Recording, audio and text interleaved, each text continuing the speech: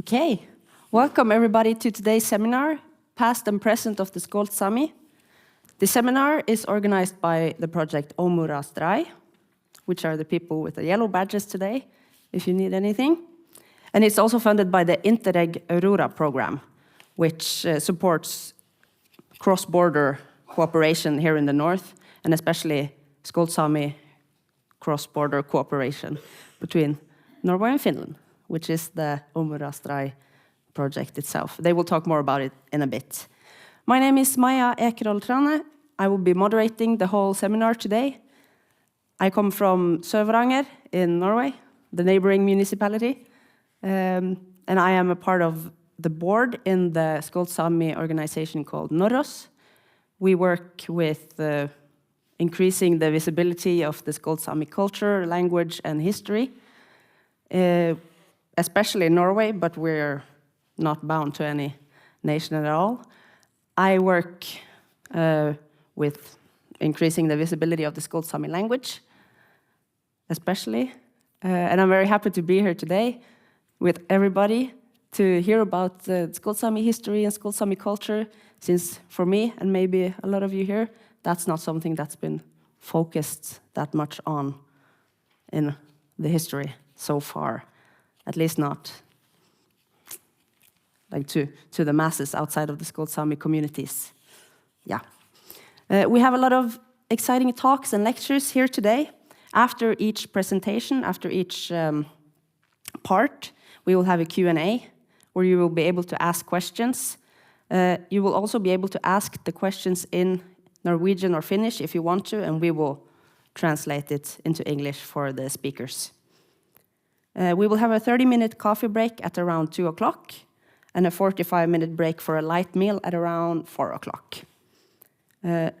If any emergency were to happen, there's exits there, and you are free to leave and use the bathroom, of course, anytime you wish. And the buses to the Vasatokka, for those of you who are staying there until tomorrow, will leave at 18:30, but I will give more information about that when we get closer to that time. Yeah. Now, for the first part of this seminar, we have a few introduction words from Ilkka Koronen, who is the Director of Education and Culture in Inari, as well as Harald Sørensen, which is the Head of Culture and Leisure in Sør-Varanger municipality. Welcome.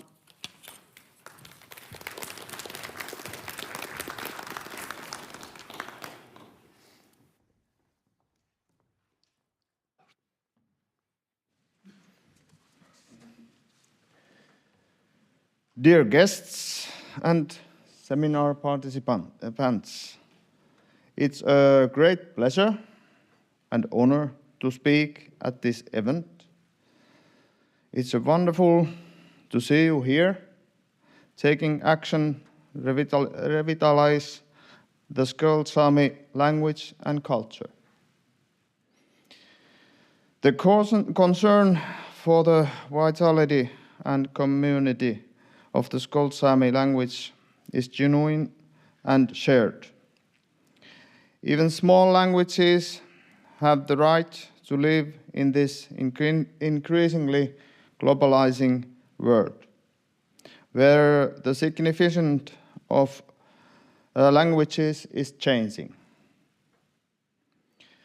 The homelands of the Skolt Saami people lie here in the Finnish side, in Inari. And therefore, we have a desire to support the language and the culture. The role of municipality of Inari in this project has been that of an enabler and provider of support through which the project was able to get started and which allowed us, together with the municipality of Sør-Varanger and the Skolt Saami community, to move it forward. Our project is gradually approaching its final stages. There is still time to plan and implement the measure outlined within this project, but at the same time, we must remember that there are only 6 months approximately left for implementation. Time passes quickly. I'm pleased to say that we have already achieved something concrete that will remain even after the project ends. One important purpose of this seminar is to provide us with tools for a potential follow-up project, but also to serve as an asset for the Skolt Saami people for the future. The project staff have done a valuable work on both sides of the border, and the results are evident in the program and speakers of this event. We all have our histories. Those who don't know their history cannot understand the present. I wish you an inspiring and rewarding seminar. 𝙤𝙪𝙡𝙠𝙪𝙣𝙠 ja 𝙎𝙤𝙢𝙬𝙑 pukit.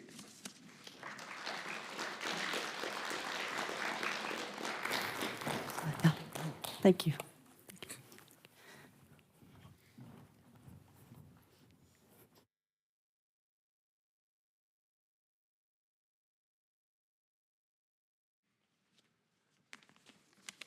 Dear distinguished guests, dear friends, dear members of the Skolt Saami community.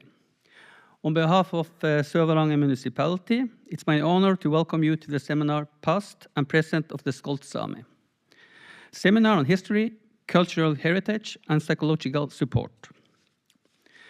As one of the lead partners of the cross-border project Oummu rââst, we are proud to stand together with our partners in Inari to strengthen Skolt Saami language, identity, and cooperation beyond national borders. For centuries, the Skolt Saami people have lived, moved, and maintained their culture across which later become the state boundaries. Today, we are reminded that culture does not stop at the border. Through this project, running from September 2024 until August 2026, and funded by the Interreg Aurora program, we are working together to revitalize the language, reinforce cultural identity, and reconnect communities divided by history. The Skolt Saami language, Nortusam, is listed by UNESCO as critically endangered. In Norway, only around 10 speakers remain among approximately 400 Skolt Saami. These numbers remind us of the urgency of our work. Language is more than words. It carries memory, knowledge, and nature, spiritual and belonging. On the Norwegian side, a major milestone of the project came in the summer of 2025, when the first Skolt Saami family summer camp was held in Pasvik. More than 50 participants, from infants to elders, gathered for a week of language, immersion, tradition, dance, fishing, handcrafts, and cooking. The camp was realized thanks to support of the Sami Parliament of Norway. Since the beginning of the project, we've also hosted Skolt Saami Community Days in Sør-Varanger, cultural cafes, and family day at Skolt Saami Museum.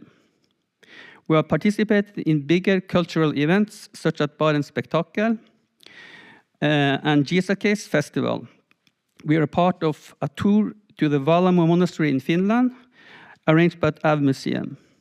We have launched a project on virtual reality technologies and Skolt Saami heritage and cooperation with Pikene på broen. In addition, we have strengthened connection with teachers of North Sami language in Sør-Varanger, who also led introduction to Skolt Saami language and culture at secondary schools.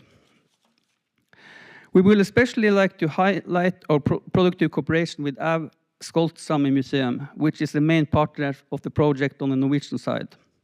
Without their experience and close connection to the Skolt Sámi community, it would not have been possible to implement these activities.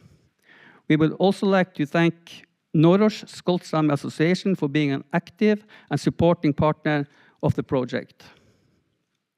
The work continues.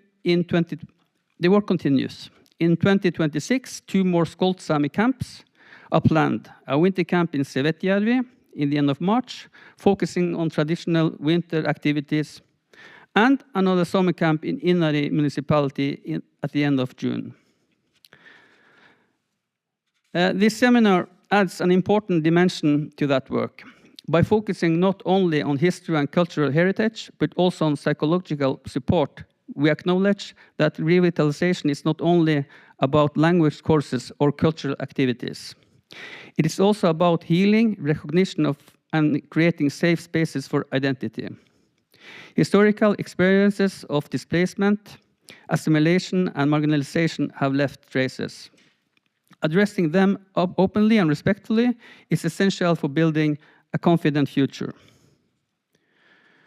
Sør-Varanger municipality has a long history of cooperation with Inari municipality, reflected on our formal cooperation agreement and many years of practical cooperation across the border. We would like to thank Inari municipality for the invitation to this seminar and for the strong partnership. We look forward to continuing this cooperation. Let this seminar be a place of learning, dialogue, and inspiration. Let it deepen our understanding of the past, strengthen the work in the present, and give hope for the generations to come. Welcome and thank you. Spaseb, tak, kiitos.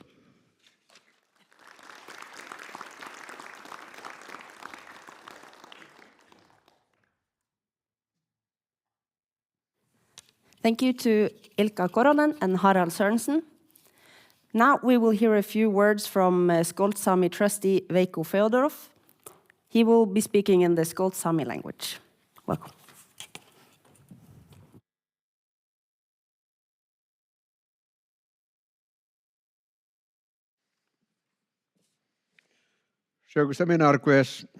Dear seminar guests, mun pootam saami siitsoopar tirvuotitan saami historia kulttuurärpuota ta psykososiaalis tuori seminaari.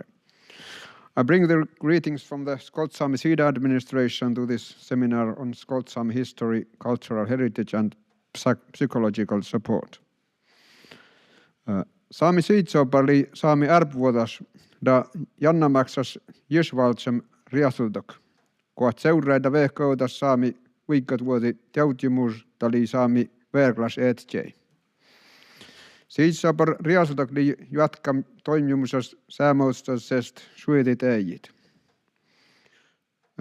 Skolt Sámi Seed Administration is the traditional and immemorial self-government regime of the Skolt Sámi people that monitors and promotes the realization of the rights of the Skolt Sámi and is the official representative of the Skolt Sámi people. The Seed administration system has continued to operate among the Skolt Sámi community for centuries. Saami ärpuotas jällenvuutoinisest sissam järjes seidvuudit. Jauttam paatsjog piatsam muet sunnjel nuotjärda saarves. Siidi vuud juotjotte järjes etsyötin riikkiraa Tiesmörsi seuriosan koomjärjes riik ruosjannam Taarna Valtonen vuudit. The traditional residential area of the Skolt Sámi included 7 different cedar areas. Njautam, Näätämö, Patsjok, Paatsjoki, Piatsam, Petsamu, Muetj, Muotka, Sunnjel, Suonikylä, Nuotjärv, Nuorttijärvi, and Saarves, Hirvas. The areas of the cedars were divided among the territories of 3 different states, Russia, Norway and Finland, as a result of the border withdrawals that took place over the centuries. Täppätän seminaari loppast puetti panelsaakatelmos teemeli johtain raaj jesmoisin kuatsoti 1906. Nyt suet ei tän manga ei 1906 piatsam vuud paatsjoogu piatsamda sunnjelsiidi vuudit õhtees läädjanma. Nyt on väin manga tõin vuudin jaustam saamit aastas aanarkoet nuortuesit sevetjör keväjäydä jällem siidit. The theme of the panel discussion that is held at the end of this seminar is one of these demarcations that took place in 1926. About 100 years later, in 1920, the cedar areas of Paatsjoki, Paatsjok, Petsamo, Piatsam and Suonikylä Sunnjel in the Petsamo region were annexed to Finland. After the Second World War, the Skolt Saami who had lived in these areas were resettled in the eastern parts of the municipality of Inari, in the villages of Sevetjärvi, Sevetjäur, Keväjärvi, Keväjäur and Njälle. Siit saab reaalselt juhatki toimijat otsest aastamus manga, ta õintain oimai säämõostas jõsvaltsam reaalseltõhkan. The cedar administration system continued its operations after the resettlement and still functions as the self-governance system of the Skolt Saami community. Tän seminaarista täppä kuulat se säämtiol historiasta tai tiol saajast, anjo sai saatenmesta Taarrasta. Saami siitä saapar...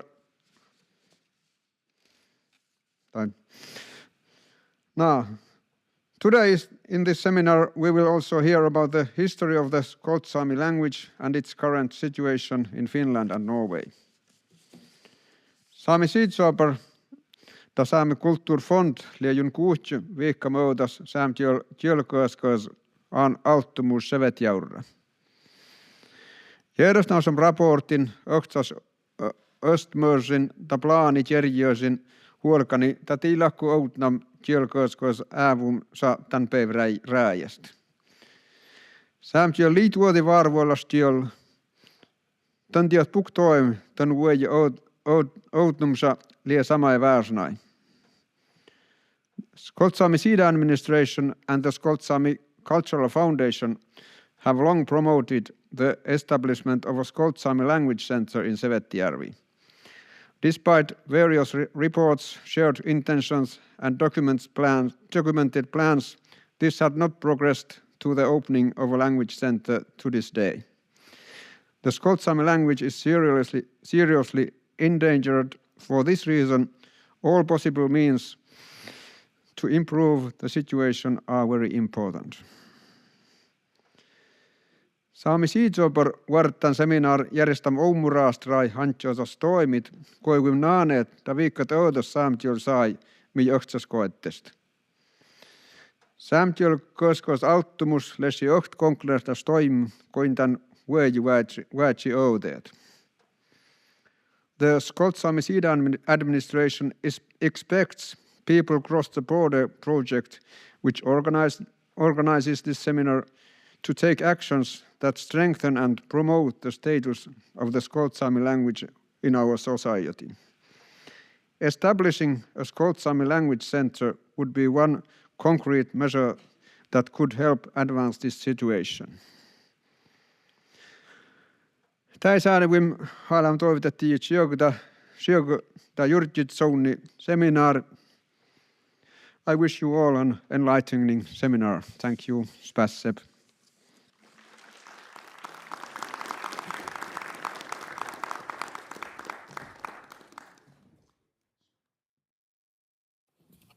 Thank you very much. Now we will get an introduction from the Oummu project itself. It consists of Lempi Lehtinen, Joni Gaurilov, Maria Dianova, and Siri Lehtinen. Welcome.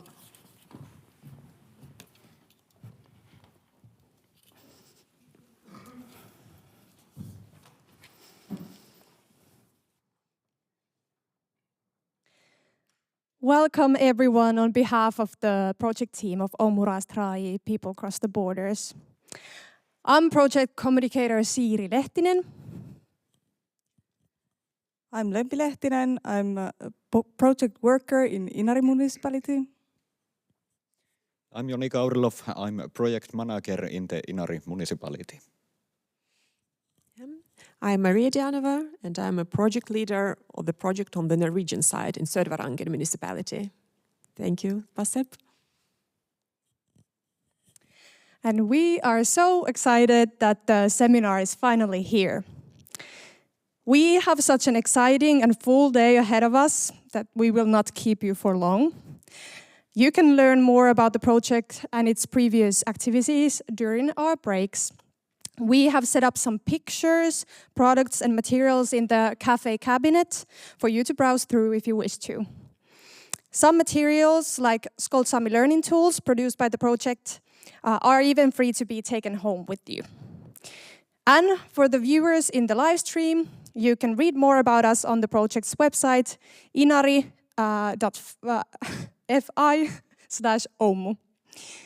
We are here to help, so if you have any questions or worries, please come and ask any one of us help. The project team can be recognized by these yellow badges. And thank you all for coming. Let's have a great seminar.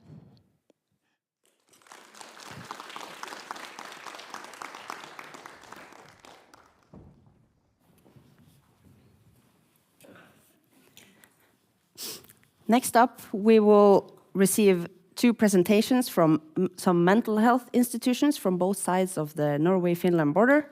First, we have a presentation of Uvjâ, which is a Sami psychosocial support unit. This will be presented by Henna Lehtola. Afterwards, SANKS, S-A-N-K-S, Sami National Competence Service, will present instruments of psychological support. And that is presented by 𝙎𝙚𝙢𝙬𝙧𝙐. Welcome.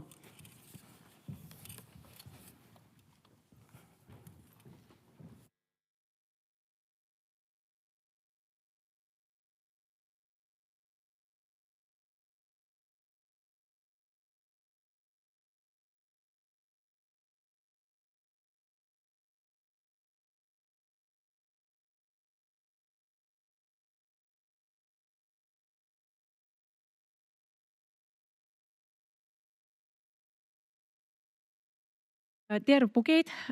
Hei kaikille, olen Henna Lehtola, tulen Uvjista.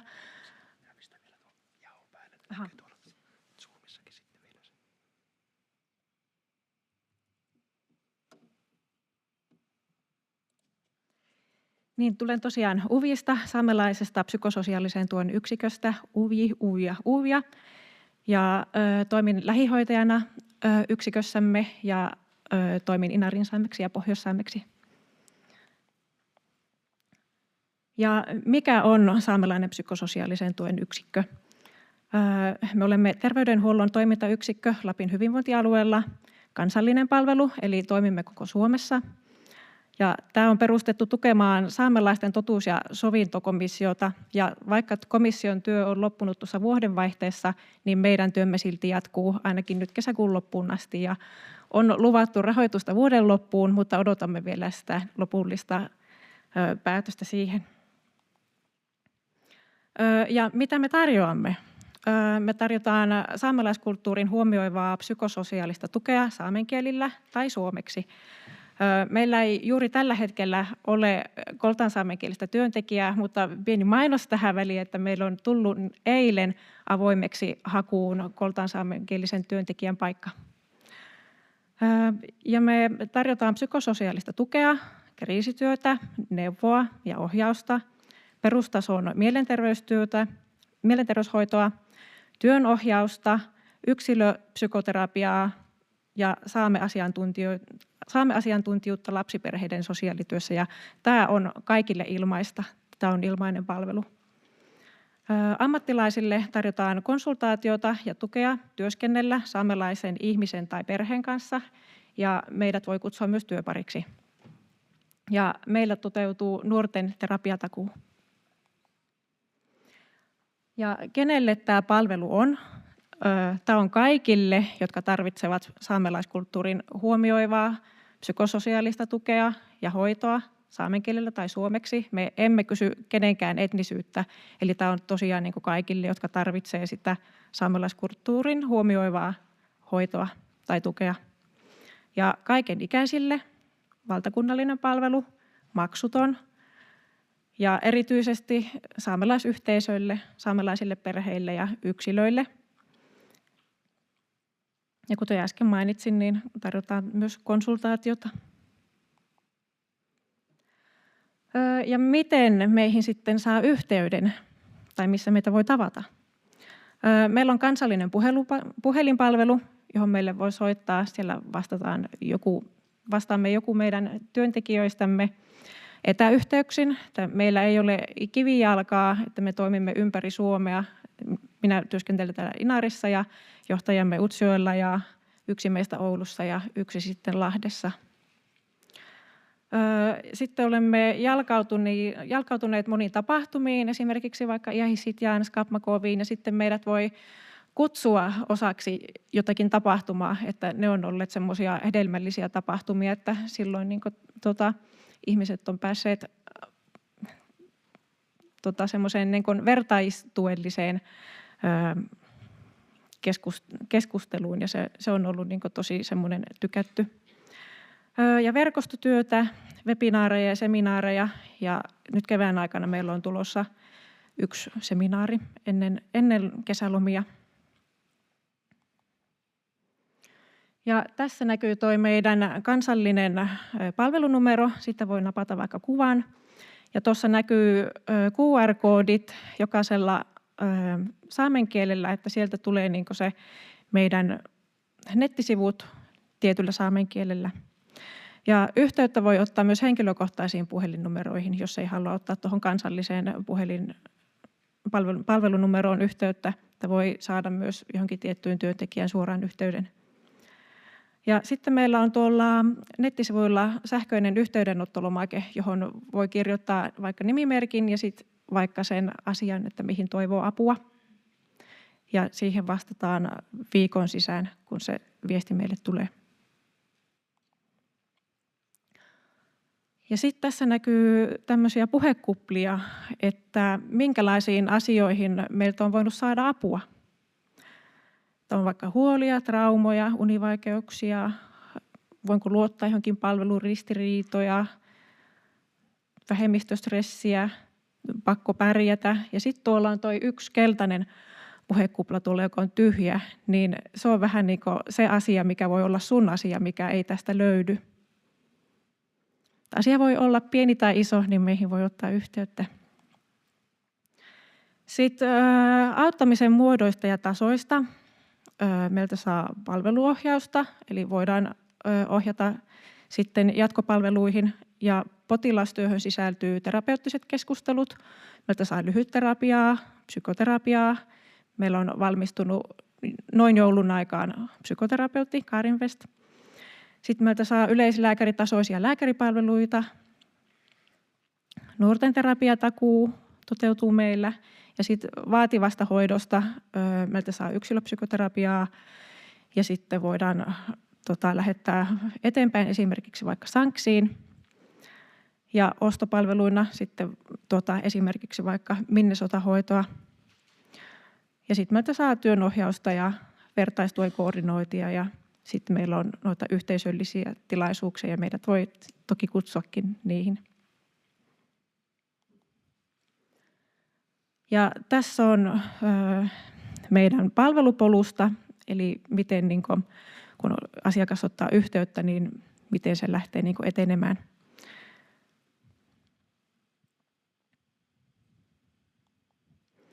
Sitten tässä on lyhyesti meidän arvoista, eli luottamus, itsemääräämisoikeus, yhteisöllisyys ja kunnioitus. Ja erityisesti nostaisin tämän itsemääräämisoikeuden, että meillä jokaisella on oikeus määrätä itse siitä, että minkälaista hoitoa meillä on oikeus saada. Ja esimerkiksi vaikka just se, että saa saamenkielistä hoitoa, sitä omalla kielellä olevaa hoitoa, niin se on tärkeä.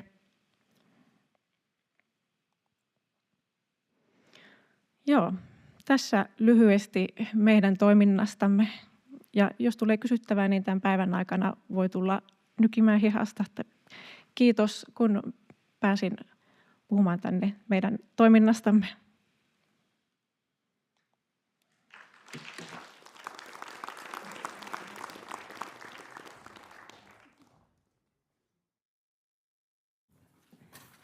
Okay. For those of you who did not get the interpretation, we apologize. The interpretation is only from English to Norwegian and English to Finnish. So the rest of the seminar will be interpreted into Norwegian and Finnish. Now we have a presentation of 𝙬𝙬. Welcome.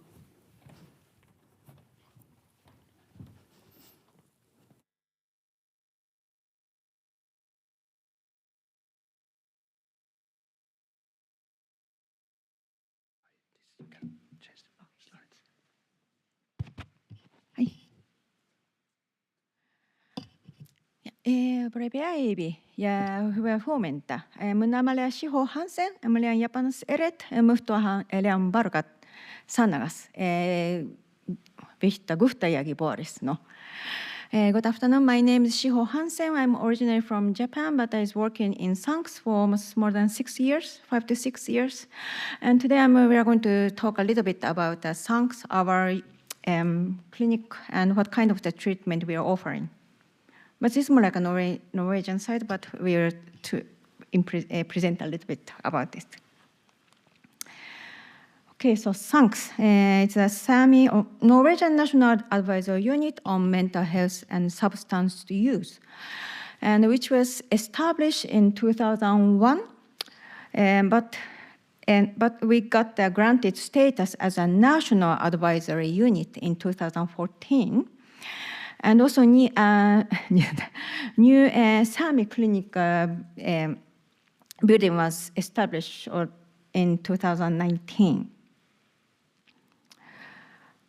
And I have to say that, yes, 𝙬𝙬, with kind of national advisory unit, and we are located in the Karasjok municipality close to the border to Finland, in the Uvjä municipality.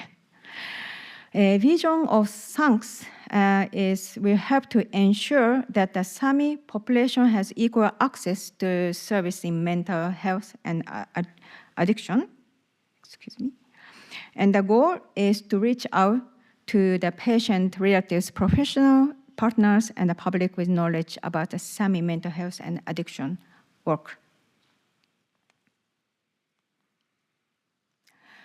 An area of responsibility of 𝙬𝙬 is 𝙬𝙬 is a kind of combination of the clinical units and kind of knowledge center. So but the clinical work occupies the bigger space. Yes, clinical work, which is a development to culturally adapted treatment method, and culturally adapted meaning that we include the language also for the Sámi language. And knowledge dissemination, networking, and collaboration for mutual exchange of knowledge through,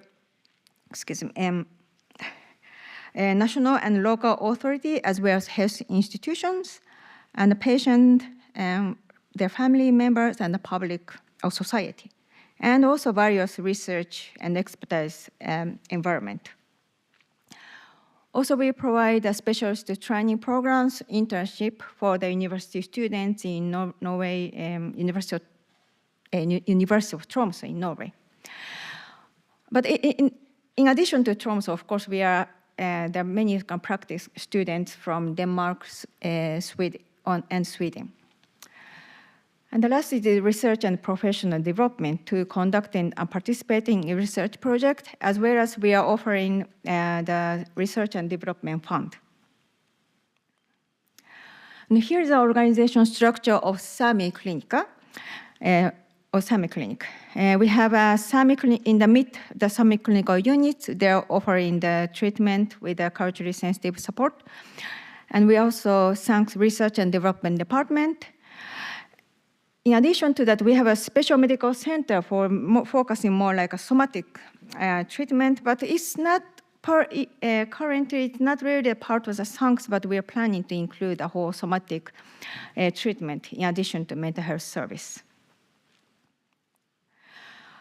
And as I said, that then basically Ksans is located in Karasjok commune, but we have a national team that offers treatment for Sami people across the entire country in Norway, which serve in South Sami region, Rural Sami, in addition to Northern Sami region. In addition, the many addition to that, but also in addition to national level treatment, but we are offering, but we also have a cross-border collaboration with Finland as well as Sweden.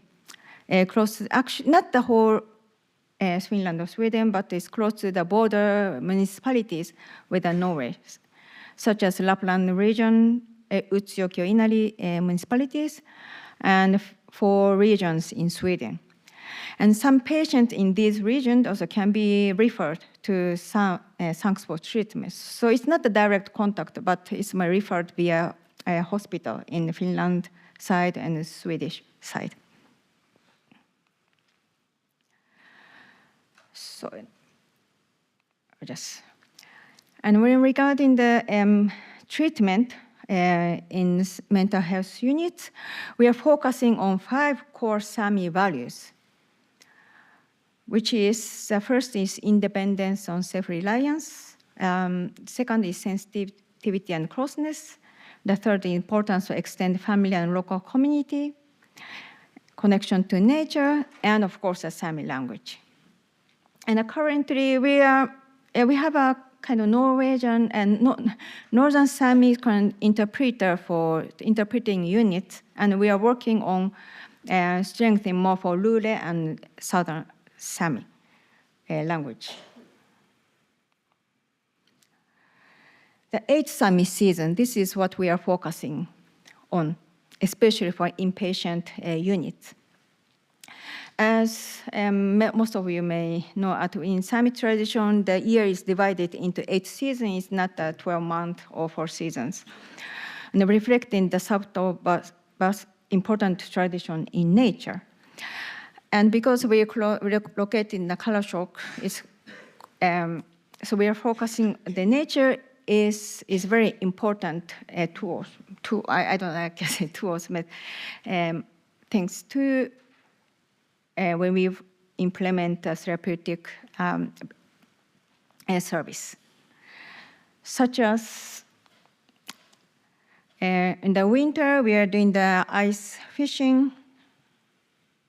Is right, ice fishing, yeah, in English, and also snowmobiling. Therefore, both adults and children psychiatric units. For summer, we are doing a lot of berry picking, like a blueberry, lingonberry, and cloudberry. Also, we are doing some grilling, fishing, grilling, and bonfire.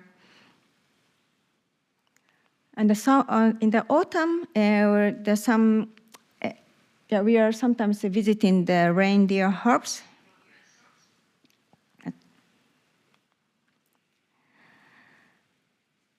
And what is the most important in SANCS is we are focusing on, especially we are doing some treatment consultation, focusing on creating a safe and supportive environment. For example, as this picture so that we are sitting, it's not in the doctor's room, but we are sitting outside with the nature, with the reindeer, sitting on the reindeer skin.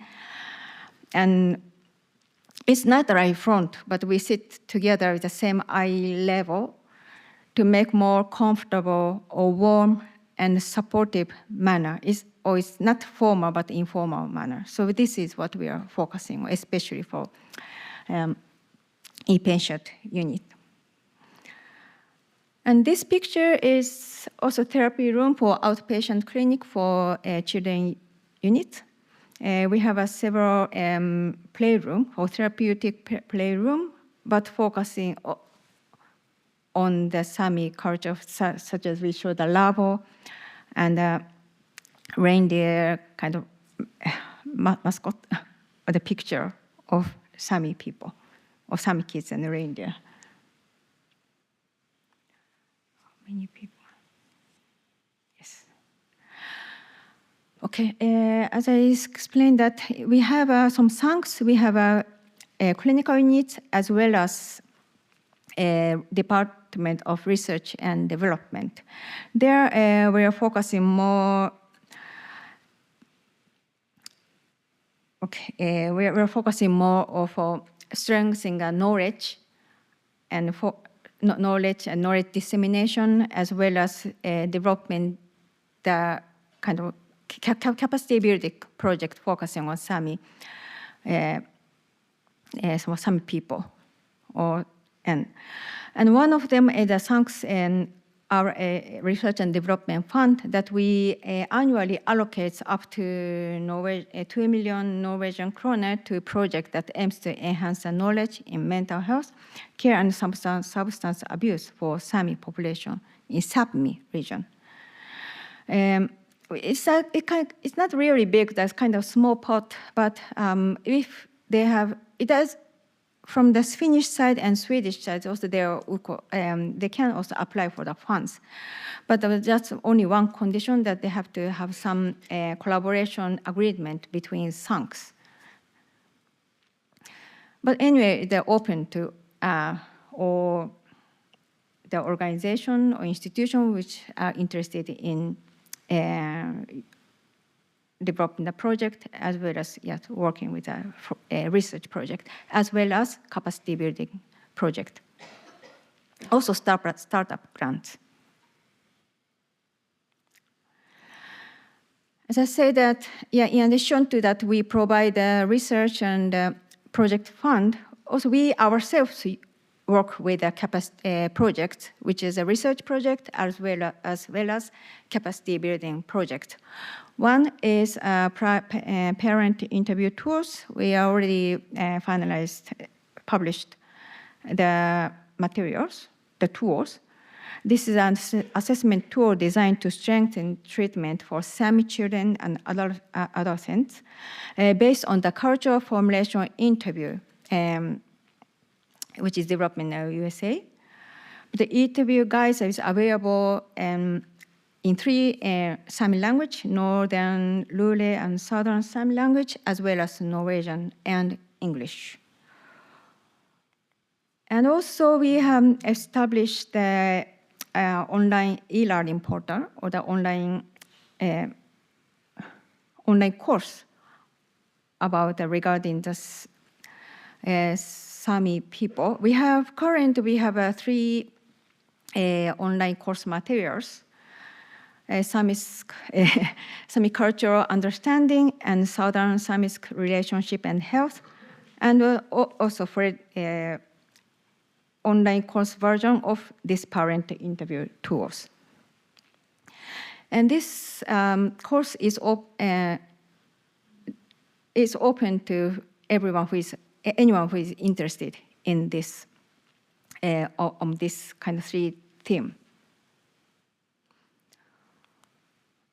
And the last say that we are also working with a research project. And there's only 3 of this many examples of the projects that we are working, not only the Northern Sami region, but we are several national collaboration as well as international collaboration in Swedish, Finland, as well as the Greenlandic region. So, Olukito, thank you. Tack. And this is a short information of SANCs.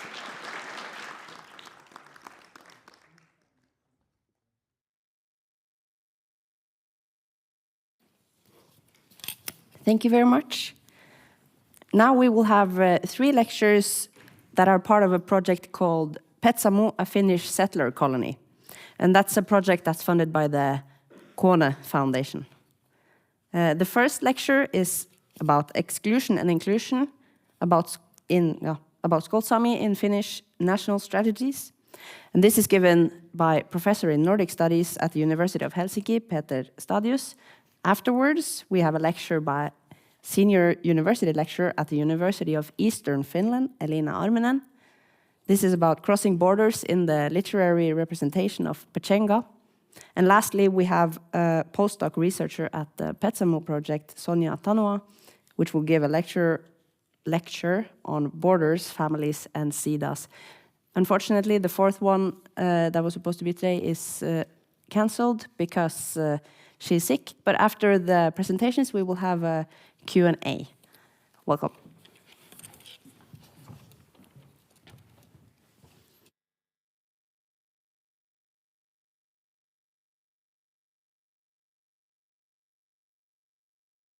Good early afternoon, everybody.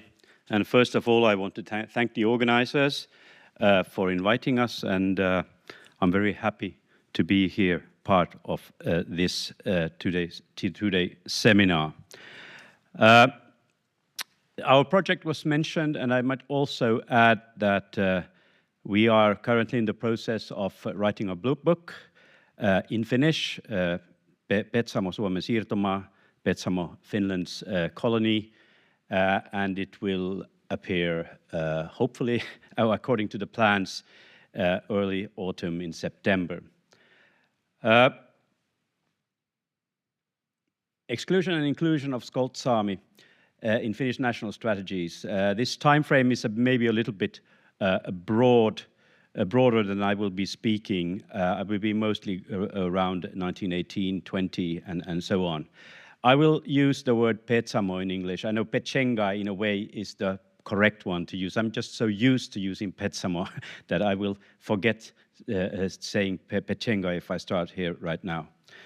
But if we look now at the Finnish expansionism and the Skolt Saami, there are several questions that we need to take into account. The question of demographics.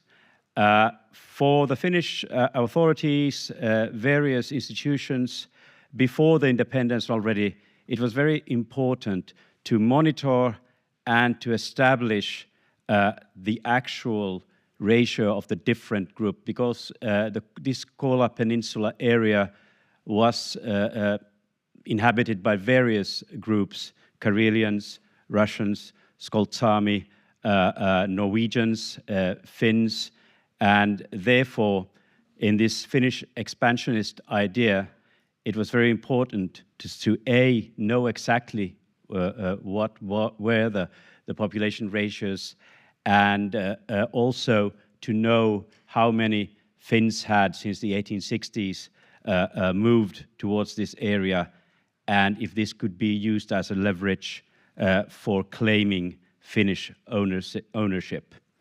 And this expansionist idea, it was also a question of colonial capacity. Who has the right to this area, and also is Finland and eventually independent young Finland capable? And the competing party in this is Norway, quite clearly. That on the Norwegian side of the border, the societies in a modernity sense was much more developed. So in that sense, the 1826 border was also very topical around 1920. So I'm going to look a little bit closer at how the Finnish the Finnish committee at the peace conference in Paris 1919 and in Tartu 1920, when 𝙤𝙤𝙢 was finally kind of given to Finland as a corridor to the Arctic Oceans, how these claims were justified by the Finnish state authorities. As we will see, the Skolt Saami were actually included under the heading of Finns in Paris, but not then later in Tartu. Let's just move on here. So in 1919, the Paris Peace Conference, that was a huge conference that took almost a year, involved a lot of different nations. So we have the arena after the First World War, when a really big international politics are being made. So young independent Finland is sitting down for the first time in these tables, and they want a corridor to the Arctic Ocean. And they take up this question. It didn't lead to any results at that point, but still it's interesting to look at how the Finnish delegation is arguing.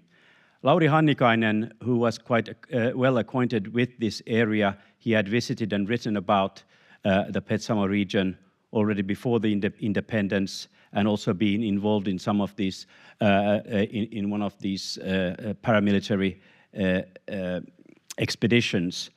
And he wrote this memorandum or dossier to support the Finnish claims. And what he interestingly does there is that this report presents that of the population in this region, 60% are Finns, 22, as they say, Lapps, 17% Russians, and 0.9, they're very precise statistics, very important already by that time, Komi, and only 0.1% Norwegians.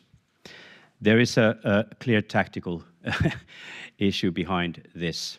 And continues, the Finns form the absolute majority population, and if to them the Lapps, who as for their race and language belong closest to the Finns than others, are added, the rest of the population is only 18%. Interesting, you know, statistics there is a lie, a greater lie, and then there is statistics.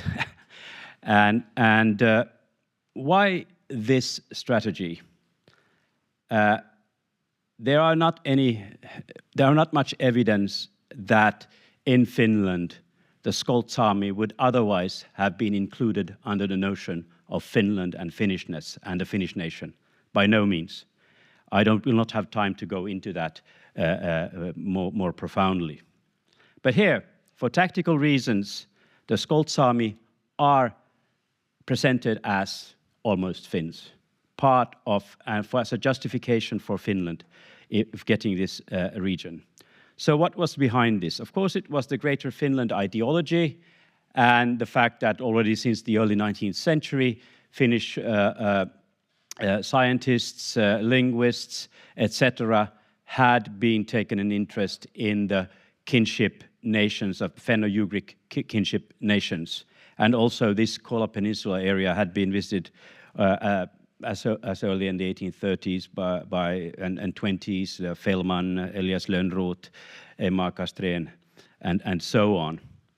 And of course, around 1900 and after the independence, this Greater Finland ideology, Petsamo was really the region that this was now made possible to actually happen in reality. And therefore, it was so much invested in Petsamo. It became a huge and important project for the showing the vitality and the capacity for expansion for young Finland. This was a new living life space, Lebensraum, for young Finland. Then we have the Wilsonian principles in Paris. The US President Woodrow Wilson had these 14 points, and most importantly, to give the to every nation would have the right to their own decision-making and sovereignty. And therefore, it was important for the Finnish delegation to show that this part is actually all more or less Finnish. And and then there was also in the Wilsonian principles that all nations should have access to ocean shores. So those were the two arguments that were in line with the dominating formula for how to settle these peace negotiations. And thirdly, that's my own speculation. Maybe just counted in Paris, there were so many different negotiations going on, you know, Suomi, Saami, that the other ones, the big ones that decided, that endorsed these peace treaties, maybe just, okay, that's fine, let's move on. I don't know, that's just speculation. But this changes then a year later, where Finland, the Republic of Finland and the Soviet Russia negotiates the peace in 1920 in Tartu. No longer was the Finnish delegation able to actually claim that almost 80% of the populations are more or less Finns, because the Russians knew better than that. So they had to skip that tactic. But there were other means. Väinö Tanner, and now we're talking about the politician Väinö Tanner, the social democratic politician that became prime minister later and foreign minister during the Second World War. He wrote a memorandum, Pechenga memorandum till ryska förhandlingsdelegationen, that the area has not been attractive for Russian settlement. The Great Wilderness, which is useless for Russia, but would be of utmost importance for Finland. So argument was that Russia has so much space, but Finland has so little space. Finland do not have a corridor to the Arctic Ocean. They have been closed out, and this is wrong. This is a historical wrongdoing, and we have the right, we have the legitimate right to get this. And as additional support, Tanner argues that only the Finns are able to make the region flourish. I quote, since they have been toughened for generations in clearing the wilderness, raivata erämaata. So here again, the Skolt Saami are not spoken about. Yes, they are a little bit, but basically as an object, as something that the Finns need to take over there because they are the only ones that are actually able to develop the area and to bring law and order, saying that lawlessness and disorder would end when the competence of the Finnish legal order is established. And if we look at the paramilitary expeditions in 1918, 19, and 1920, it's very questionable if this law and order and competence of Finnish legal order was actually brought. It was quite the contrary. I will not have time to delve more into that here. I will round up by looking at one. Around this time, there was a lot written about Petsamo in Finland. Already in 1884, August Wilhelm Ervasti wrote about Petsamo, suomalaiset Jäämeren rannalla, the Finns at the shore of the Arctic Ocean. And in 1917, Gunnar Sarva wrote Finland's access to the Arctic Ocean. And then a year later, Väinö Voionmaa, historian, professor of history, social democratic politician, and member of the Tartu Peace Treaty delegation, he published Suomi Jäämerellä, Finland at the Arctic Ocean. Those who work with the history of Petsamo and Finnish history of Petsamo have seen this quote many times, but maybe it's so that it's not that well known. So he writes, the question of the Arctic Ocean does not anymore concern just the fish soup and lichen lands of a few. There is no sense nor justification to obstruct the extensive economic benefits for hundred thousands and entire states for the sake of some 100 backward and retrogressed lives. So here we have a representative of the Greater Finland idea of Finnish civilization in a social democratic version, and that basically portrays the standard colonial attitude and justification for assimilation policy and the gradual and inevitable destruction of the Skolt Saami culture, language, a way of life, etc.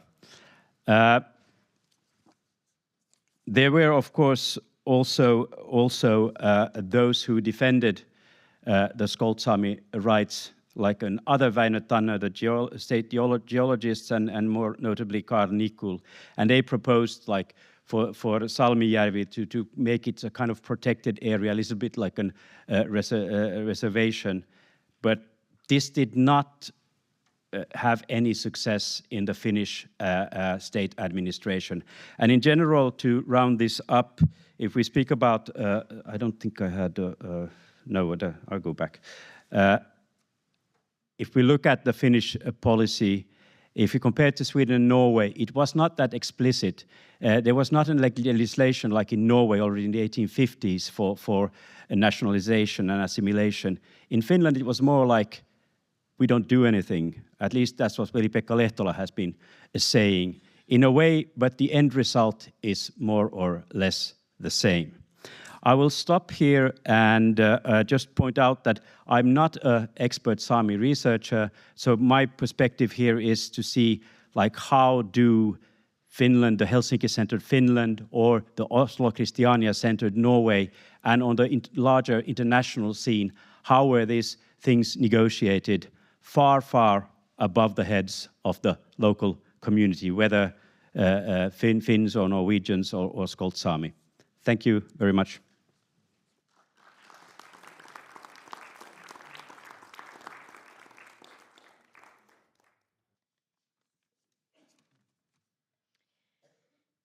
Hello, everybody. It's great to be here, and thanks for organizations. In our 𝙎𝙢𝙢𝙀𝙢𝙀 project, I have examined the role of fiction in constructing the images of 𝙎𝙢𝙢 and the cultural boundaries that intersect there. And now I'm going to discuss how 𝙎𝙢𝙢 has been depicted in Finnish literature from late 19th century to the present day. And second, I will ask how literature has portrayed relations between Finns and Skolt Saami. Literature of 𝙎𝙢𝙢 is a very marginal theme in the Finnish literature research, and I don't know how much you know about Finnish literature written about 𝙎𝙢𝙢, but some I hope that I can order some kind of overview here. So the first novel to depict 𝙎𝙢𝙢 was Santeri Ivalo's historical novel Juho Vesainen, published in 1894, and it deals with destruction of the 𝙎𝙢𝙢 monastery. It emphasized the role of Finns in the 𝙎𝙢𝙢 region and the coast of the Arctic Ocean since 16th century. And this novel reflected the autonomous Finland's dream to have a harbor in 𝙎𝙢𝙢 and to benefit 𝙎𝙢𝙢 economically. But the largest way of literature dealing with 𝙎𝙢𝙢 appeared in the 1920s and 1930s when the new and exotic area was annexed to Finland, and it served important setting for novels that depicted wilderness adventures, and some of them depicted modernizations of the 𝙎𝙢𝙢 area. At that time, the best known novels are or novels and short stories are K.M. Wallenius, Erkki Ilmaris, and E.N. Manninen's books. And at the time, the idea of 𝙎𝙢𝙢 as a source of resources and, on the hand, a place for hard work and struggle with nature was emphasized strongly in these novels and short stories. And these books reflected the goals associated with building a young nation of Finland.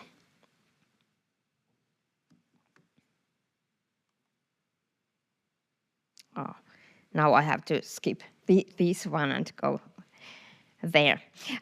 Okay, but the next wave in 𝙎𝙢𝙢 literature took place between 1960s and 1980s. During this period, Finnish authors with roots in 𝙎𝙢𝙢 published works dealing with memories of everyday life during the Finnish period and a wartime evacuation.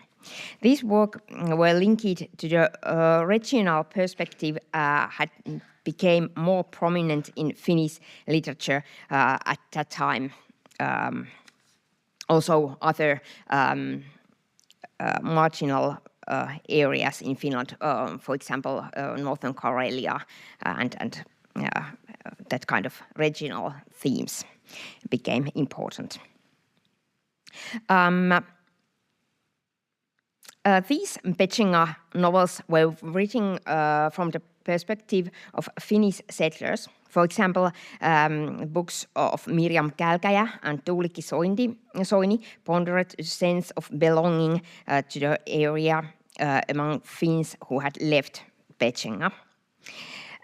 And in 1980s, Kati Claudia Fofonov, the most important author of writing in Skolt Saami, published her first works.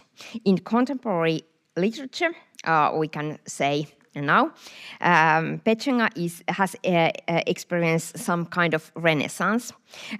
Particular 𝙤𝙤𝙢𝙬's difficult role in the World War II has been examined through the medium of critical historical novels and especially by means of trauma fiction.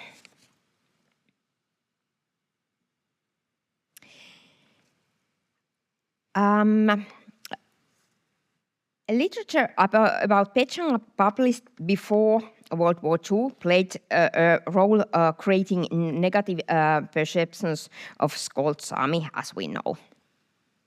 As a researcher of Sami culture, Veli-Pekka Lehtola has noted, fiction often repeated the prejudiced attitudes found in non-fiction and travel literature of the time.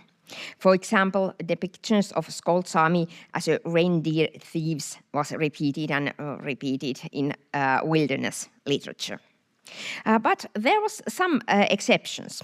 For example, Hilja Vartiainen humorously and warmly described her experiences as a teacher of Skolt Saami children, and she also told her encounters with the rest of community in her autobiographical novel Koulupaikan neidinä.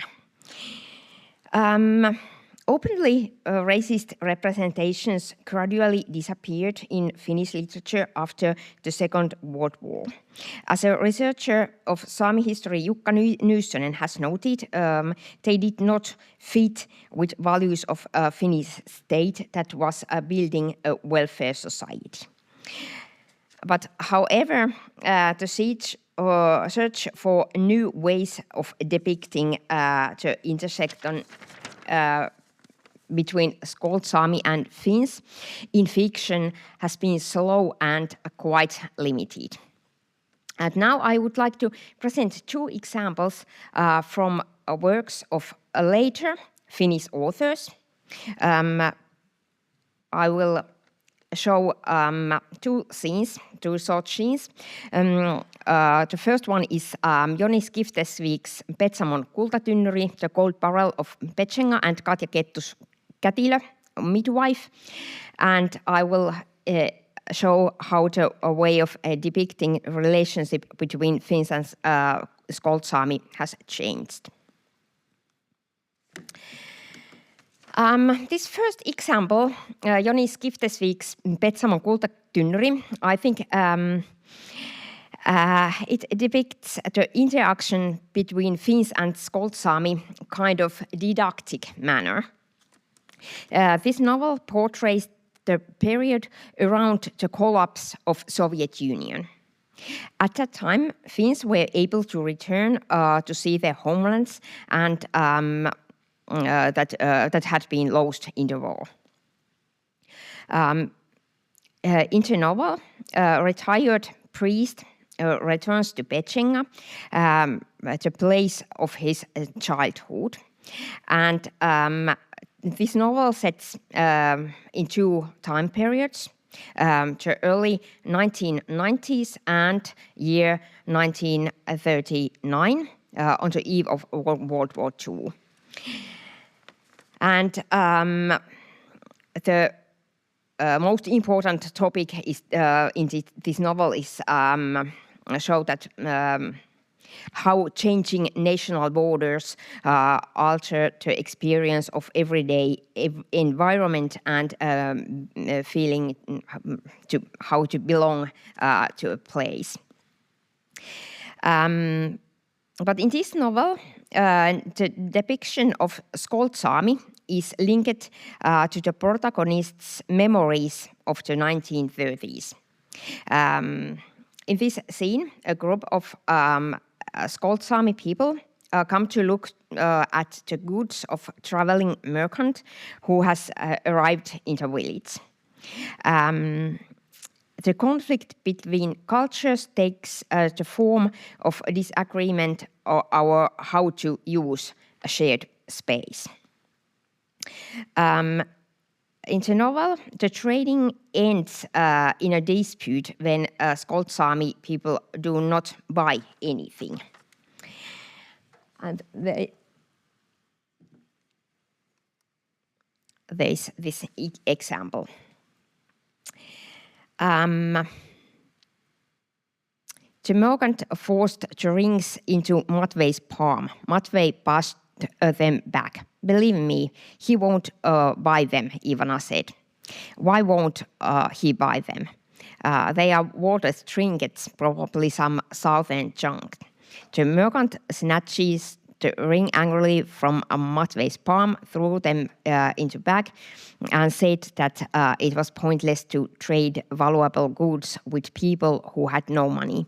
Ivana interpreted for Matvei. Matvei shook his head and said something in reply. Damn it, they live in Finland and speak Russian. No, they speak Skolt, Janne said. Don't give me advice, boy. This situation ends when one Finnish woman turns the traveling salesman away from her yard and say the salesman should know that Skolt Saami have never been mocked in this yard before. This scene reflects a little bit clumsy way, not very sophisticated way, anti-racist ethos that is characterized descriptions of Petchenga in 1980s and early 1990s. This scene can be seen as a conscious attempt to differentiate from previous ways of talking about Skolt Saami in Finnish literature. But however, Joni Skibstesvik's novel is not free from marginalizing attitudes. This is evident in the structure in the novel. The Skolt Saami characters do not play a significant role in the plot, and they are not portrayed as actors. In this example, the dispute is only resolved when a Finnish woman gets involved, and all this trading scene in the novel is primarily to describe the atmosphere in Salmijärvi in 1930s. This other example is a little bit different. It's Kätilö Mid-5 published 2011. And this novel presents a different perspective on the relationship between Finns and Skolt Saami. And I think that emotional connection is the most important thing in this novel. The midwife represents a genre that has become very common in contemporary Finnish literature. The novel deals with traumatic war history. The work draws attention to the most ethically difficult issues of war, such as prison camps and sexual violence as a weapon of war. The novel tells the passionate love story of a Finnish midwife and a German soldier, in which the woman follows her loved man to work as a nurse in a prison camp. And there's minor character, a Skolt Saami girl called Masha. This girl is brought to the prison camp, and the woman takes it upon herself to protect her. However, this midwife breaks her promise and leaves the girl alone so that she can be with her lover. And while the woman is away, the girl is raped and seriously assaulted. The Titovka prison camp in the novel is totally fictional, but Katja Kettu has emphasized that she has used her imagination to examine what might have happened based on what is known about German prison camps. And through Masha's fate, the novel contributes to discussion of on the vulnerable position of women belonging to ethnic minorities in wars. The Midwife is a work that critically and intentionally examines the colonial power relations. And it examines also interaction between two different ethnic groups. This is particularly evident in the novel as part of the description of emotions. The Midwife is a novel not only about passion, but also about guilt. The guilt arises from the woman's knowledge that she has betrayed the girl and allowed the soldiers to hurt her. As I see, the issue of guilt in Katja Kettu's novel reflects the majority's feelings of guilt related to colonialist attitudes of past decades. In the following excerpt, the traumatized girl returns to Midwife, and the situation is very emotional and somehow very insecure. Masha remained in the doorway, rubbing her chin and sniffing at the air in cabin. Her nose trails white. I gave a sob. I wanted to run up to the girl, throttle her and shake her. I let it pass so she wouldn't head for the falls again, ingrate that she is. She's an ingrate and wild soul. Still, a tear trickled down my cheek, and I had to turn away to wipe it on my apron. Masha is alive. Forgive me, Masha. In my view, the most central theme is the constant fluctuation between closeness and distance. The relationship between the protagonist and Masha is characterized by warmth, a little bit like mother and daughter, but the novel also depicts a distance between those two women and a suspicion between them. And the ethos of dismantling colonial structures is evident in the plot of the novel. Masha is a secondary character, but she's fundamentally changing the events of the novel and drives the plot forward. This also applies to ending. The novel is a classic tragedy in which the main characters die. Masha, however, is a survivor who remains alive and points to the way to the future. And this can be seen as a commentary on the discourse of earlier Pechenga literature, in which Skolt Saami people are repeatedly linked to the past and traditions. And to conclude, The ways in 𝙤𝙀𝙢 is depicted reveal a great deal about Finnish national self-understanding at different times. Novels from the 1930s express themes related to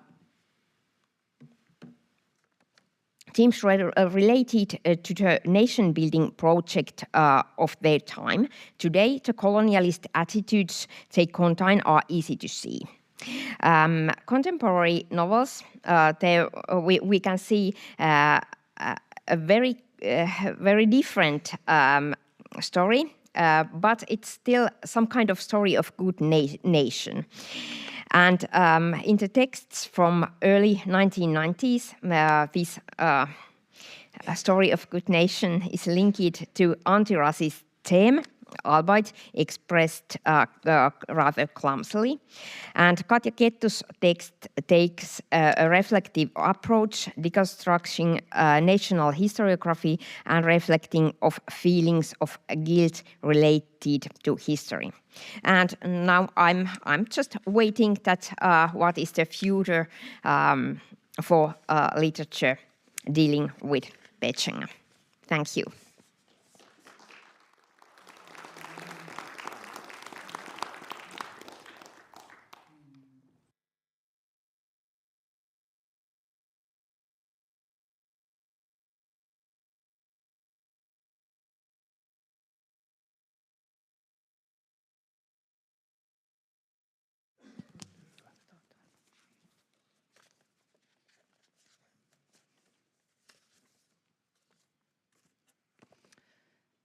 Yes, thank you. And it's honor to be here to speak about the history of the Skolt Saami community and families, waters and seeds today. And as you can see here, I have a map you probably have seen many times. But just to remind you the area we are talking about and the seed names we are talking about. Today I'll be talking about mostly about the 𝙤𝙢𝙢, 𝙤𝙢𝙢 and 𝙤𝙀𝙢 seeds and the meaning of the borders for these three seeds and the families, but also the seed stopper and how the seed stoppers and village elders were able to practice their traditional ways of knowing and making agreements with the local but also national level authorities.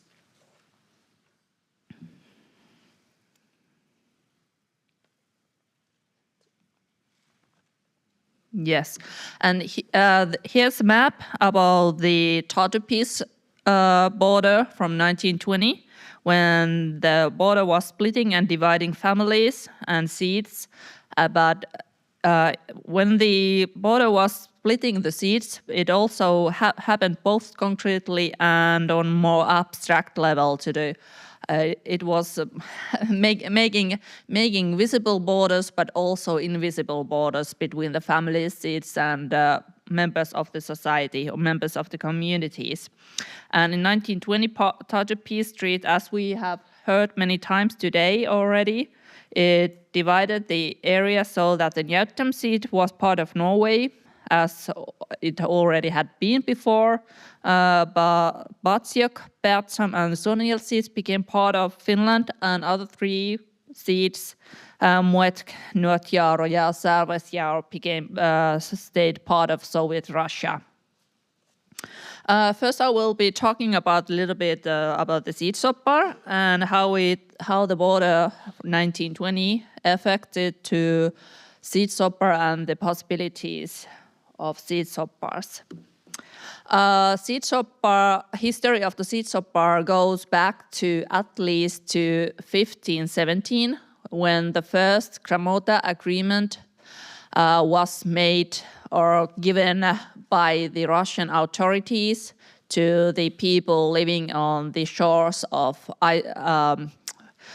the Arctic Ocean and the Sami people and local people of that area, both on the nowadays Norwegian and Russian and Finnish side. So that was the first agreement from the Russian Tsar that involved the all different kind of aspects of the local on the local level, but also on national level. For example, it included that the local authorities or merchants can't make the local people to buy alcohol, for example. They can't force people to buy alcohol. But it also made clear that the local authorities, the 𝙤𝙬𝙧𝙠𝙬, are still able, or they have a right to make decisions on different kind of criminal happenings, but also about the taxation of the area. And they have total rights when it comes to dividing the family areas, for example.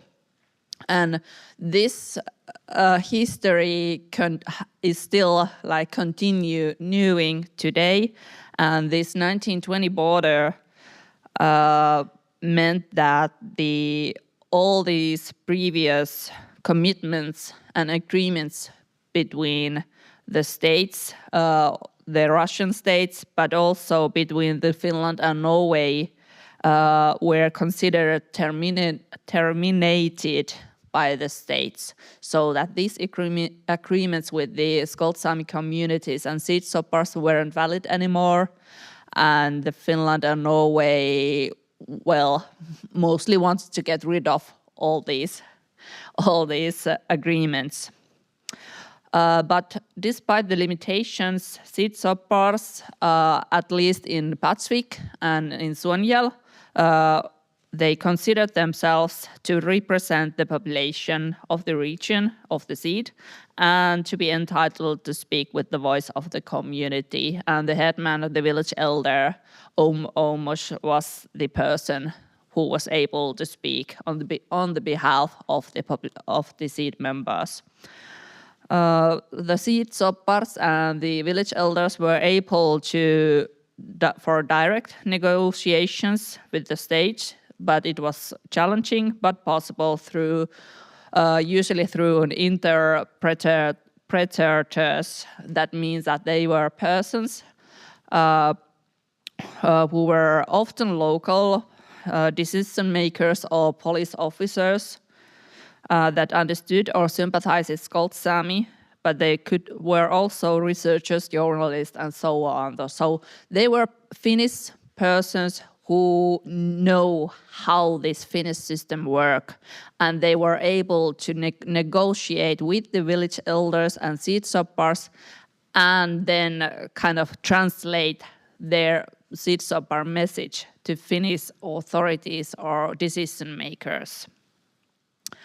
And in some cases, the Finnish system, when it came to 1929 and after that, it tried to replace the arenas where usually the traditional ways and decision-making practices had been, for example, the reindeer herding and reindeer herding communities.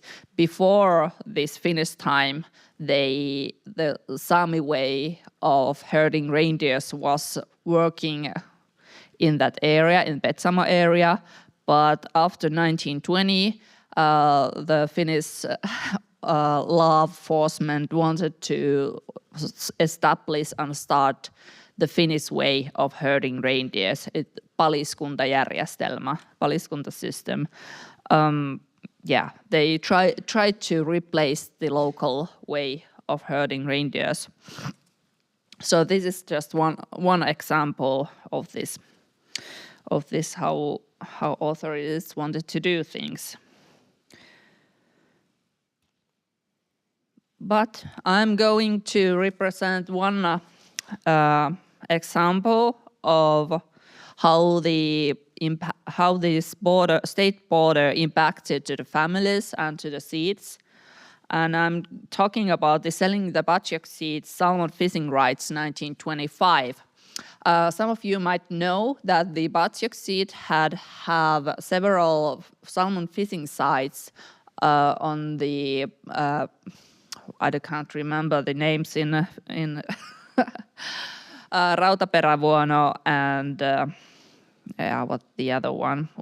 Anyways, in the fjords, in the fjord areas of on the Arctic Ocean on the Norwegian side, and they have had this right for at least from the 1820s. It was also part of the 1826 agreement, border agreement, part of that, and they have had the right to go to salmon fishing. But in 1920, when also the negotiations between Finland and Norway started, the states came to know that the 𝙎𝙢𝙬𝙧 had their fishing rights, and they wanted to have them continue. And the 𝙬𝙬𝙧𝙬𝙧 claimed that they have had this right for several, at least hundreds of years, and for many generations. And they didn't want it to give them away. And the Finnish government actually and Finnish border negotiators were on the Skolt Saami side on this question, or at least they said that they can't decide on their behalf. That so if Norway wants to get rid of those Skolt Saami rights, they need to negotiate with the 𝙬𝙬𝙧𝙬𝙧 of 𝙎𝙢𝙬𝙧. And so it happened. And from 1920 to 1925, the 𝙬𝙬𝙧𝙬𝙧 said that we are not going to sell. Instead, we are claiming that Norway should pay for us some money because we haven't been able to go fishing during the World War, and we want to get something back because they were also before the war they were able to rent their fishing areas to some other fishers, and they have had some income on that. But because the Norwegians weren't willing to at first to pay anything, and the Finnish said that we are not able to sell or give you those without permission of the Skolt Saami 𝙬𝙬𝙧𝙬𝙧 of 𝙎𝙢𝙬𝙧. They even have some serious, let's say, what is the word? Well, they weren't in very good relations, the negotiations, at some point on the Finnish and Norwegian side. But at some point, negotiations went that way that Norway said that, okay, we are willing to pay you 2,000 gold crowns to the 𝙎𝙢𝙬𝙧 if they sell these rights and fishing place to us. And after several meetings of 𝙬𝙬𝙧𝙬𝙧, the 𝙎𝙢𝙬𝙧 decided to sell their fishing rights and places for Norway for this amount of 12,000 Norwegian gold crowns. It was approximately 125,000 Finnish mark at that time. Can't say how much in euros today, but anyway, it was, it wasn't that much money, but it was better than nothing. And so the sale of fishing rights directly affected 33 families and more than 100 individuals. Each head of the families needed to sign the contract with the Finnish authorities that they were willing to sell their fishing places, but also the rights on their own behalf, but also to the future generations. And there was also the line in the contract that said that by selling these rights and by signing this contract, the 𝙎𝙢𝙧𝙬𝙧 Saamis, Skolt Saamis, they won't have any more, they won't have, in the future, they won't have any possibilities to get any more, for example, money for these places. So all the possibilities to negotiate again in the future about the agreement are out of the question by signing this agreement. And how this affected to the families, of course, it was disappearance of one livelihood, customs and methods in some times. Of course, the knowledge and the information how to fish in these places didn't disappear just in one night. but in a nearby future, there were already coming the generations that didn't have a possibility to fish in these places, and they didn't know anymore how to fish on these shores and fjords. And I don't know if we can say that the same thing is starting to happen in Taarna River area in 𝙎𝙬𝙧𝙬, maybe. And of course, it impacted on family livelihoods and well-being, both on the material level. They didn't have the possibility to go for salmon fishing, but it also had, I believe it had many mental effects to these people, for especially those older people who had for like many tens and 20, 30, maybe 40 years been fishing on those places. But after the selling, this money, 12,000 Norwegian crowns, were put into the Finnish bank, and the dividends, the part that the amount of money gathers the annually, the, I don't know, what is the interest, yes, korko in Finnish, were distributed to the Skolt Saami once or twice a year. It depended of the year, but this started in 1927, and at least all the archive material is leading the way that the last one was divided into Skolt Saami of 𝙎𝙢𝙙𝙢 in 1944, and during the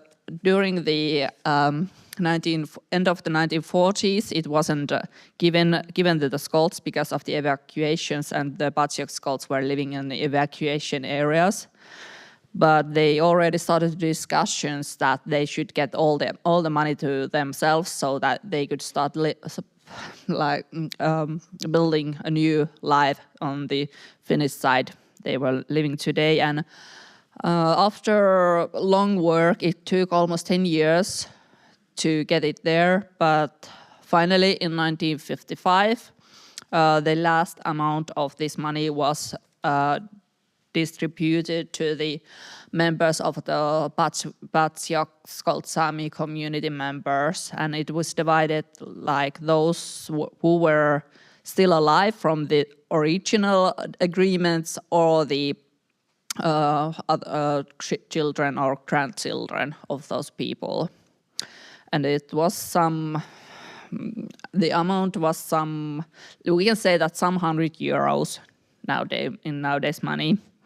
And amount of the money was rather small per person in the 1920s, 1930s, and in 1955. And the economic impact was likely to be a minor to these people's personal economics, but we can always speculate. The other thing I want to talk about, I haven't speak about this too much, but I want to talk about how the border affected to families and seats on the Finland and Soviet Union border that was made. Lost connections and missing relatives.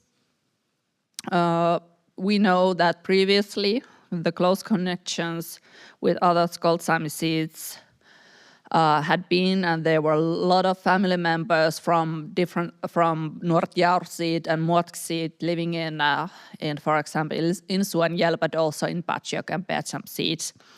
And now when the border was made, these close connections were suddenly and violently severed. So the visits across the border to meeting the family members that decided to stay on the Soviet Union side became difficult or impossible. There were some possibilities to meet, for example, during the reindeer herding meetings when the reindeer herders were changing the reindeers from Russian side to Finnish side and otherwise, but they were quite limited, and during the 1930s it became impossible. And information about the relatives and their lives was difficult to obtain. And what happened in 1930s when the Stalinist terror started, the whole border area was cleaned on the Soviet Union side, was cleaned from all the minority group members, including the Sámi and Skolt Saami communities and community members. And for decades, it was a bit unclear for many members of these Skolt Saami families that what have happened, for example, their uncles or grandparents or sisters and brothers who decided to stay on the Soviet Union side. But the Leif Rantala has made 2014 this list where he has discovered, at least he's saying that he has tried to discover all those Sámi people who has been unjustly convicted during the Soviet era. There's about 110 people who were arrested during the Stalinist terror times, so 1937 to 1938. It was 10% of the Sámi population of that area. And this list contains first name, last name, patronymic, occupation, profession, date of birth, place and time of arrest, sentence, and date. And for example, I've gone through this list, and for example, there's a 13 person born in Ristikenttä. It's in Talvseed, the winter place of the Nordjaur during that time. And also there's some people who were born in Finland side or who used to live on the Finland side during the 1920s, and for some reason they decided to go back home to their own Sida areas, or they traveled or moved to the Soviet Union side. And then they were either arrested and sent to the camps, or they disappeared, or they were shot. But yeah, I think this is like also one of the aspects of the border that I wanted to to get people to know more about this, because I think this is a good example of how this border affected to several ways to the families and to the family areas, that there are still questions to be asked and questions that need to be answered, and this is one of these questions, I think, and I hope that we are having tomorrow opportunity to talk about these issues if some people want to. But at this point, Spassep, thank you, kiitos.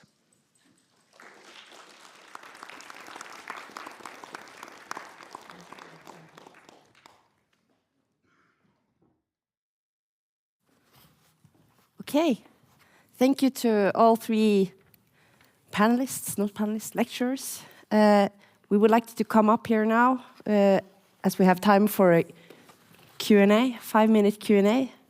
If anybody has any questions, we will have a mic in the audience. Also, we would like to... yes, sorry. You can just stand here, thank you. That was unclear from me. If there are any questions, you can also ask them in Norwegian or Finnish if you are more comfortable. But in the meantime, we want to give you this. There are questions, sorry. Thank you very much. Thank you. Thank you. Yes, thank you. My name is Annika Pasanen. I come from the Sámi University of Applied Sciences. Thank you for your very interesting lectures and papers. Knowing that dealing with the colonialist history of a state might be quite painful process to on a state level or to the wider audience of the state, is there any one of you willing to say something about capability of Finland or Finnish wider audience to deal with this quite awkward and dark stage of history of our state? How do you think that, to what extent has Finland been able to admit and handle and discuss these issues? Thank you. Thank you for the question, and I'll start and try, then you can add on. In general terms, the Nordic countries, there is something called Nordic exceptionalism that also applies to Finland, which is the self-perception that we do not have a colonial history. We are not part of that European history and global history.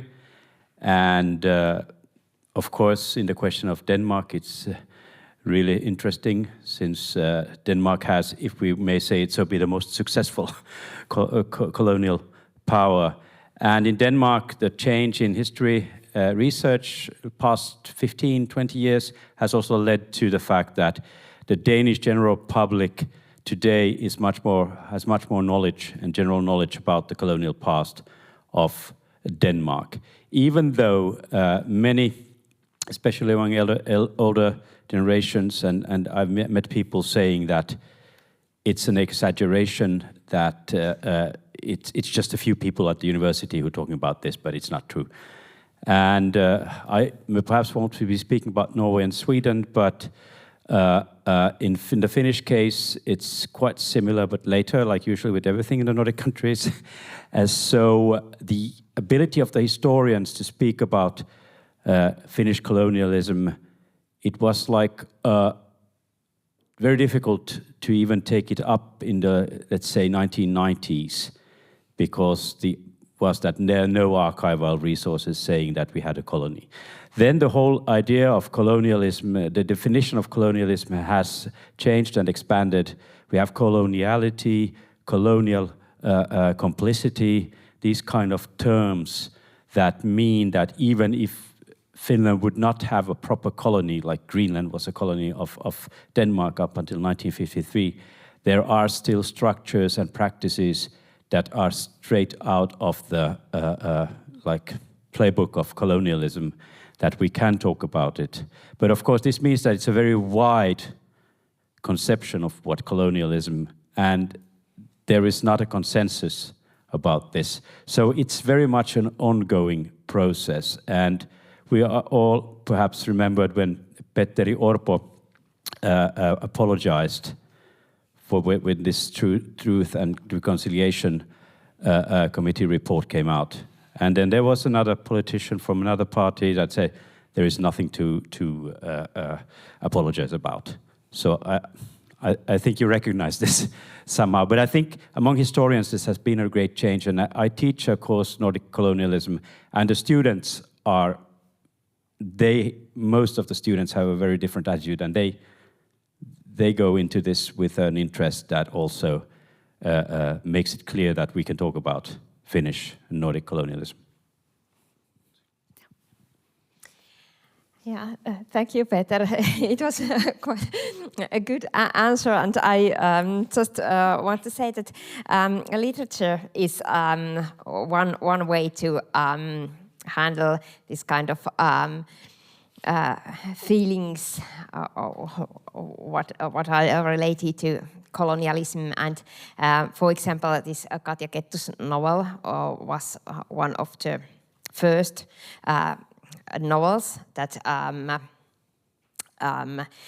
discussed it openly, but it's some kind of coming theme, and contemporary literature is well, this is going on, this discussion, and literature is a medium that also audience and writers can deal difficult feelings around this question.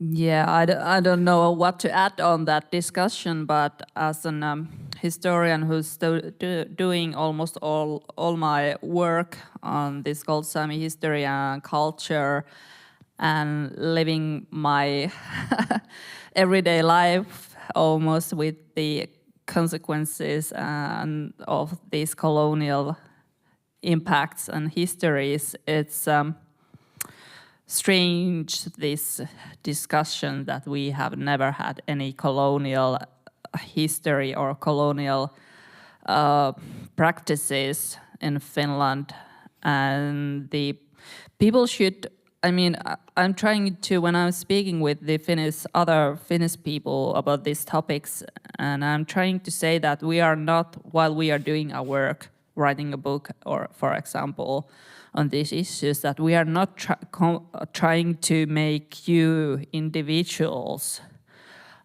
we are to, how to say it, guilt on this, but it's on the national and the structural level that we are trying to point.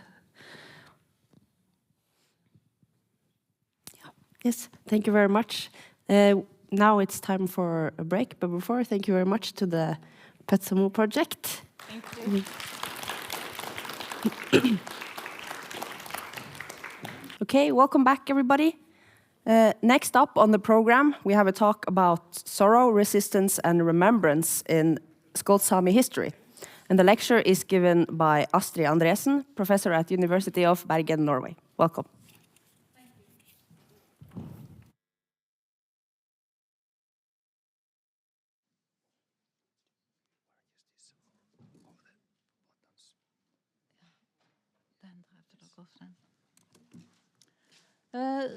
I'd like to thank for having been invited here. I'm very happy about the invitation. And I will give a lecture, and I now realize that several of us will speak about some of the same things, which is quite natural since we are speaking about the same district. And hopefully we do not say precisely the same things. And much of, or some of what I say is, of course, related to the border agreement. Because since 1826, when the Skolt Saami homeland was divided between Norway and Russia, and Ňavdam and Patsiok was left with half their territory in each of the two states, Skolt Saami history, or the history of 𝙬𝙬𝙢𝙬𝙢, has been closely intertwined with that of its neighbors. It's a history of world wars, of civil war, of revolution, and of Cold War. And it's a history of states replacing each other, territories being gained and lost, and of Skolt Saami lands being made inaccessible to its first owners. There have been great losses,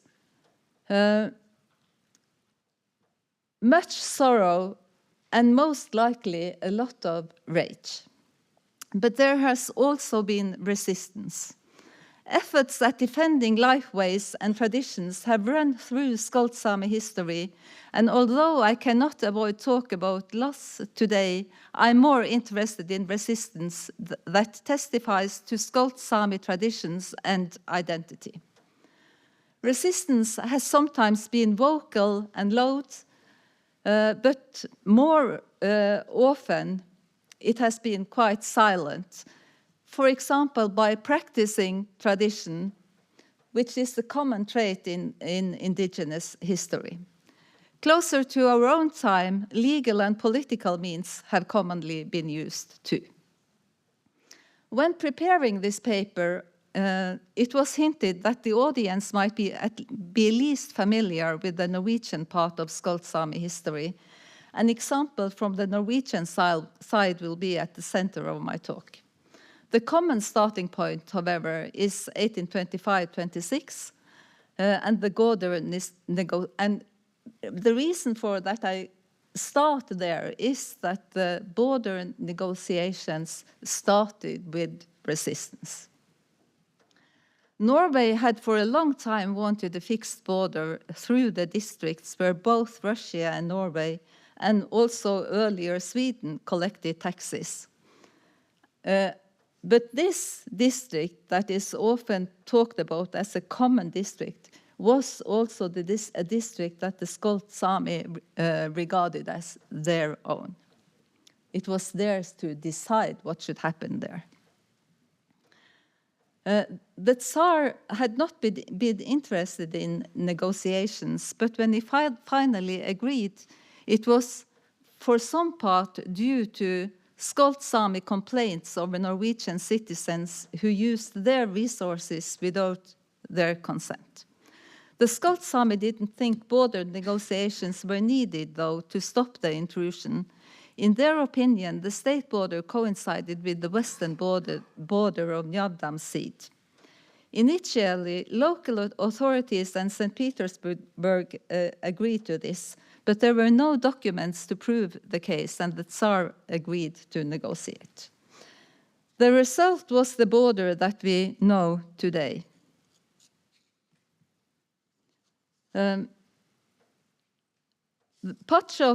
Skolt Saami had protested any part of the seat be given to Norway, and local Russian authorities had supported them.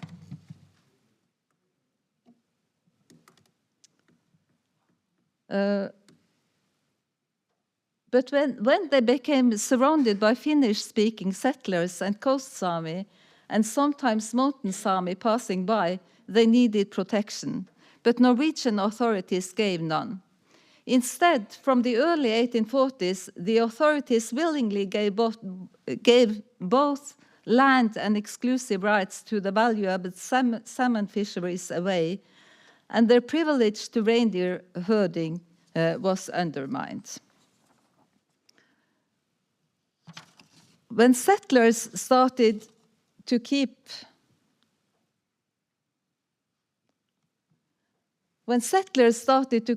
reindeer, it coincided with the county's need of establishing a transport system in the huge district. I think I must have done something very odd now in my document. Sorry, I will return.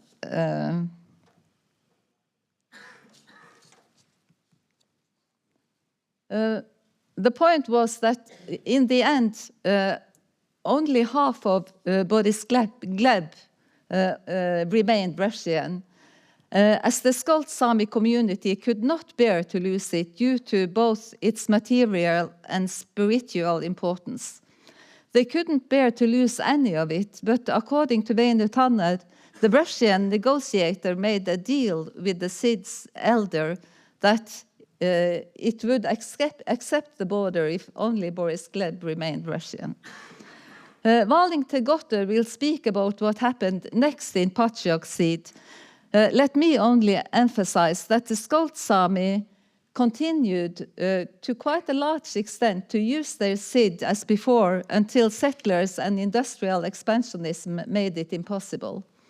When settlers tried to take over the salmon fishing rights in Bøkfjord and Jarfjord, that was granted in 1834. The Skolt Saami continued to resist intrusion by all their means.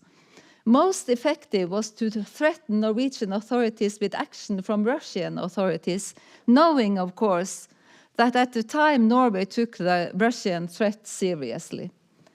In the end, however, Norwegian nationalism and lust for land, together with Russian revolution and autonomy of Finland, including Petsamo, as we have already heard, put an end to Patriarch Seed in Norway, albeit some stayed on. In 1924, the Finnish government agreed with Norway to repeal the 1834 protocol. I always thought that the Skolt Saami had been under some kind of Finnish pressure, but today, earlier, we have heard different. So let me now go to the colonization of Njavdam.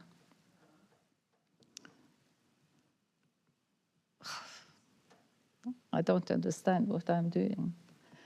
During border negotiations, the Commission did not very much discuss Njavdam, but its intention was that the entire SID should go to Norway. The Skolt Saami in Njavdam at the time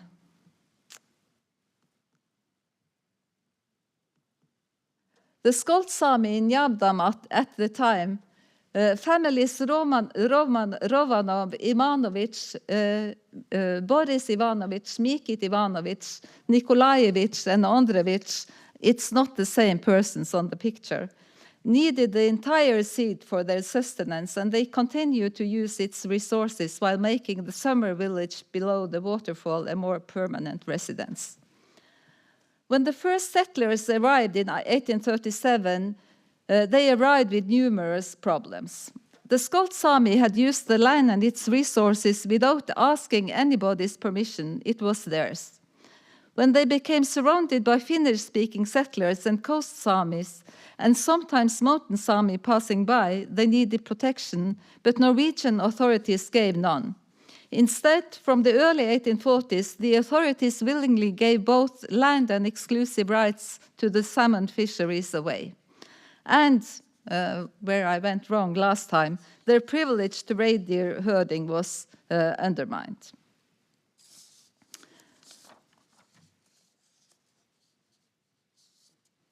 When settlers started to keep reindeer, it coincided with the county's need of establishing a transport system in the huge district of Sør-Varanger. It engaged a reindeer herder to provide it, and he also herded the settlers' animals. When he resigned in 1883, Mikit and Boris Ivanovic, Skolt Saami reindeer owners, were hired. For 46 years, �̎𝙪𝙡𝙠𝙪𝙣, or Skolteflokken, that counted 1,200 animals in 1911-12 and almost 4,000 in 1929 to 30, were herded by them. Then, out of the blue, the herders were sacked. Several explanations have been given, but most likely it had to do with the scarce summer pastures and the authorities' decision to order a considerable reduction of the herd. It is indicated that the settlers hoped to keep as many animals as possible for themselves and let the Skolt Saami bear the main burden of reduction. Sacking the Skolt Saami herders was thus most likely a matter of displacement to the benefit of others. The Skolt Saami continued to own reindeer, though, but under the new regime, their private herd dwindled quickly. What happened was unjust, degrading, and sad, but first and foremost, it was a violation of ancient rights and a severe attack on Skolt Saami life ways. The sacking stuck the Sami in a situation that wasn't good. The Great Depression was spreading to Europe, causing poverty and huge social problems also in Sør-Varanger. Even more important, Skolt Saami culture had been under intense attack since the early 1900s. In 1903 or 04, Norwegian authorities dissolved collective ownership to what was called Skoltejorda without Skolt Saami consent. Not only collective ownership, but social ties and common identity was attacked. Today, this area is one of 52 selected cultural landscapes under public preservation. Somewhat later, Fossheim boarding school opened with a mission to weaken and eradicate Skolt Saami language and culture. Previously, children had been sent to Boris Gleb to be taught by the priest. And Norwegian authorities had not wanted to change that of fear from Russian reaction. However, when in 1905 Russia lost the war with Japan, it was interpreted as a sign of weakness. And the same year, Norway left the union with Sweden, fueling Norwegian feelings of strength and nationalism.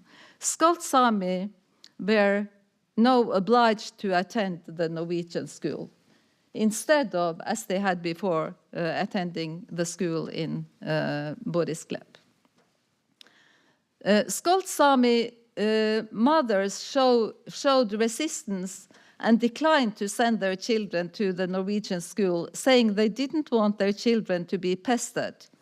The parish priest, however, managed to convince them to change their minds, or perhaps more likely, the mind change might have been due to the fines that were imposed on them for not sending Anni Nikolai-datter Andrevich and Jogan Mikkelsen Ivanovic to the Norwegian school in 1905. The Skolt Saami decision might also have been out of Skolt Saami respect for education and knowledge. Historian Jukka Nysanen shows that 42 Skolt Saami from Patsjok gathered in Boris Gleb in 1928, when Petsamo had become Finnish, wrote a letter to authorities to demand a school for older children there, at the spot at the former heart of the seat. In which language it should teach is unclear, but not the aim. The school should protect and strengthen the Skolt Saami culture. At the same time, this happened at the Norwegian side among the Norwegian Sami, and also in Sweden. So this is sort of a common Sami thing. Compulsory schooling in Norway had huge consequences. The children lost regular contact with Skolt Saami peers and a larger religious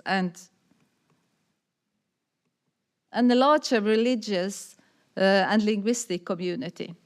Only a few years later, the head teacher at Fossheim, Håheim, the school in Neiden, proudly boasted what he saw as a success. Due to schooling, Norwegianization is quickly proceeding, and in a few years, he said, the Skolt nation in Norway will have disappeared. It didn't happen like that, as you know.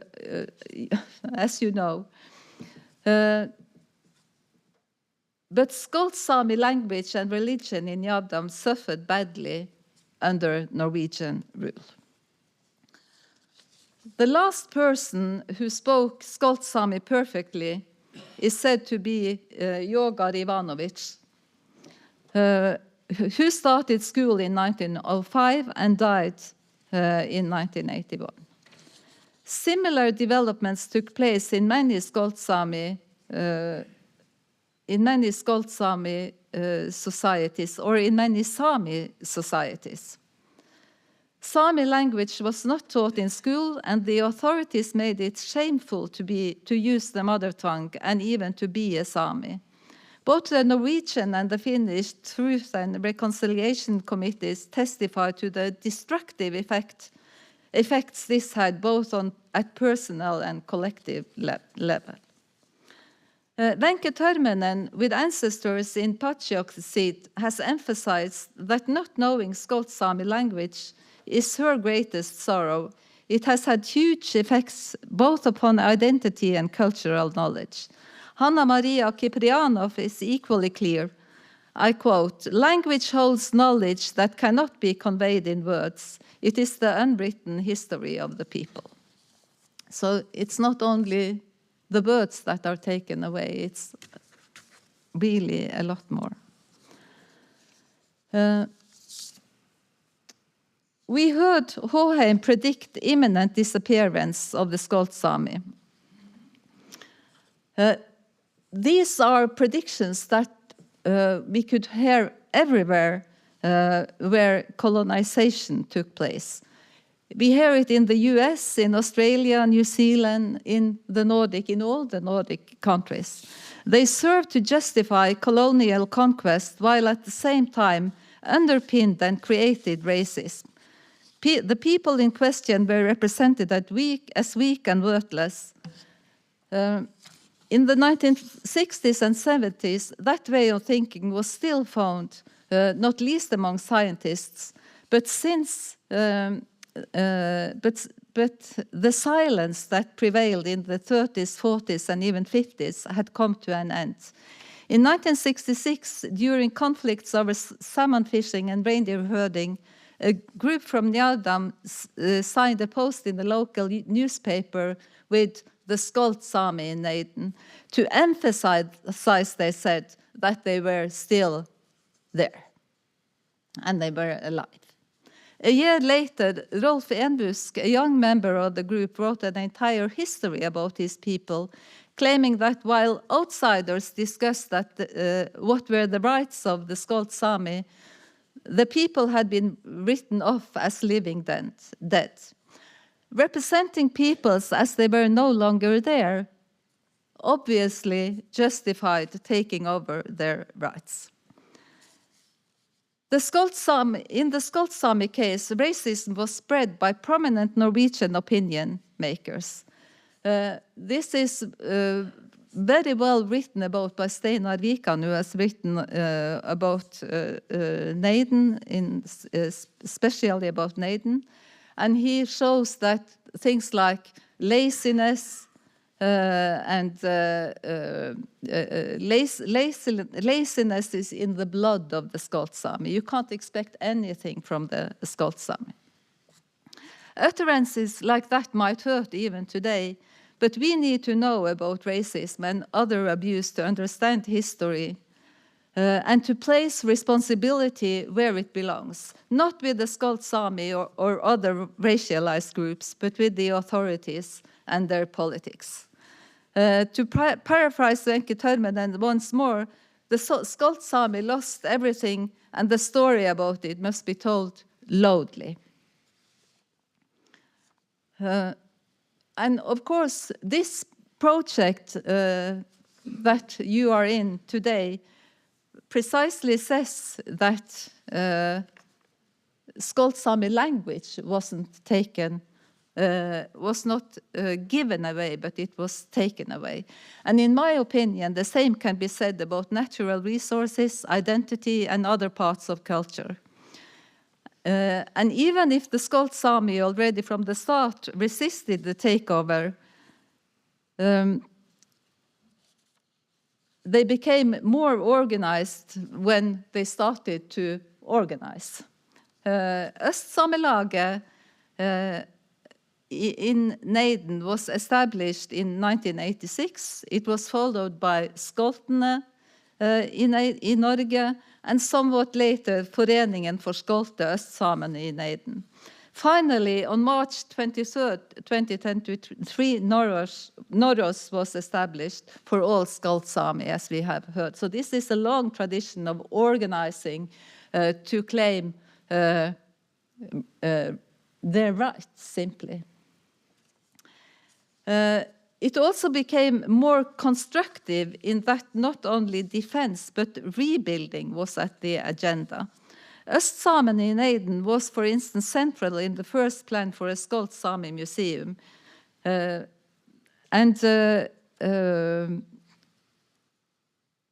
Also the reburial in 2011 of Skolt Saami skeletons taken from Njødam in the early 1900s was initiated by Skolt Saami and the Orthodox Church. The Skolt Saami has continued to protest wrongdoings by political and legal means and continue to claim back some of what was theirs. So instead of the shame that racism tried to induce, that colonialism and racism tried to induce, today we see pride, both over language and culture, and perhaps especially among some of the young people. It is sometimes used against the Skolt Saami that they do not agree about everything, be it their name, their identity, their museum, preservation of heritage, reburials. But of course, they don't agree after such a long history of cultural suppression. The saddest thing, though, is that it is not finished yet. It is disturbing, at least it is disturbing in my opinion, that Skolt Saami is not a recognized official language in Norway.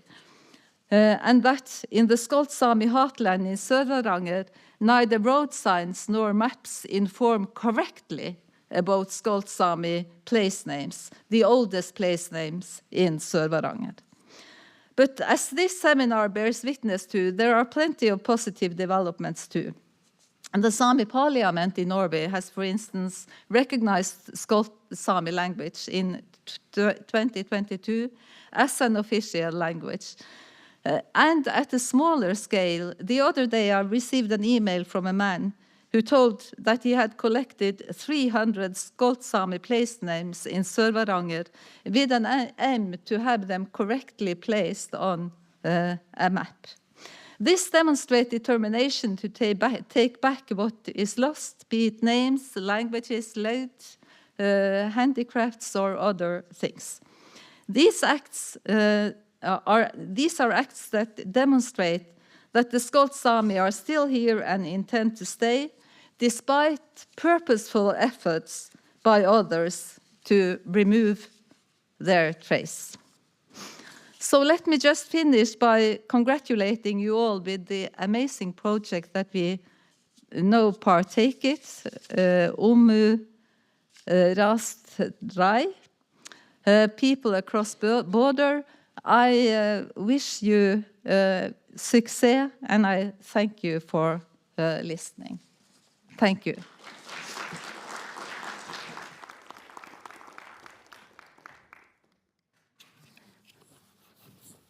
Thank you very much, Astri.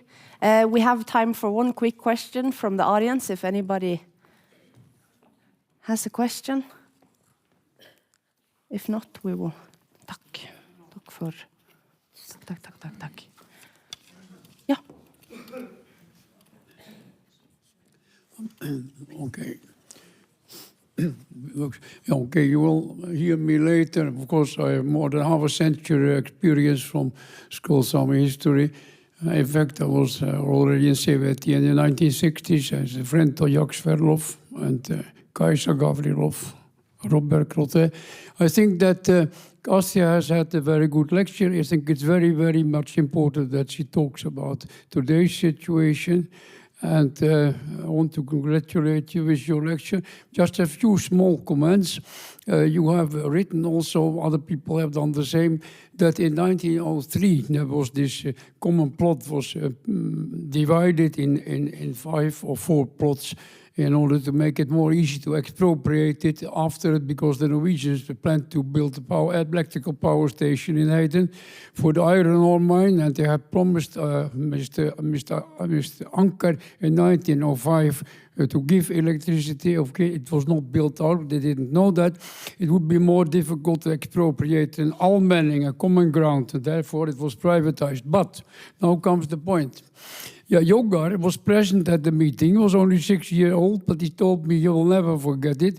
Dr. Wessel, a famous man, Harald Sunde from that time, he came specially to Naden to tell the Skolts that they should not agree with the authorities, they should not accept privatization of their common plot, because it was a trick, and he told the whole story.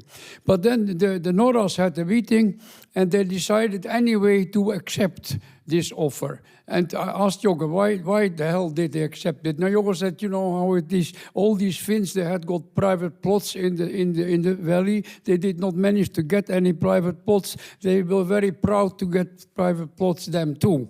And then, so that was why they agreed. And then, in fact, the leader of the Norras, that was Megit, he was so proud that he even bought the old house from Labeho, this Finnish man in the Upper Naden Valley, and moved it to the Skolteplassen.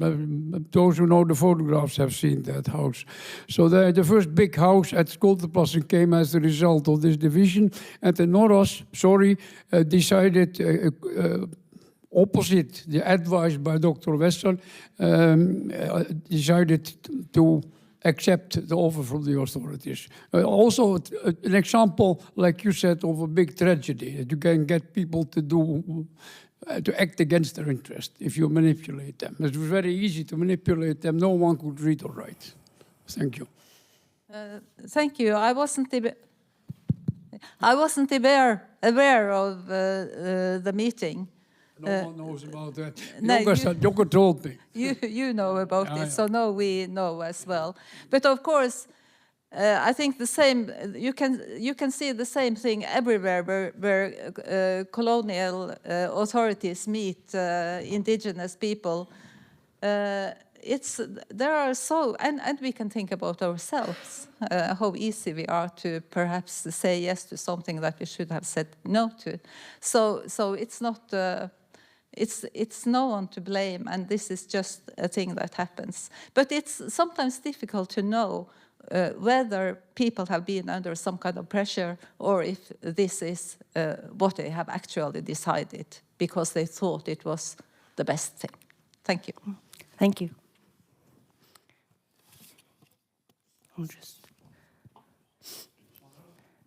Okay, thank you very much, Astri.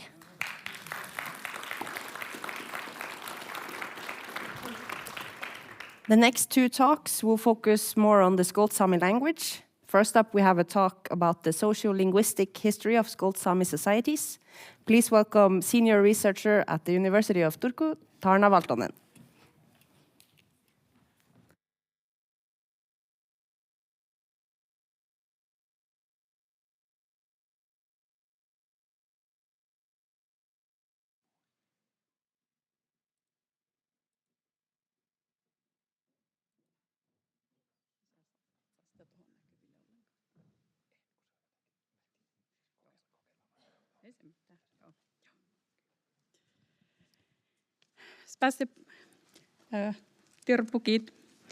Hello, everyone.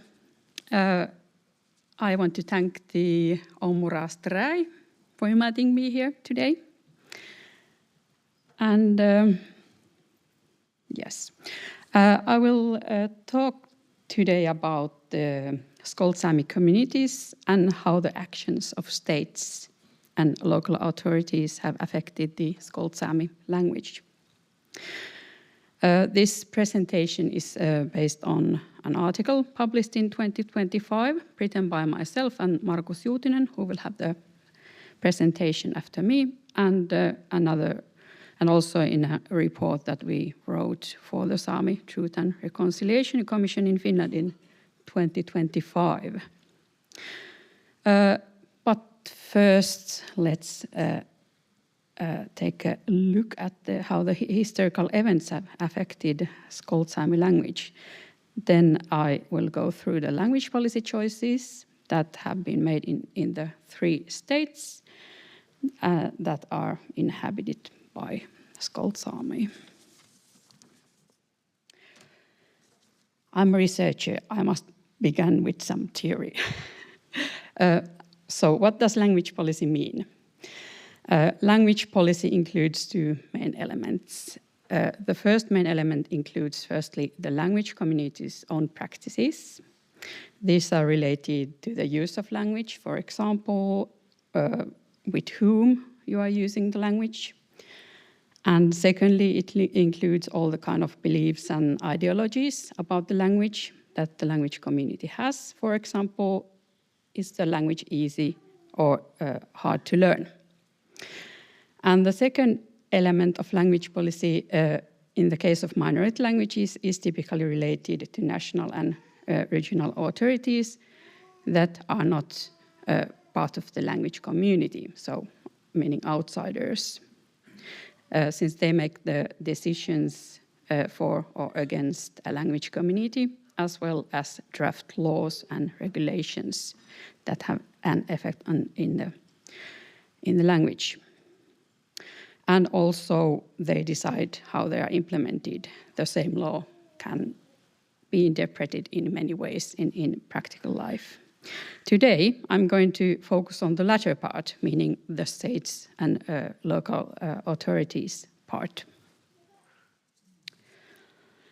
But first, a bit of history that we already had a lot, but in this case, the historical events are, of course, consequences of conscious actions of those in power.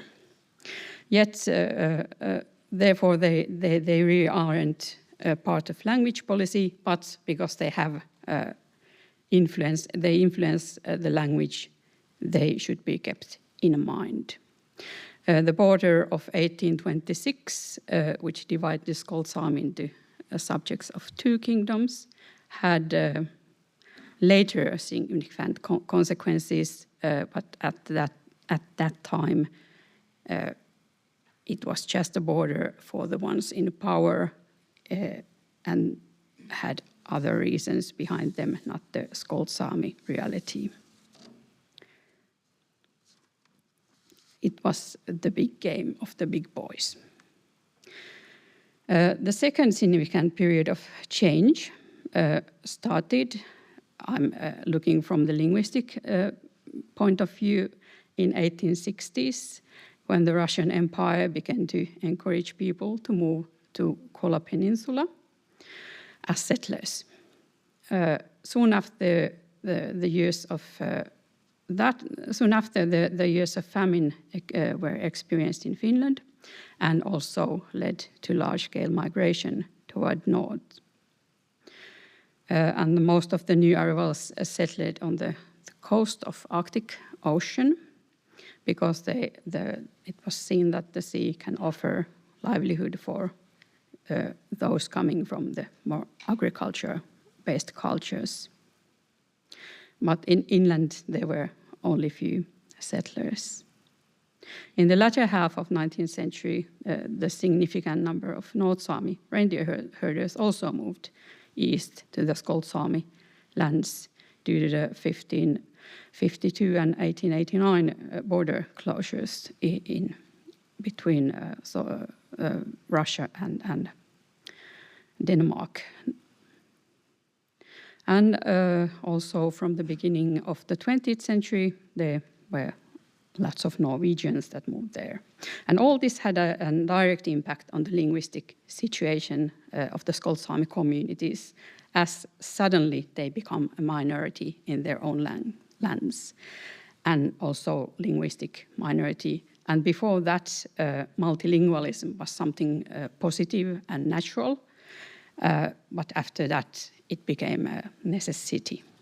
So it kind of, the situation changed in that sense. The third significant turning point in history of Skolt Saami communities from the language sociological point of view was when Soviet Russia ceded the Petsamo region to Finland. And after that, the Skolt Saami were divided under the jurisdiction of 3 different states. And that's the starting point for my language political descriptions. And I will describe the language policy separately in each of the countries that divide the Skolt Saami's land. Start with Norway. A short look back, as Astri already mentioned, at the end of the 19th century, the Russian Empire began to organize basic education for all of the people, also minorities. And basic education was also established in the Skolt Saami lands, in the winter villages, in areas in Skolt Saami winter villages. And it was the Orthodox Church that was responsible for the education.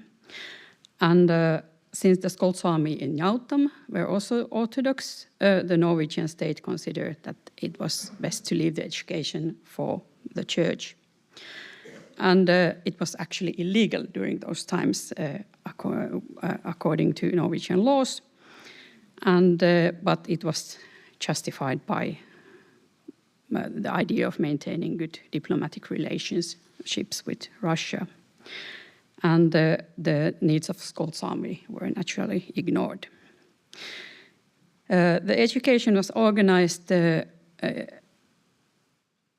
mainly in the seats of Uvjâ and in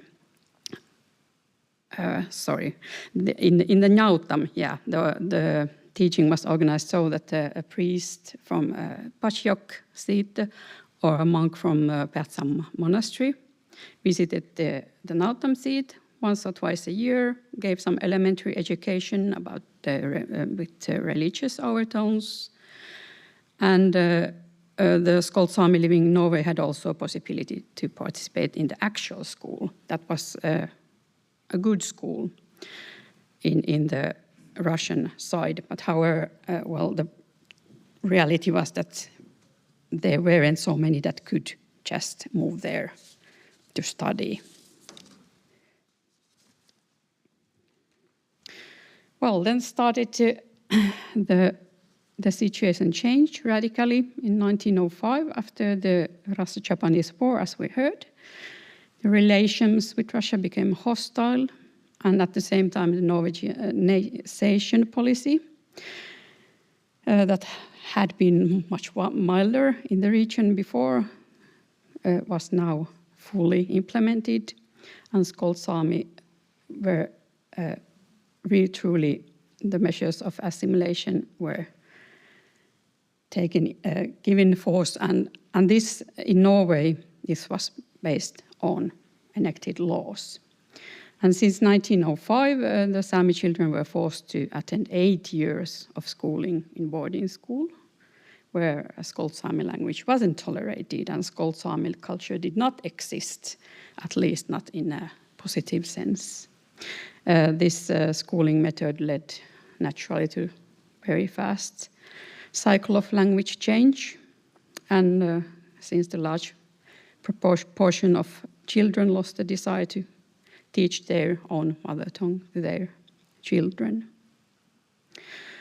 But there were also many other discriminatory practices and laws that difficult to get the job and be accepted as a good worker, and the land ownership and such, and this caused many to conceal their Skolt Saami background. Well, as the result we have heard, the last speaker of Nautaam dialect passed away in 1981, and the last speaker in Norwegian side of the Vatjok dialect passed away in 2016. And only in 2010s, the Skolt Saami language and culture began to be taken seriously as one of the indigenous cultures of Norway. However, the status is still very weak, in my opinion. There's no true specific legislation. There have been some recognition of the status in 2014, but for example, you can't have your children being taught in kindergarten or school in Skolt Saami, and you cannot declare it as your mother tongue officially. Then to Soviet Union and Russian Federation. After the revolution and the civil wars that followed, the Soviet Union, when the Soviet Union started, the forced collectivization was started, and it affected all people in Soviet Union. And as a result, the Skolt Saami were forced to leave their ancestral lands and move to multi-ethnic collectives. At the same time, however, this is interesting part, they started an active development of minority languages. Not only Skolt Saami, but many other indigenous languages as well. Skolt Saami was not concluded as an independent language, but as part of so-called Kola Saami language. That included also Akkala Saami, Kiltin Saami, and 𝙬𝙪𝙡𝙬𝙬 Saami. But there was a literary language was developed, and they started to make educational materials like this reader, Saan Bukvar. And Saami also started to get education. The children did attend boarding schools, but those schools included Skolt Saami language. They included the Sami language and the culture were valued. There were even own university programs established for the Sami. Sounds quite nice. Well, unfortunately, this all ended in 1937 when Stalin's Great Purge began. As we saw the numbers, something like 10% of the Sami in the Soviet Union were killed, if to say plainly, and those were the most educated and active ones in the communities. This killing was so systematical and widespread, in my opinion, that it should be called genocide. Sorry. Well, after the purge, this there was a period of intense assimilation, and during which the Sami had no linguistic rights, and in a way it's still going on. And the Skolt Saami, especially the language community, never really fully recovered from the purge. Skolt Saami language never returned to schools, and it became the language of private situations, contexts only. Language change began and was very rapid. There became more forced migrations, further and further from the borders and Skolt Saami's own lands. And today there are only a few elderly speakers of the language, and as I know, no children are learning the language. And to top this all, the war in Ukraine has been taking several casualties, also from the Sami communities in Russia, and this has been due to forced recruitment. So, very sad story there. Then to Finland. Well, the Skolt Saami became Finnish citizens first time at the end of 1920s, well, actually beginning of 1921. But already before that, in the northern parts of Inari, there were the 𝙎𝙬𝙢𝙬 Skolt Saami who were using their ancestral lands that became part of Finland.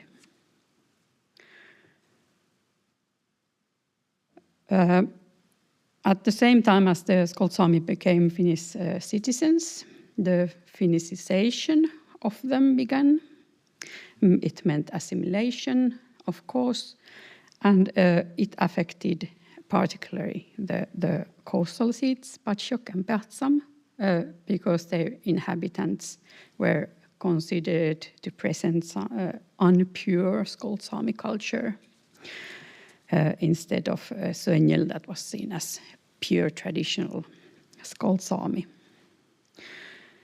The Finnish authorities established a boarding school in 𝙎𝙬𝙬 where Skolt Saami language and culture were allowed to be present. But at the same time, the language of teaching was Finnish. And at the same time, lots of efforts was put into teaching Finnish customs and ways of life. Well, this sounds harsh, but it sounds very nice compared to the situation in the coastal seats, where the children were sent to Finnish boarding schools, along with Karelian and Russian-speaking children, and ruthlessly Finnicized. And in addition, those schools were too small. They were full. So many Skolt Saami children were just told that there's no space, you don't need any education. And they didn't receive any education, which of course meant that later in life it caused trouble. The actions of Finnish authorities were not based on law, but on contrary, they were clearly against and contrary to the Compulsory Education Act of 1921, which clearly states that children that are attending the school should be taught in their mother tongue, or at least it should be used as a helping, as an additional language at the beginning. But the decision was made to consciously break the law. So, and Skolt Saami language, of course, had no official status. After the Second World War, there were, of course, the traumatic consequences, the evacuation and moving to new lands. But it was also a time of very heavy time with lots of it was difficult mentally and financially, because most of what people owned was left behind. And the Finnicization process continued and accelerated. It became even more severe in the boarding schools that for some reason had teachers that weren't really, most of them weren't educated teachers, and many of them, I think, suffered of some kind of war trauma or something because their actions are so wild. The Finnicization that had begun in Ďersam started to also show results at this time, especially in families that originated from the coastal seats. The language transmission began to break off already in the 1950s in some families, and it was also influenced by the new residential areas that were in the south part of Anar among the Finnish-speaking people. In the families that originated to Sönjelseat, that moved mainly to 𝙎𝙪𝙡𝙠𝙗 region, the language change started mainly in 1970s, and it progressed very rapidly. And it's sort of surprising because at the same time in 1970s, the traditional culture began to be made much more visible and revitalized. And literary language was developed, and Skolt Saami became a subject in schools. But however, it becomes very understandable when one remembers that the children of the youngs and children of 1970s were those that straight after Second World War were in the most harsh Finnicization boarding schools and had a lot of traumatic experiences there. They just didn't want their children to experience the same. At the same time, it's well documented that Skolt Saami children were regularly bullied at school, also physically, very harshly.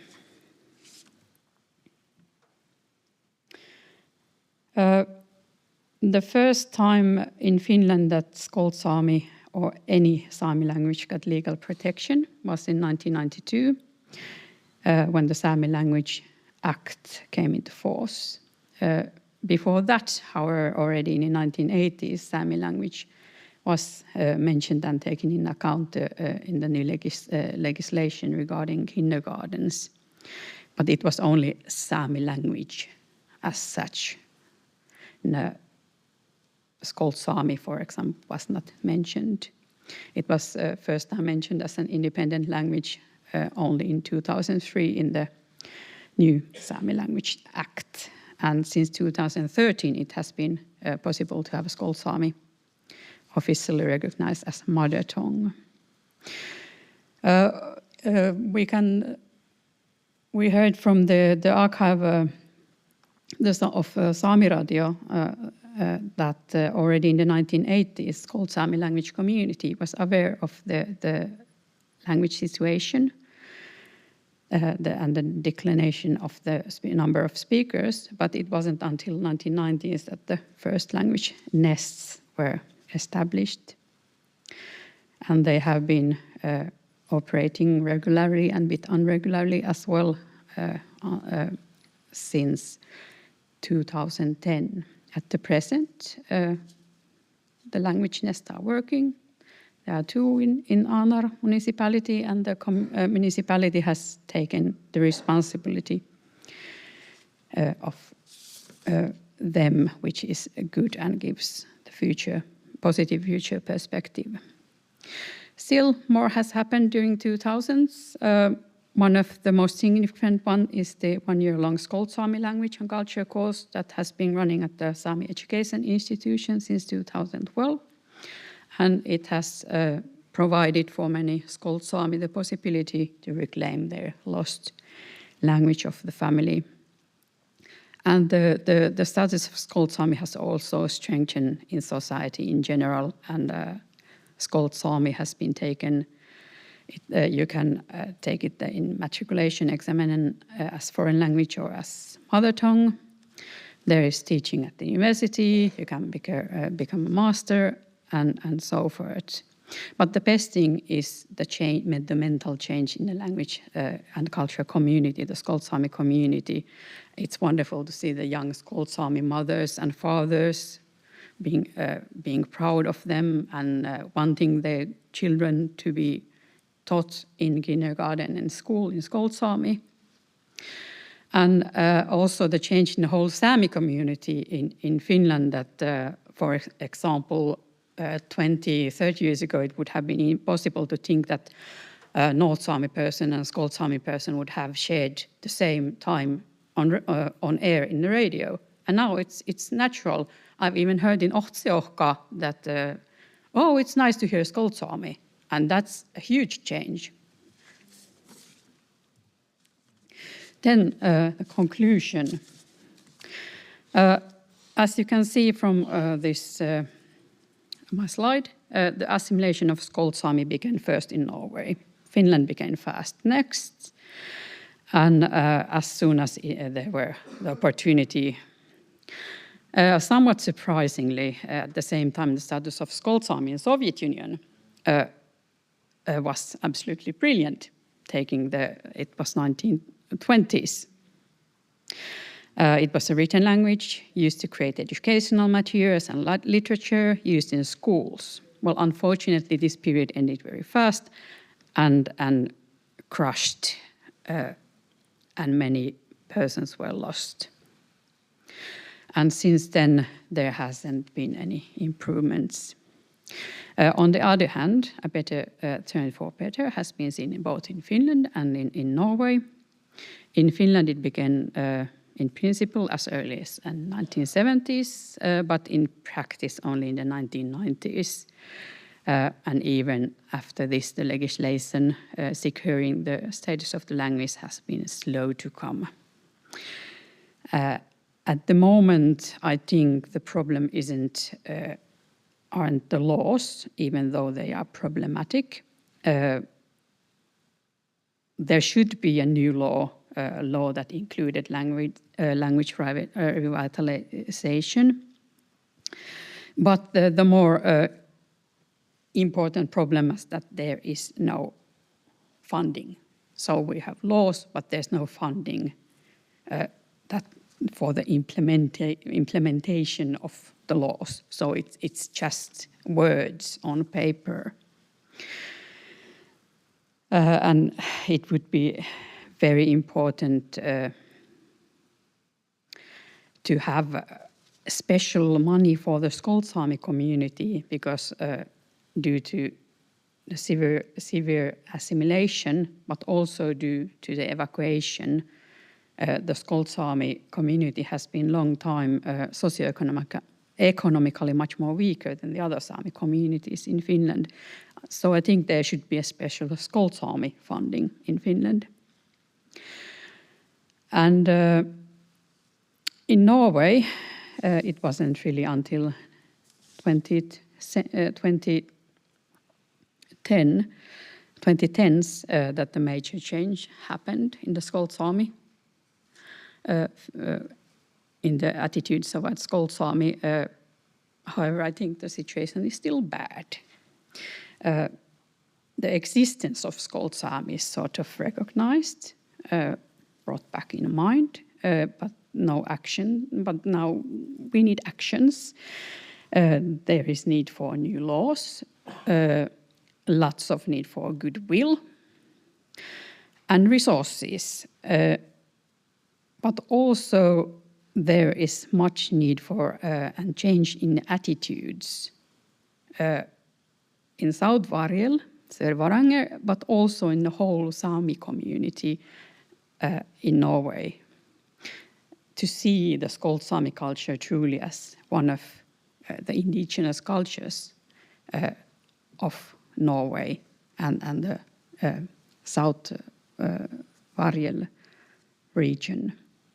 So we need change here in our minds. Späs. Tack.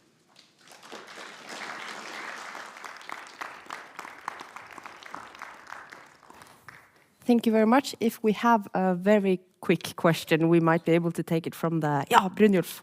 Do we have a mic, Maria? Also, thank you very much for your lecture.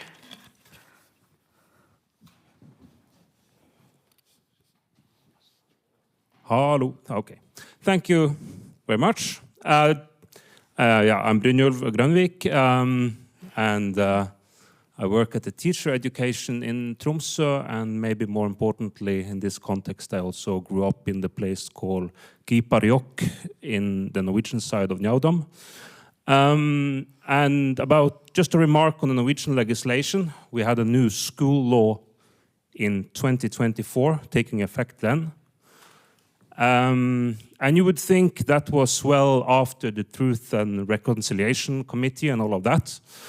And Norwegian officials, they often boast about the right to be taught and learn Sami, etc.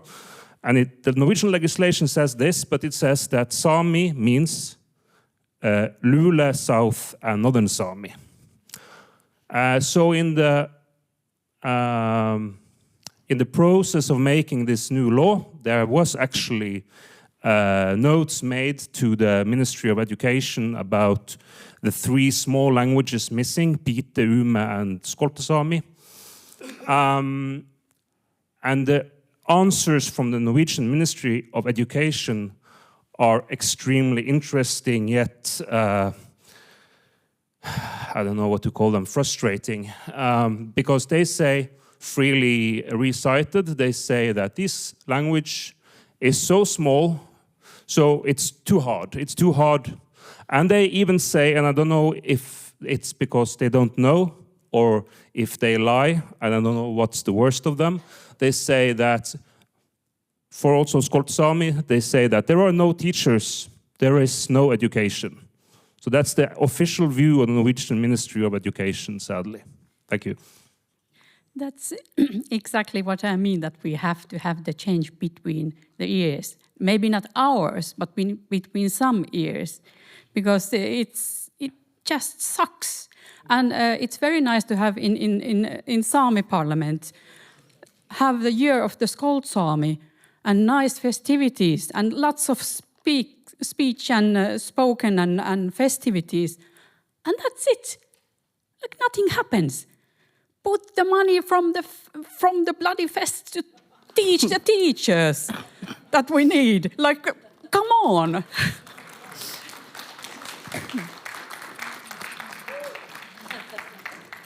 Thank you, thank you. And with that, we say thank you to Taarna Valtonen and Brynjulf.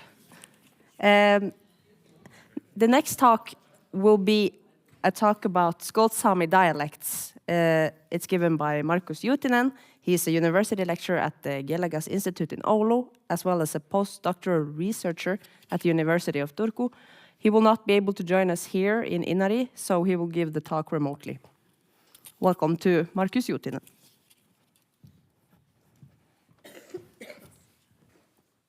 Thank you. Thank you for all. It is nice to be here or take part of your seminar, at least online. So as you heard, I'm working with Skolt Saami in 2 universities, at the University of Oulu and at the University of Turku.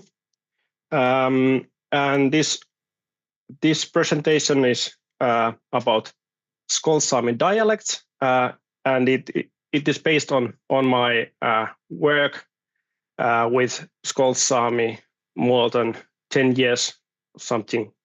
About 15 years I have been working with Skolt Saami and listened a lot archival materials and speaking with Skolt Saami native speakers. As you have heard many times, the first border was drawn in the Skolt Saami area in 1826, so 200 years ago. And during that time, there were 7 Skolt Saami seats. 4 of them were northern seats and 3 of them southern seats. As you can see, there are these green seats, 𝙎𝙬𝙧𝙬𝙬, 𝙎𝙬𝙧𝙬𝙬, 𝙬𝙬𝙬𝙬, and 𝙬𝙬. They were northern, belonged to the northern group, and the orange ones, 𝙎𝙬𝙬𝙬𝙬, 𝙎𝙬𝙬𝙬𝙬, and 𝙬𝙪𝙡𝙬, belonged to the southern group. Those 𝙎𝙬𝙬𝙬𝙬, 𝙬𝙬𝙬𝙬, and 𝙬𝙬, the dialect were really similar to each other. And unfortunately, we have not really much knowledge about the 𝙬𝙬 dialect, but according to all our information, it is really similar to the ones spoken in 𝙬𝙬𝙬 and 𝙎𝙬𝙬𝙬. But the dialect of 𝙎𝙬𝙬, different really much of all of those dialects because of language contact with intensive language contact with North Sami language. And the language spoken in Suonjel, Njortjaur, and Sørves was and still is quite similar to each other. So actually, we can say that there are 3 main dialectal groups: 𝙎𝙬𝙬, one, and 𝙎𝙬𝙬, 𝙬𝙬𝙬, and 𝙬𝙬, another one, and a third one are all the other dialects. As you have also heard, that there was a change in speaking areas. In 1920, the seats of 𝙎𝙬𝙬, 𝙬𝙬𝙬, and Suonjel were attached to Finland, and this area is called Petsamo in Finnish. And at the end of Third World War II, the Finnish Petsamo area was evacuated, and the Skolt Saami were settled to the municipality of Inari or Aanar, so that the Skolt Saami from Suonjel settled to the area of 𝙎𝙬𝙬𝙬, which was the old 𝙎𝙬𝙬, belonged to the old 𝙎𝙬𝙬 seat, and the Skolt Saami from 𝙎𝙬𝙬 and 𝙬𝙬𝙬 settled to south of Lake Inari to Keväjärvi and 𝙎𝙬. So those dialects, which were originally belonged to northern dialects, they began to as southern dialects, and the one spoken in south began a new northern dialect in Finland, and the speakers from in the Soviet side were also moved were forced to move from the original areas because they were so close to the Finnish border that the Soviets didn't want that there are Skolt Saami speakers next to the Finnish border. The language situation today is, we heard something from Taarna that about the language situation today. Most of the Skolt Saami speakers speak today the dialect of 𝙎𝙤𝙢𝙬𝙧, and it is also the base of Skolt Sámi written language. So most of the speakers speak the 𝙎𝙤𝙢𝙬 dialect. The dialect of 𝙎𝙬 have only a few active speakers, but luckily it is actively revitalized at least in one family, and it is spoken to children too. So there are few children who speak 𝙎𝙬 dialect, which is of course really great. In Russian side, there are only very few Skolt Sámi speakers, and the situation is really bad. The dialect of 𝙎𝙬 differs, as I say, the dialect of 𝙎𝙬 differs from other dialects, mostly because of intensive language contact with North Sami, but the last speaker of the dialect died in 1981. If we don't take into account the 𝙎𝙬 dialect, the differences between Skolt Sámi dialects are fairly small. And next I will present some differences between the dialects of 𝙎𝙬, 𝙎𝙬, and 𝙎𝙤𝙢𝙬. First of all, if we take a look at this table, we can see that we have in 𝙎𝙤𝙢𝙬 consonant clusters B, D, D, and B, J, J, and in the dialects of 𝙎𝙬 and 𝙎𝙬, there is a consonant cluster beginning with V, like 𝙩𝙮𝙮 and 𝙎𝙮, and in 𝙎𝙤𝙢𝙬, 𝙩𝙮 and 𝙎𝙮, no and bear. Same with consonant clusters beginning with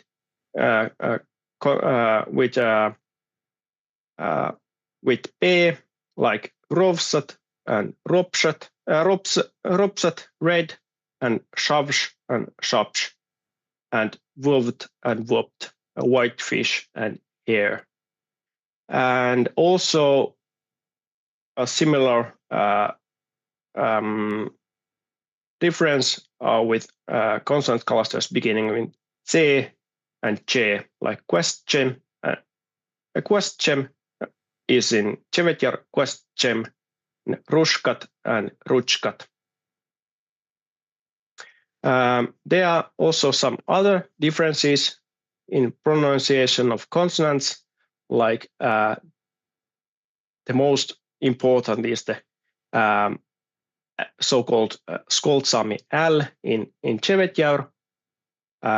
In the dialects of 𝙎𝙬 and 𝙎𝙬, L is pronounced as L in all places, but in 𝙎𝙤𝙢𝙬, in many times U or L. So, for example, what and pöuät is in 𝙎𝙤𝙢𝙬, but in 𝙎𝙬 and 𝙎𝙬, lotte and pöllät.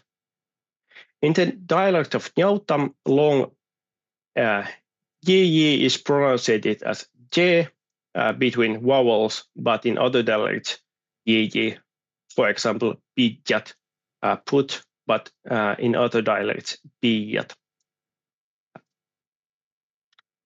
And there are some vowel differences also.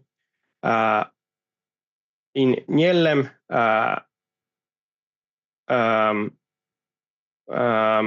the first syllable A is pronounced as O in many words. So, for example, moinstet and hoaleet, speak and want, but in 𝙎𝙤𝙢𝙬, mainstet and haaleet.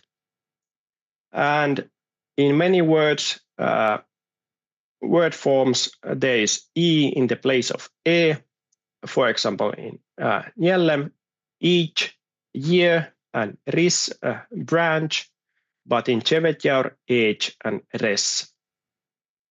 And in the second syllable, there's O in many words in the place of U, for example, putsa and sørna, reindeers, and they said, but in 𝙎𝙢𝙢, putsu and sarnu.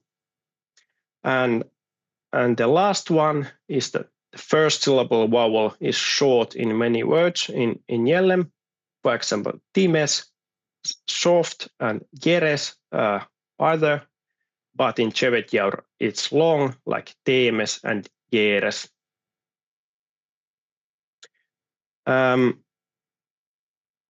For the verbs, the northern dialects of Skolt Sámi preserved the dual in verb conjugation at least until the 1970s. So there were mon möönam, I go, muana manne, we two go, and me möönap, we go. But nowadays also there is, as in 𝙎𝙢𝙢 dialect, so we say mon möönam, I go, muana möönap, we do go, and me möönap, we go. So with dual, we use plural verb forms in both 𝙎𝙢𝙢 dialect and nowadays also in 𝙎𝙬 dialect. In contrast, there are an impersonal fourth person verb forms in the southern dialects. It is used when it is not clear or want to emphasize who is the subject. For example, joongat uusat 𝙎𝙬, one picks lingonberries in the autumn. In the place of fourth person verb forms in the third person plural is used in the northern dialects. So joongat osse 𝙎𝙬. So it could be one picks lingonberries or they pick lingonberries in the autumn. Nowadays, also in the dialect of 𝙎𝙢𝙢, it is common to use the third person plural verb forms in the place of fourth person. And here we have two tables of be verb in 𝙎𝙢𝙢 and 𝙎𝙬 in present tense forms and past tense forms. So, for example, mon läm, ton läk, son li, I am, you are, he or she is the same in both dialects, but mi or muana läp, ti tuona lepet, si suona lie, in plural. In 𝙎𝙢𝙢, in 𝙎𝙬 was muana le, tuona leppe, suona lep, in dual, and in plural, mi läp, ti lepet, si le. So the si le is different in these dialects. And in the past tense, we say in 𝙎𝙢𝙢, mon leiem, ton leijich, son lai. But in 𝙎𝙬, mon liijim, ton liijik, son lai. In plural, we see differences. Mi leim, ti leit, si leije, but in 𝙎𝙬, mi liin, ti liit, si liije. And in dual, muana liin, tuona liit, suona liin. And we can see also this leat and leijesh for the fourth person. Something about the dialect of 𝙎𝙬𝙢𝙬, the nominative, genitive, and accusative and illative cases are different from other Skolt Saami dialects, and the reason is the language contact with Sea Sami. So, for example, puotsak, reindeers, but in other dialects, putsu or puotsa, kuelek and luosak, fishes and salmons, but in other dialects, kuel and luos. And in accusative, in plural illative, we can see that there is ed in 𝙎𝙬𝙢𝙬 dialect, but in other dialects only ed. So, for example, saajiti, and in other dialects 𝙎𝙬𝙧𝙬𝙬, to places, or kuoskaidi, and in other dialects kuoskit, to rabbits. There are also some differences in vocabulary, but those are quite small. In everyday speech, the most notable are words which are pronounced only little differently. For example, now is in 𝙎𝙬𝙢𝙢 ön or one, but in 𝙎𝙬𝙢 en. Yes is köl, but in 𝙎𝙬𝙢 kel. How is mäht, but in 𝙎𝙬𝙢 moht. Here is, or from here is täiben, but in 𝙎𝙬𝙢 tääben. And must is 𝙬𝙮𝑘ät and kölkät. Jännai is lot, in 𝙎𝙬𝙢 jonni. And the last ones are by only, but in 𝙎𝙬𝙢 pel. And of course is normally in 𝙎𝙬𝙢 teadast, but in 𝙎𝙬𝙢 tietlös. And there are some differences in inflection too. So, for example, in 𝙎𝙬𝙢 one says pärn and boy, and boys are in 𝙎𝙬𝙢 dialect pärn, but in 𝙎𝙬𝙢 and 𝙎𝙬𝙢 dialect pär. In 𝙎𝙬𝙢 one says särnat mon särnam, I say, and he or she said is särnai, but in 𝙎𝙬𝙢 and 𝙎𝙬𝙢 one says särnat mon sääram son sääri. And velchet, leave, I leave is mon vualgam in 𝙎𝙬𝙢, but in 𝙎𝙬𝙢 and 𝙎𝙬𝙢 vualam. Must is 𝙬𝙮𝑘ät, as seen earlier, and in 𝙎𝙬𝙢 we say I must is 𝙬𝙬𝑚, mon 𝙬𝙬𝑚, but in 𝙎𝙬𝙢 and 𝙎𝙬𝙢 gölkät mon gölam.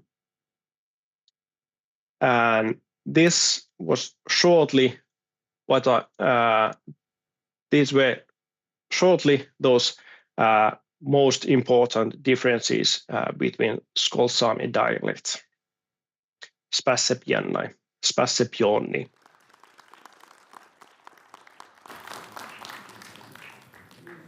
Okay, thank you very much.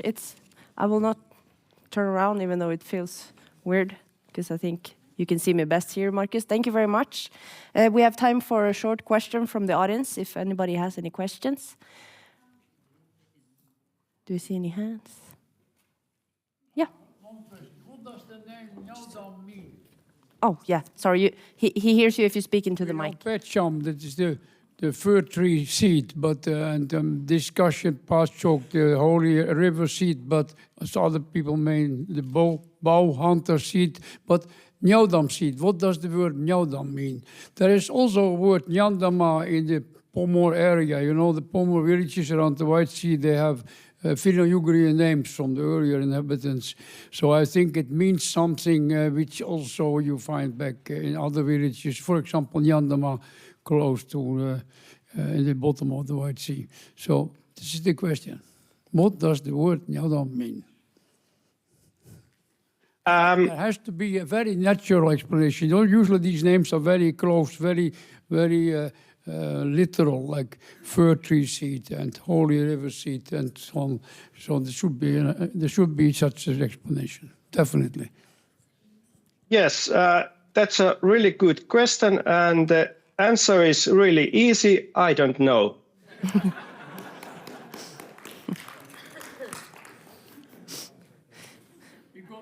Okay, great. We got a very quick question on the way. Yes.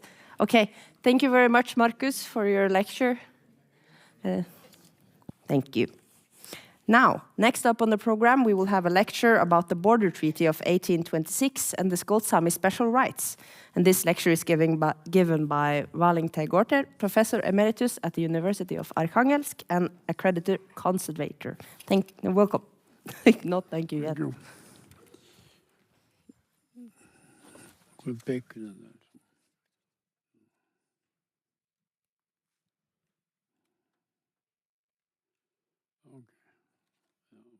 Klikken om videre. Må jeg gjøre det selv? Jeg klikker selv videre. Okay, good afternoon. I shall try to not use more time than I have been given. It's now 3:45 almost, so I'm allowed to use about 35 minutes. Well, as for my own background, I wrote a small introduction. I can read it. Congratulations, of course, with your conference. And let's see if it works. Yeah. Okay. It's interesting for 𝙎𝙪𝙡𝙠𝙪𝙣, the chief of culture of the commune.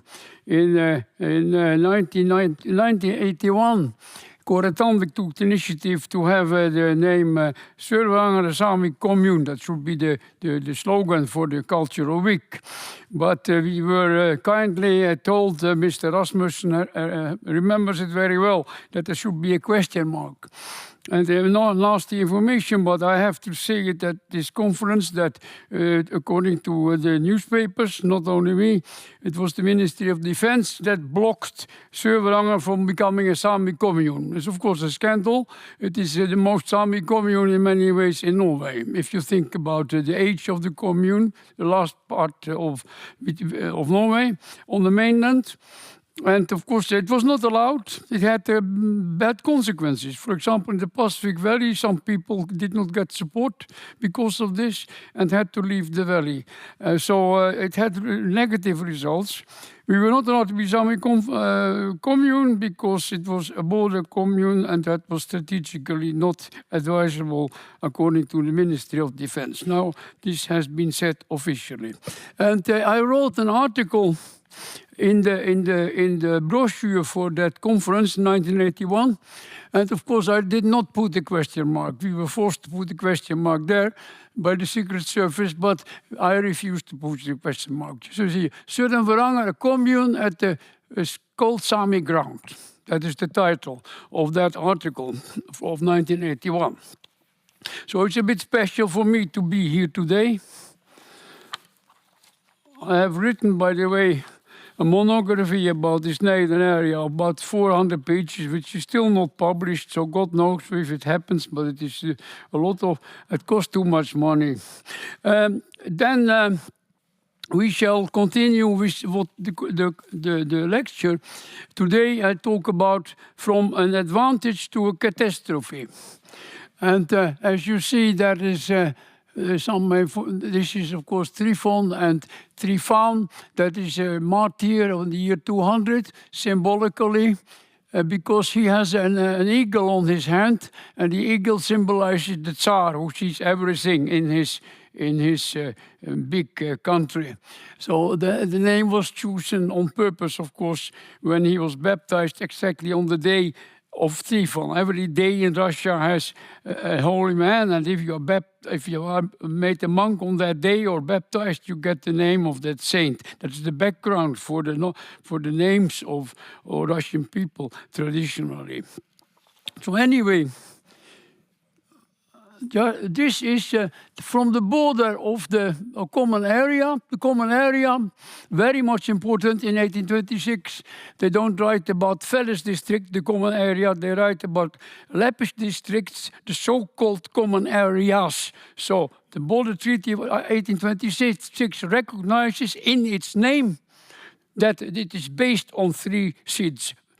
Very much overlooked by researchers. It's not just a treaty about the common area, which is Russian-Norwegian. It's a treaty about the division of 3 seats, and it's mentioned in the first sentence of the treaty. This is on the eastern side of the common areas, plural, and this is on the Fisherman's Peninsula. There is an offering place, and you see who is in the middle. This offering place is the border between Petjenga, Petsam, and Muetksied. It was usual. It's also between Nederland, Patsok, for example. I know the places, they have shown me the places before they died for 50 years ago. There are offering places marking the borders of the seats. It's the usual story. And I can show the 𝙎𝙪𝙡, those offering points easily. So people like Jogar and others have shown them to me. This is a color photography from before the war. And this is Petjenga, Petsam seat man, who was doing fishing. And this is a monk from the monastery, and this real photograph. And don't tell where I got them, it's my secret. And this is very interesting. These seeds, they were just small groups following a valley, the migration route of wild reindeer that is supposed to be the basis of these seeds, in addition to fishing and hunting, of course, and some tame reindeer for transport, and decoys when you were catching wild animals in different traps. This is from a picture which I took in the northernmost Mongolia. That is the Chachin, and they're doing exactly the same like before. For example, Njådam seed. And the tents are all standing in a row like in Njådam and Patsvik seed before, but due to Russian influence, of course, all these Skolt Saami seed have timber huts, but before there were only tents. And we see it very easily. If you look here, this is from excavation by Björn Olsen at Tjerrisnes in Upper Pasvik. You see the tents are again standing on the row. And something very interesting. When you look at the fishing places, for example, Patsok, you see it on the seashore, then they are about 5 meters. Also circles. They are 5 times 3.14, right? The circles, so they are about 15, 16 square meters. And all these timber huts, usually of the Skolt Sámi seed, are also were still 16 square meters, 4 times 4. But this excavation in Upper Pasvik, there was also still tents. It's from medieval time. So, but there are very many similarities between these seeds, because the basis is very much the same, and the animals are very much the same. And if I read, for example, the description of Njådam seed in 1606, the small village of Njavdema is close to the Kovde Sea. The Kovde Sea we have identified, that is the Luulajärvi. And they are living the tax-paying Lapps, and those who do not do any type of agriculture, they live in skin tents. And then he sums up these skin tents. And then he describes very accurately the Koltakenta. And there's no time to read everything, but the Koltakenta, the Skolteplassen, the right name is Keunjes, is very well described in 1606, based on a document of 1579. And also the chapel is mentioned. There is no doubt there was a chapel around the time of Boris Klepp Chapel in Leiden, only some years difference. And altogether there have been oral tradition and also ground rather research altogether have been 3 chapels. But we continue about that. We talk about that later. Now, this is already shown. This is the Petchenga Monastery. Okay, let me talk a little bit. If we want to understand everything with what happened, we must go back very much in time. And just a second. Just a second.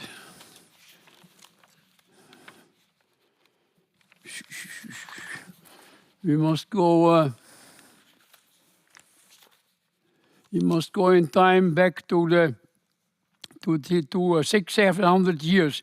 Also, the states do not want to provoke each other, and the states have used about 600-700 years to make borders up here. And of course, that affected these Skolt Saami seats, which of course were quite independent before that. But we must remember that they always have had very much trade contacts with the outside world. The Skolt seats typically were exposed to 3 different trade systems: the Swedish system, the Danish Norwegian system, and the Russian system. And that influenced them very much. In fact, the influence started before.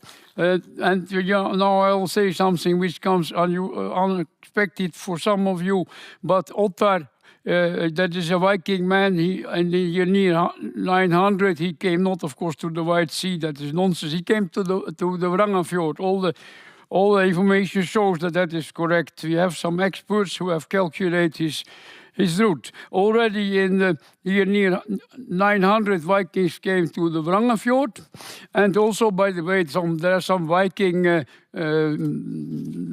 silver jewels which are kept in the F Museum now. They are, of course, from the place where there was an offering place under the old chapel, because both the chapel in Eden and the chapel in Borislav were built on shamanist offering places. The one in Borislav is excavated because it burnt in October 1944. The one in Eden was, of course, not excavated, but these people which grew up dead bodies in 1915, they disturbed the place. That is why the silver is in the museum now. Always something good is something bad. But there are a lot of oral tradition back to shamanist time, which you could still hear for 50, 60 years ago. And I told already that first time I was in Seveti in 67, and Kaisa Gavrilov in Mustola, same year, with Crote and with Nikol, another good friend. So I have still heard all these stories myself. But in 1517 was in fact the first time a Tsar formulated rules defending the seat against tax collectors, and also told what they were allowed to hunt and were allowed to do or not to do in order to protect the local Skolt Saami seat. And this document shows also increased trade contacts, of course. This Trifon, which I saw at this monastery, also Solovetsky Monastery in the middle of the White Sea, which had a central role in the north for the Christianity, they were trade centers. And the Trifon was, of course, Mitrovan. He was a man who had killed people, and he felt very sorry and went to the forest, and the rest you have heard enough about, I think. It's quite usual. Olaf the Holy in Norway is also such a rascal. He is also a hero for someone or another ununderstandable reason, but it was like that in the Middle Ages. They used very sinful people who just turned to God and repented their sins as an example for everybody else, that whatever bad you have done, when you come to God, you will be forgiven. This was the medieval idea. And the Trifon was a criminal, and the Olaf was a criminal, and all of them, they were made holy to be examples for the living. It's difficult to understand for us, but you must try to climb back in another age to understand that. So this is the monastery, and I showed this small picture of this is not here. So, this picture of Peter the Great with a boat in Amsterdam here. Also, we call it the first revolution. First industrial revolution took place in the end of the 16th century when the production of boats was standardized and very many boats were produced. For example, in Amsterdam, there were more than 10,000 Norwegian carpenters and a lot of troubles with girls, by the way. And so all these boats, they were bought and sold till to countries around in Europe, and some countries specialized in building them. And that started the colonial age, in fact, made it possible. This colonial age needed, of course, food. So dried fish and tundra berries became very much valuable and good products to sell for the Skolt Saami also. And these boats, they went to Archangel, they tried to find the Northeast Passage. On the way to Archangel, they stopped in the different rivers, put different groups of workers in the rivers, Nijden River, Pacific River. It's all. I have read the documents from the 16th century in Amsterdam myself. It's very easy to see. They put these groups there with baskets and salt, and then they went to Archangel, and then 1.5 months later, when they had been loaded, they picked them up again and took the salmon back to Western Europe. And this was then the main cash crop for the Skolt Saami seeds, together with dried cod, of course. But this is the first industrial revolution. It's not the French Revolution, that is the second. So that's not my invention. I have learned it from other people again. This is an old map from 1601, van Salingen.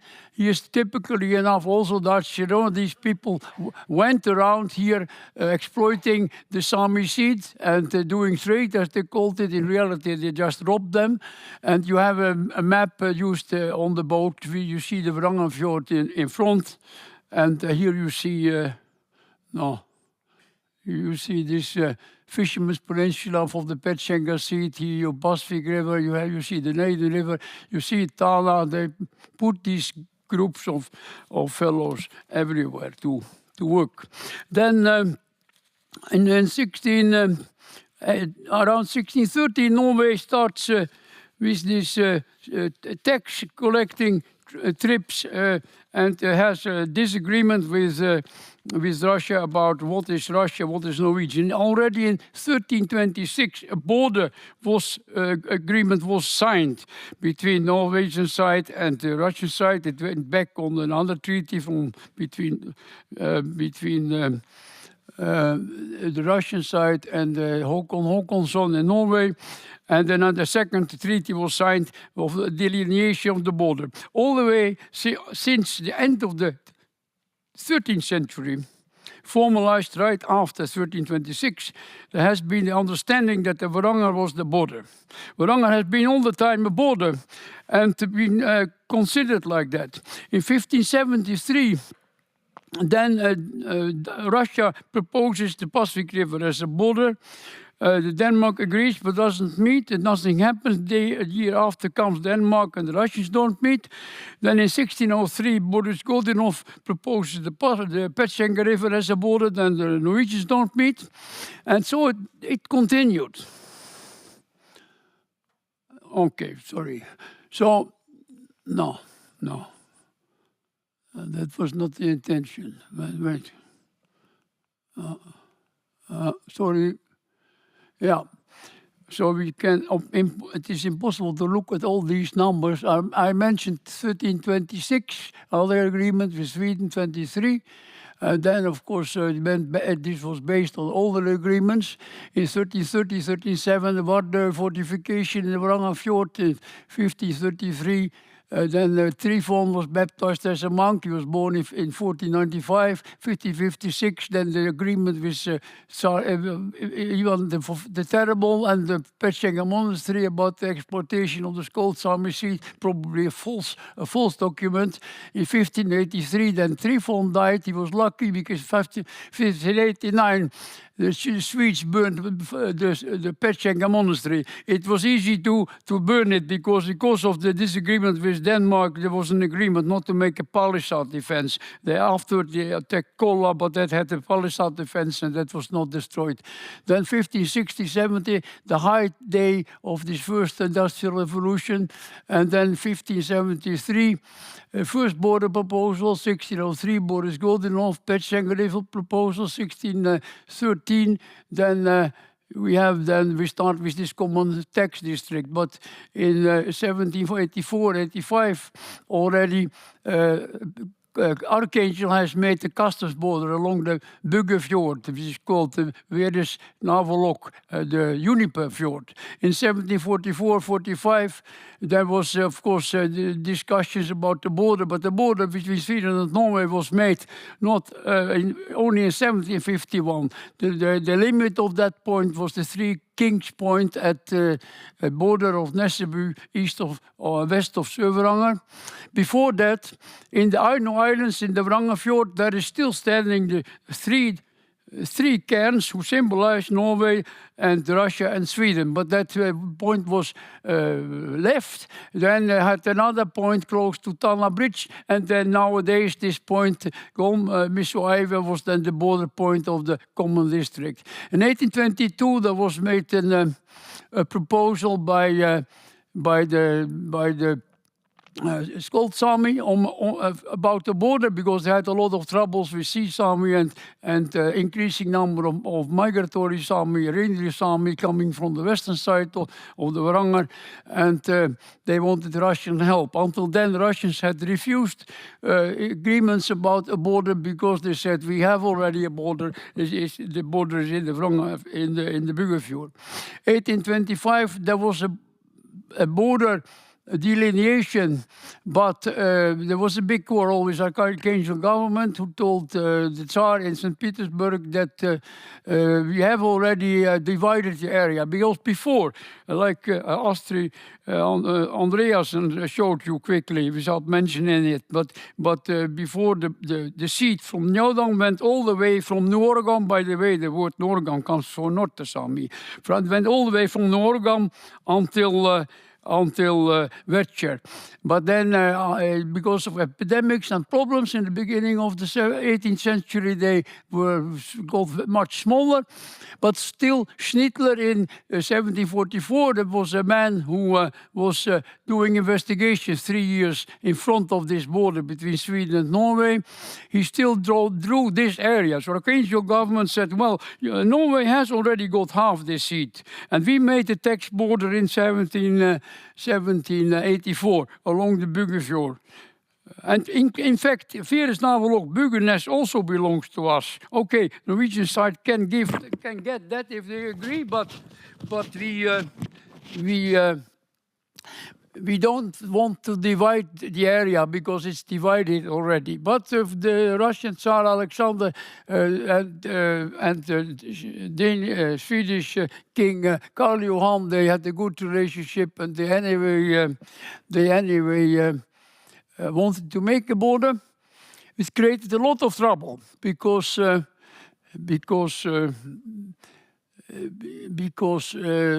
making this border following the seed borders like Naden, that would mean that Norway would get 2/3 of the area which was left, and Russia 1/3.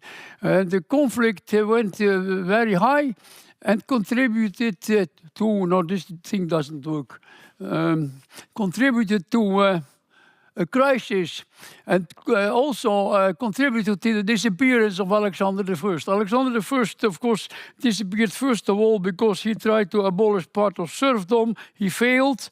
Nobility was against him. He was got a choice to disappear or to get killed. Well, he had been complicit to the killing of his father on behalf of his grandmother, Ekaterina II, and he found, like Trifon, that maybe I need to do penance to come to heaven and not to come to hell. So he went to Taganrog. He was 12 years in outpost. Then he came back and went to Tomsk. And in Tomsk, it is well known in Russia, in Tomsk he lived he lived quite long. He became as old as Trivon, 87 years. This is an icon from Tomsk. And there a little piece in this icon that is a piece of the desk cloth of Alexander. So that was very dramatical. They agreed in principle on a border following the Naden Sea and dividing the Pacific in two, and they only touched the Petcham in the Grense Jakobself. But he disappeared. Archangel government refused still. And then the whole matter came in the hands of this man, Nikolai. He was very conservative. Alexander had put his testament 3 places to be sure that he would be listened to. His next in charge, Constantine, had made under king of Poland, so he wouldn't be taken as his successor. And then the number 2, Nikolai, conservative, acceptable for the nobility, was made a Tsar. He was very thankful to Alexander. He never, in principle, undid his decisions. Alexander approved, in fact, the document, border document of 1825, but he signed it on the very last day he was in office. I have reconstructed that. And because he didn't want more trouble. Remember, Archangel government was half of European Russia almost. It was a very, very strong area. And to have an Archangel government against you, that would finish you as a Tsar. And Nikolai, in 1826, he then continued the work, but then they decided, to make a long story short, Inari was a Swedish-Russian common tax district. Also after 1751, but before 1751 it was in fact Swedish-Russian Norwegian district. But after 1751, when the border was made onto Golmesøyve, it was Swedish-Russian district. There was a line, there was a disagreement. The line goes from Golmesøyve to this Raja Gore, what is it called, and then to 𝙎𝙎, then to 𝙎𝙎 over the 3 border point now in the southern Pacific. That was the line which was accepted by Sweden on Swedish maps from 1804. And that was, of course, different from following sheet borders. But Nikolai decided then to follow the common tax area border using Swedish maps from 1804 and until 1810. In fact, 1810, Finland was still Swedish. So they used the Swedish maps on purpose. And that is in a short story what happened. As a result, Norway, the area which was not divided from the Bugafjord to Russia, that was then, if it would have been divided like Alexander proposed, then Norway would have got 2/3 and Russia 1/3. But now tables were turned that Russia got 2/3 and Norway 1/3. But, said Arkhangelsk Oblast, remember that you have got the whole area to the west of the Bugafjord. So in reality, Norway and Russia got exactly the same. So that was the real story of the dividing of the common districts, 3 districts in 1826. And but there were different paragraphs. One paragraph was about the freedom of religion for the Skolt Saami, which was very much important because that way it guaranteed cultural contact between them, mediated through the priest. Or from 1874, there was even a small song priesthood which united Boris Klepp and Naden with a priest and of course intelligence man Skoldin, who was then paid by the Russian state, who lived in Boris Klepp and who came then to Naden. And there was the next paragraph is about ability to use each other's areas in the test period for 6 years, prolonged with 2 years. In 1834, they made a new meeting, the 31-34, and the result of that meeting, Astri Andresen has mentioned that the only result really was that the Skolts from Patjoki, they got fishing places on the Norwegian side, but they did not get their main fishing places further out in the fjord, in Pasvik and 𝙎𝙬𝙢𝙬. They only got some fishing places in the inner place of two fjords.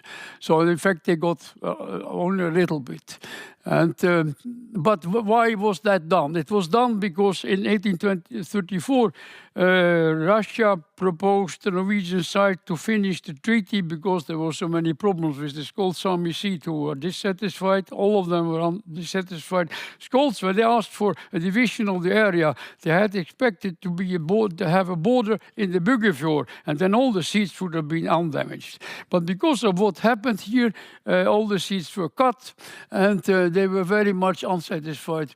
In order to save the treaty, Russian side made three proposals. The first proposal was, of course, to give up everything. The second proposal was not to have any other immigrants in the area, so the Skolts would be for themselves. But remember, there were not only Skolts, there were also in these seat areas Sea Sami and migratory Sami. In fact, in 1826, there were more migratory Sami and Sea Sami in this area, which was divided, than there were Skolts. About 35 families and only 22 Skolt families. So let's be honest in our presentation.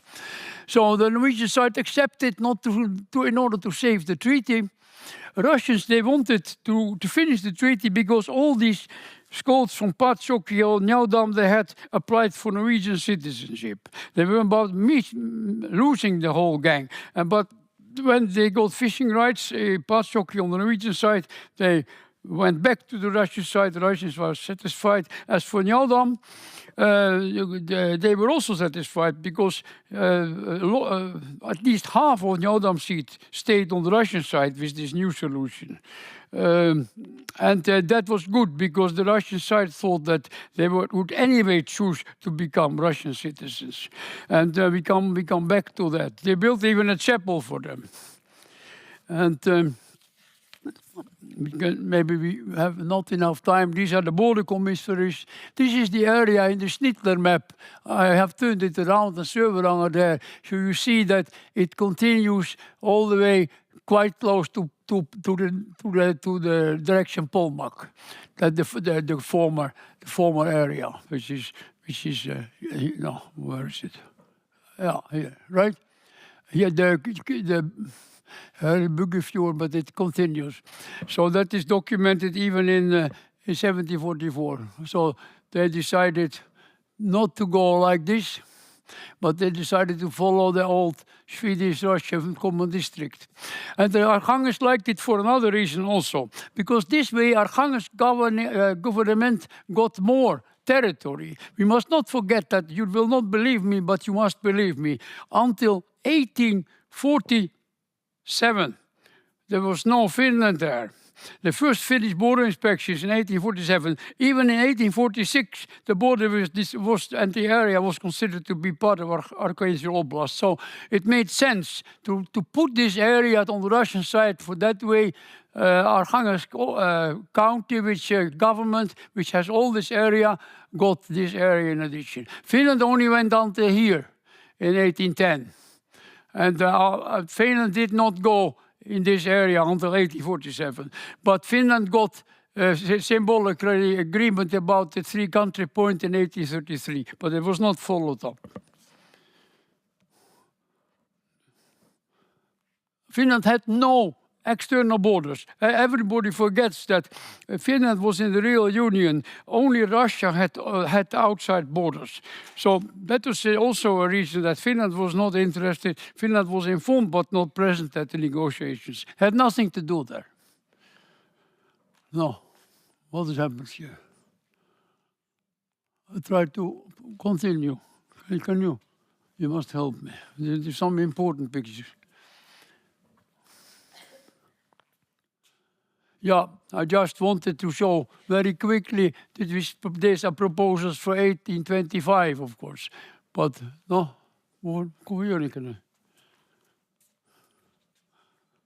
yeah, so you see, but they are not followed up. Okay. Yeah, so just to repeat, that is the Russian area, and this area was then added to Russia. So make a balance because of that area until almost Vrangerbotten, which Russians considered to have been also part of the common district 100 years earlier. Yeah. Now this is of course the Sida, but remember that even when the Navy has got that wrong, remember that only Njavdam, Patsjoki or Petsam were in the common tax district. Suenia was of course outside. Nemi has managed to write a whole big public report for the government saying that Suenia was part of the common district. God help him. Yeah? Okay, this now when we go to the Naden, we have no time for that, but the Njavdam seat was, of course, touched by these borders, 1825-26, 1848, what Astrid mentioned, they were not taken away their salmon fishing rights from them. 1881 is very much interesting. Then there is a lady from Njavdam seat which married a man from Patsjoki seat, and the Norras in Njavdam gives permission for a salmon fishing place in the Norwegian territory of the seat. But then the authorities from Vadsø come and they burn that fishing hut. So they overruled the Norras in 1881. In 1870, there was still a winter village. I know where the winter village is. Ristijärvi, you get some at the end now, a few pictures of it. And it was evacuated then. Then they used some autumn areas, a little bit longer in Räkkijärvi, Pakanajoki, and all these places that people have shown them to me already for over 50 years ago. And then there was a chapel put up in 1830, of course by Galjamin, who expected them to settle on the Russian side, expected the Norwegian side to let them fish anyway in Norway. And this chapel was the chapel which is in Naden today, was dendrochronologically dated by the Karjelon Toekomstleuters EU and so. And I was myself present at the investigation. It was ordered by Tromsø Museum, but when they found out that all the timber is cut between 1826 and 1829, then the worm of the Tromsø Museum, they made it a secret document. It didn't fit them. You know, they have been talking nonsense about the chapel in Naden being 400 years. Well, the first one, yes, but it has disappeared for ages ago. So this chapel in Naden is the chapel from Ristijärvi. I have enough information about that. I know the place. And this chapel was moved to Naden in 1876, 1877. And if you don't believe me, then look in your computer at the name Ervasti. And you look at page 196. You will read that he thinks it was a Halpa Jumalan Huone. He visited it. It was in Naden, standing then. It was a Maria chapel, because the chapel in the winter village, close to Räkkijärvi, it was a Maria chapel. Maria was very important for the Skolts. Very many ladies are called Maria. There's also Maria Eiken in the Trivon Cave in the Bukfjord. And Maria was together with Johan the baptizer, was the person who could bring your prayers to God. God was, yes, Jesus there in the Orthodox religion. Like in Naden, there is standing the baptizer Johannes on the one side and Maria on the other side and Jesus in the middle. That is the deesis. So Maria was the main one for the Skolt on Njavdam, of course not St. Georg. But it doesn't mean that the first and the second chapel can have been dedicated to him. Yeah. So this is just to show you back to 2000 years ago. Björn Olsen has documented, Solberg has documented from Tjelmøy. There are such marks on the wild reindeer catching equipment found during excavations, and they still use the same marks. They used them still in 1896. They wrote protesting letters against Norwegians putting nets close to their fishing places, and then they signed with their marks because they couldn't read and write still even in 1900. But these unique marks are 2,000 years old. Yeah, next picture. Yeah, there's a translation. Okay, I'm not ready. Yeah, we just continue. Yeah, this is the village of Ristijärvi. the winter village. And here are Keosmaa, Finnish archaeologist, helped to excavate it after I found it in 1971. And then the same Oino Warren got to hear about it. 1975, he made this excavation, which he, of course, kept secret, but now you know it. And then for 1 year ago, we found with cooperation with Mina Sanila and Eija from the Sida Museum, we found hooks here. These hooks are very interesting. I have no time to explain it, but these are hooks for herring fishing. So in the spring, they went from the winter village all along the Buggenfjord to the mountains to hunt the wild reindeer, and they catched halibut just on the other side of the Leidenfjord, out close to Kim Island. There is a very good halibut place. And this is from the halibut line.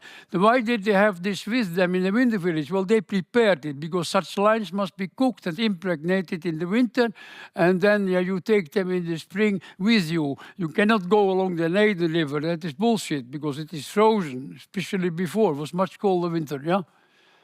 Now, this is the place where the chapel was standing, and here I'm also happen to be standing, yeah? And this is the chapel from Ristijärvi, from the winter village, which was moved by Skoldin a few years after the winter village was given up. And this is the Maria icon from the chapel in the winter village, which is still in this chapel. And this iconostas was taken in the end of the 1880s by the igumen of the Solovetsky monastery, who started with Christianization here and also had the job to build the new monastery 1888 for that reason, and the igumen of the new Petchenga monastery. They came with this iconostas in the end of the 1880s. So that now you know the real story. But I repeat, there were 3 chapels, and the first 2 can very well have been dedicated to St. Georg. We know exactly where. The oral information tells where they stood, and the radar investigation by the archaeologists has confirmed it. The first chapel was on the offering place just behind this one. There was also the Viking silver found, of course. The second chapel was a bit lower than this chapel. It was standing not on the top, because they didn't want to put the second chapel on the place, holy place of the shaman offering place of the first chapel. But the second chapel was damaged by rotting because of flooding, and it was taken down in the 1890s. And this chapel has taken over the function of the second chapel. Yeah. So that is finally maybe the main Skolt Saami monument in Finland. Rekijärvi, the last thing I will say now, sorry for going too far. After the winter village was left, then the family here, Ivan Onderwich, they moved to Rekijärvi, that is the place. And when they had to leave the Finnish side after the 1880s, when the foresters didn't allow them to live there anymore, then the forester Karpinen, he bought this hut, which had been standing there. And he used it as a sauna. Therefore, the place is called Saunalampu. You find it on the map. And he moved it then later to his forestry house at Rekijärvi. Then in 1906 it got rotten, and he reconstructed it and put it up again. And so this is the only Skolt Saami hut of all date standing today in Finland. Thank you very much.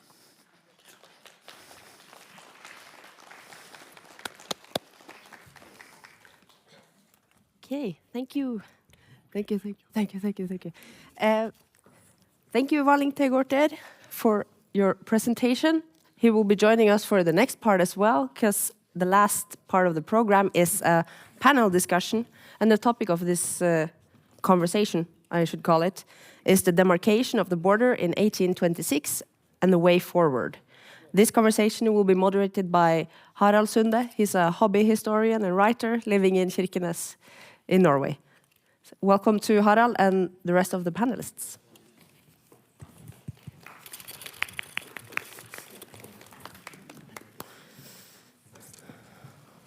Is this on?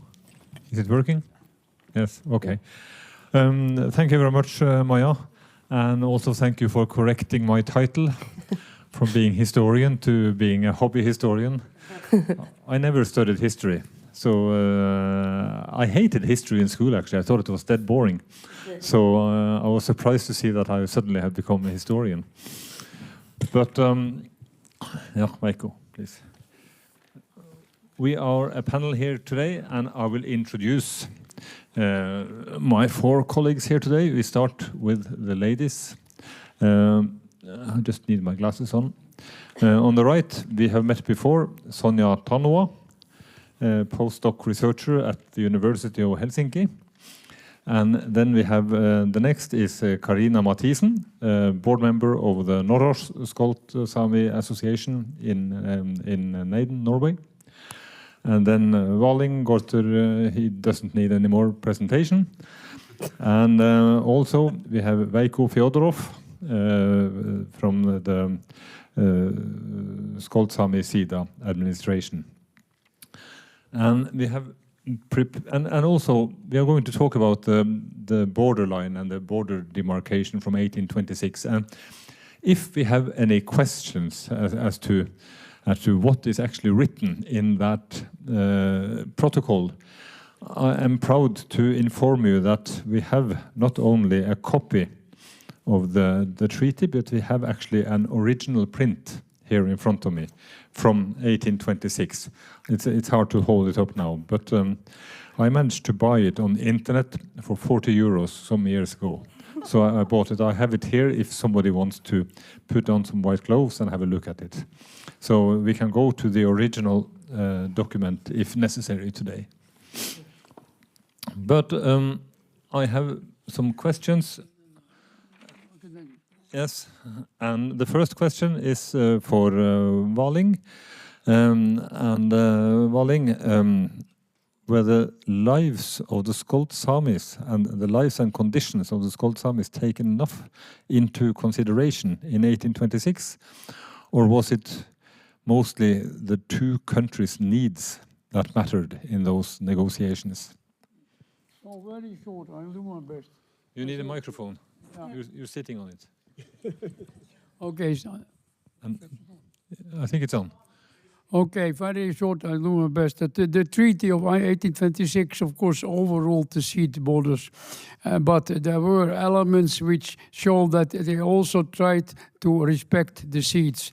Example was mentioned, 1834, the Pachok got the rights over the border, and that creates a lot of trouble afterwards with the states.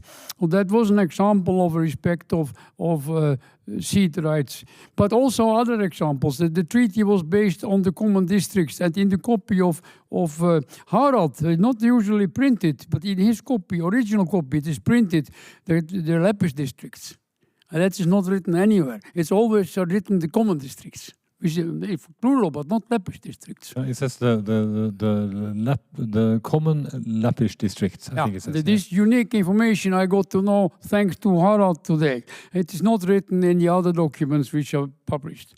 And so that is an example of respecting borders, seed borders. And also there are a lot of other details. I told about this chapel, religious rights. It looks just not just religious rights, but it has extreme. It was very much important for them. They were very religious. They were all believers, and then they went back to the state church in the beginning of the 19th century, but still very much important. It contributed to keep the links and the contacts.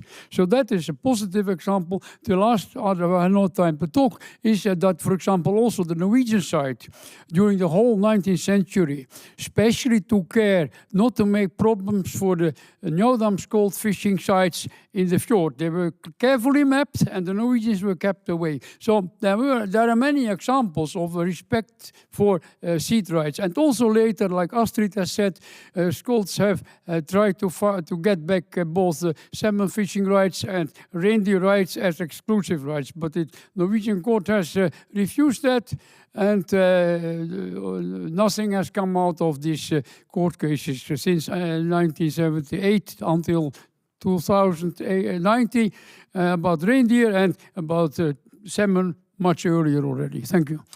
So you say that the Skolt Saami rights were actually taken into consideration back in 1826? Definitely. Yes. Does anyone have any comments on that? I'm sure that it was not the Skolts that actually wanted the border, it was the countries that wanted the border. But anyone else want to comment, Sonja? No? Okay. Walling, you want to say some more? Well, also the nation states, and there was talk today about colonialism, and I was happy that another lady mentioned the Finnish colonialism, because until the 1970s you had no possibility even to talk Skolt Saami in 𝙤𝙤𝙧𝙤𝙬. I have experienced all this myself. Vis-Jagsverlof.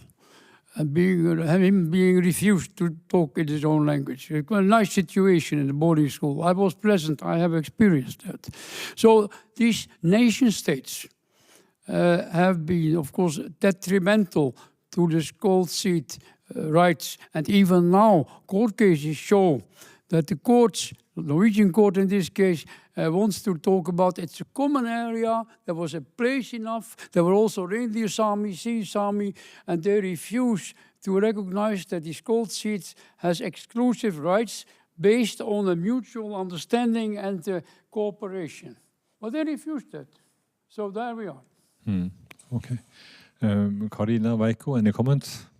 Back in 1826? You can't remember? Too long ago? Okay, but we are happy then. If we start this discussion today with 1826, we can say that for the Skolts, the start wasn't too bad, but then things happened. But Karina, when the border was drawn, in what way did it influence the Neiden Skolt Saami, the Pasvik Skolt Saami, the Pechenga, or the Samis from the other Sidas? What was the effect, the consequences of this border drawing?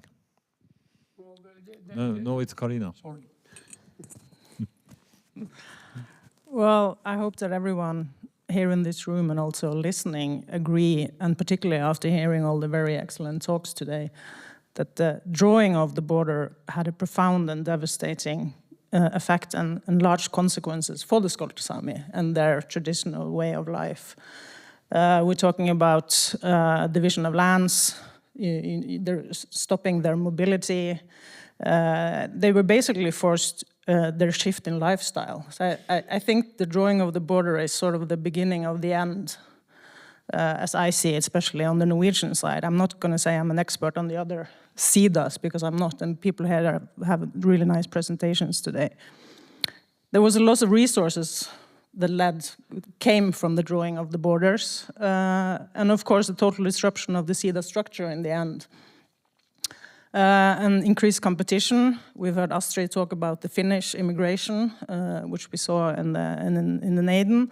And of course, you have now people living in between borders. And what is your legal rights? What is your citizenship? And I think you had a very nice quote earlier today when you say you are now living today, your everyday life is a result of the colonialism. Because my great-grandmother was a Skolt Saami in Neiden, but I don't speak the language. I am a result of two very silent generations, so I know very little about the history and also the culture and their way of life. And this is why we have now started the �̠𝙪𝙡𝙠𝙗, because we as descendants, we wish to know more. So what I can say is that the way I'm living my life today, I think it had a devastating effect on the Skolt Saami way of life. And did it have a chance to survive? Maybe not. And we also know that in the Neiden Sida, there were 6 heads of family who chose to stay on the Norwegian side. And some of them were fathers and sons, so it's basically 2 families. So all descendants on the Norwegian side could stem from those 2 families, basically. So there were very few, and I think didn't stand a chance when you have the Norwegianization supported by the Norwegian state on top of that. So then, of course, from being a vital group at the start of the 1800s, when you come to 1900s and forwards, it's gone. the culture is gone. Right. So, and your experience is mostly from the Neiden-sida, the Njadam-sida, right? Does anyone want to say, Veikko, your family came from Suenjel-sida? The drawing back in 1826. Would you like to comment? What effect did that have on your family? Have you been told by your family about that? Thank you. I'm not sure what kind of effects. My grandmother's family is from this Patsjok-sida area, but to Suenjel-sida, I think there were quite not that much effects, but in generally every time national borders when they are coming to Sami living areas and splitting villages and family areas, there are many effects. You become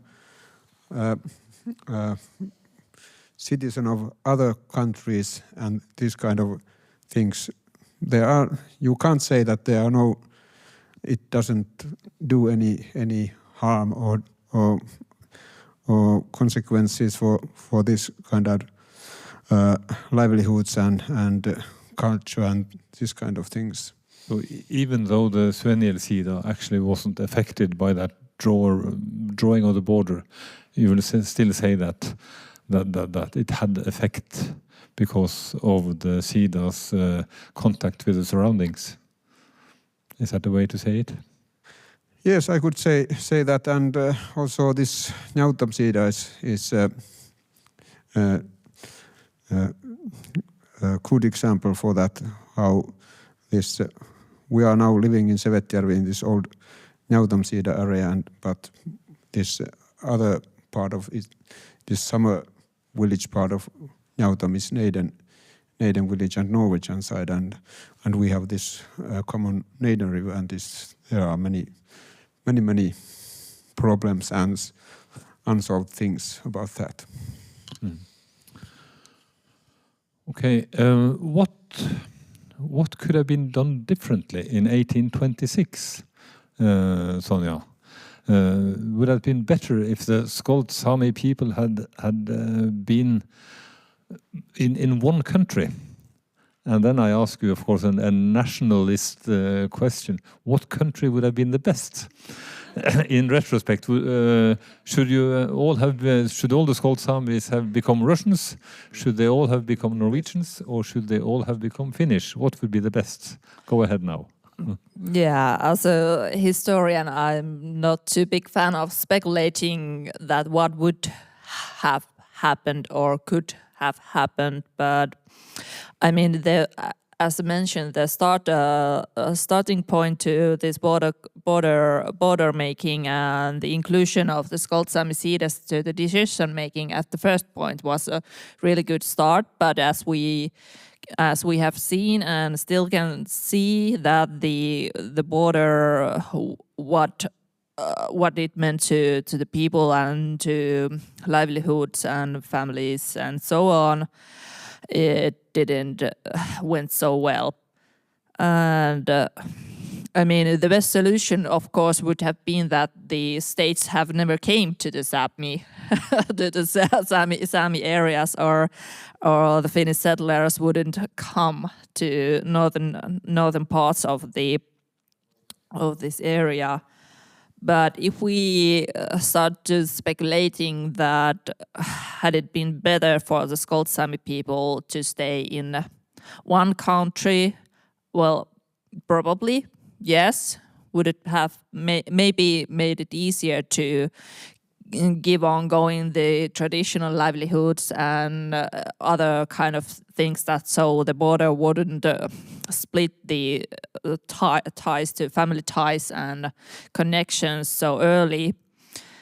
But if the history would have gone the same way as it has gone, so the Russian revolutions and that kind of things would have happened, I would say that it would be maybe the best solution for all the Skolt Saamis that they have been part of Finland. Because if we think that all the 𝙤𝙬 would have been handed to Norway and they started Norwegianization politics, the language situation would be much more worse than it's at the moment if they have succeeded to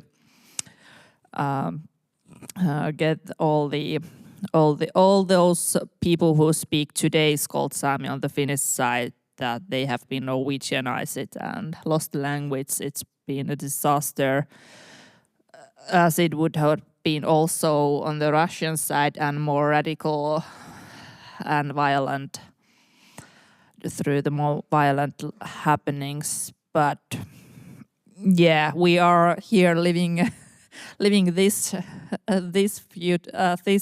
day with this history we have. So I don't know if it makes any point to speculate more that what would or could have happened. No, at least you're saying that if all this fellesdistrict, the common districts, had been within one country, it would have been better for the Skolt Saami culture. And I think many of us would agree on that. And then there might be some different opinions whether it would be best to live in Russia or Finland or Norway, but we won't discuss that today. But Karina, would it have been better for your family, if the Neiden Sida had the other Skolt Saami Sidas in the same country? Well, if you look at the way of life for the Skolt Saami, I think the culture is really strong now in Finland. And strongest for sure. So we are very happy from the Norwegian side that we have this collaboration and we can meet sort of our brothers and sisters on the Finnish side, because we, like we said, the language is dead. I just have this sort of feeling we would have to agree on the fishing places and where you're going to hunt to find the salmon, because what we also heard in all the talks today is that even when you draw the borders and you tell them this is now where you're supposed to be, the Skolt Saami continued to use their old fishing places, and I mean, so there's also a connection to geographical areas. You feel sort of, this is where I'm supposed to be. So we would have to agree then on where we're going to hunt for the salmon. So, yeah. Oh, Valing, I was going to ask you. The good luck was that Russia was very long time based on these small groups. It was a pogost system, indirect rule. So Russia allowed them to cross the borders after 1826. And for example, Norway and maybe also Finland, they just had to follow up, because it was very important for the colonists to have their reindeer in pastures on the other side of the border, because after 1826, in 1852, the border was closed for reindeer breeding, and there were very many migrating reindeer from the west in Norway who came to southern Varanger and overburdened the Lycan area. So in order to safeguard colonization with agriculturalists, it was very important to be able to go on the Finnish side and the Russian side with the reindeer and the other way around. For example, Pasvik lost the summer grazing area, but they anyway used it, and in return the Norwegians used the Russian side in the winter. And in Neiden, not exactly the same story. So that was the good luck that Russia allowed it, and I said that Russia had the border, not Finland. Finland had no border until 1920. No outside border. Then they cut away all these monograms and wrote the word Suomi, like you saw today, very eagerly. But before that, Finland was nothing. But I know that you have a lot of experience from Russia. So do you think the Skolt Saamis would be better off if they had all become Russian citizens in 1826? Of course not today. I was thinking, but it was not done, but I was thinking today to have 1 minute silence, because at least to my knowledge, at least 20 Skolt Saami and Eastern Sami have been killed until now in Ukraine. And this is really something to commemorate with 1 minute silence. I think we will have that 1 minute when we go home after have that tonight and remember what you're saying. All honor to you that you gave your medal from the Ministry of Defense in Russia back. That's another discussion, but thank you. Yeah. Veikko, you could have become a Norwegian in 1826. Are you happy you're not a Norwegian? Think of the oil money. Of course, I'm happy I'm Skolt Saami and Skolt Saami in Finland. But if we would have had our own country, own area without nature borders, it would have been best for us. But I don't know if it's better to be Finn or Norwegian, but we don't want to be Russians, at least for today. But in Norway there are good Sami rights, but also in Finland is doing a little better, and hopefully this Truth and Reconciliation Commission reports and what Finnish state and authorities make maybe do some bettering from this. But I'm happy to be Finn. As a moderator, I probably shouldn't have too strong meanings myself about this, but I think when we saw the lecture about the languages and the development of the languages, I think this was very parallel what happened. You know, that for a while it was all right to leave the Skolt Saami's languages going, and then there was Norwegianization in Norway, there was Finnishization in Finland, and also in Russia, Soviet Union, it was harder. And then when you come now to the 1980s, 1990s, it seems as if there is it's a recovery, and which is also supported by national authorities on at least in Finland and in Norway. So it seems to me as if it's the countries were handling the Skolt Saami people in quite a similar way. Across the border, that it was maybe more international trends that the countries were following, and not a difference between the countries. I don't know if you want to comment on that, but otherwise I'll go to the next question. Karina. Well, I think you already gave a speech today in Skolt Saami, so and I don't think you could find a Norwegian Skolt Saami doing the same. And I'm afraid, like we also heard from the comments on the talk, that I think in Norway there's a lot of talk, but not a lot of action when it comes to the Skolt Saami language. So things are happening, and I think what we're doing today, this seminar and through the project, but there needs to be actions taken from the government if anything is about to happen when it comes to revitalization of the language, because this is difficult, and we will need probably help from the Skolt Saami in Finland. And Veikko, how do you see the future of the Skolt Saami in all the three countries? How can we promote Skolt Saami collaboration across the borders today? And do you see a possible cooperation with the Russian side in the foreseeable future?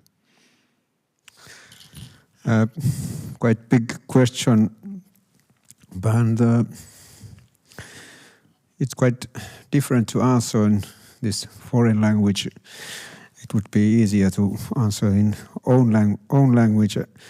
And when you think other ways, or you see only this surface of the still water, but you can't dive into deep and find this what's happening under this surface, if there is something rotting or burning or something, and what kind of possibilities there are coming up. So, but I try to find some future views, but in a big picture, it's a very endangered our way of life, way of cultural life. It becomes more and more difficult because there are many things that makes space so small. Nowadays is this geopolitical and this growing nature resource interests are making these big issues for our livelihoods. And for Skolt Sámi language, this how we can use language, like Karina said, in Norway, there are no native speakers, and this I think this language needs always this living, using environment where you can use your language, and this is everywhere. Also here in Finland and Skolt Sámi area is weakening, and in many places it's not anymore existing. That is very big problem for future. As we have heard many times in this seminar, we have heard that they have been talking about how last speaker of local dialect has died or they are lost. I don't think we should. I don't want to read or hear anymore that this happens in my lifetime or in my grandchildren's lifetime, and every one of us shall take care of this, that it won't happen anymore. There are these three dialects, or like Markus Juutinen told, these two dialects which are mostly used, that they stay alive forever. But the future, I don't think, maybe it's easiest to answer that in Russia it's very, I can't see any future in this nowadays Russia, because Mr. Putin says that these Sami people who are working with other Sami peoples in other Western countries, they could be foreign agents, and they will be at least sent to Siberia, and that's not the way how this future is coming. But I see that I'm pessimist that there is no future. But in Norway and Finland we have much positive things happening. Like I said, this Truth and Conciliation Commission has made these proposals, and hopefully Finland and also in Norway they are coming to that they take our things going on and getting better.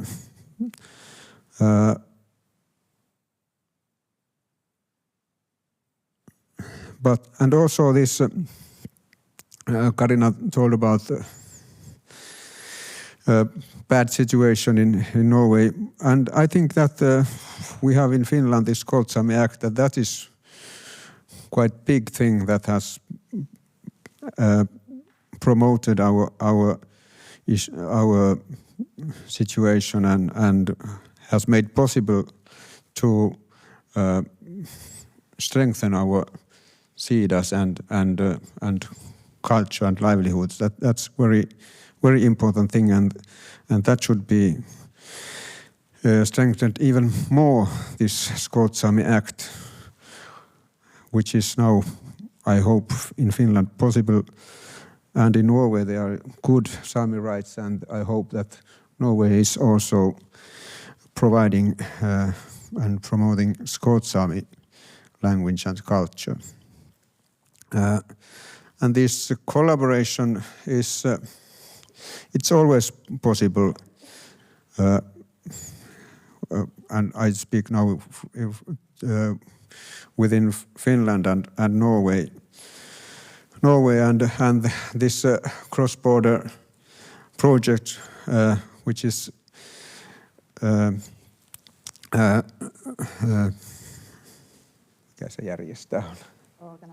which has organized this seminar, is one experience for that kind of collaboration, but we should also make works in this strait between people from Finnish side and Norwegian side in very low status that we can meet and we can arrange things, and hopefully these borders which are closing some things don't make any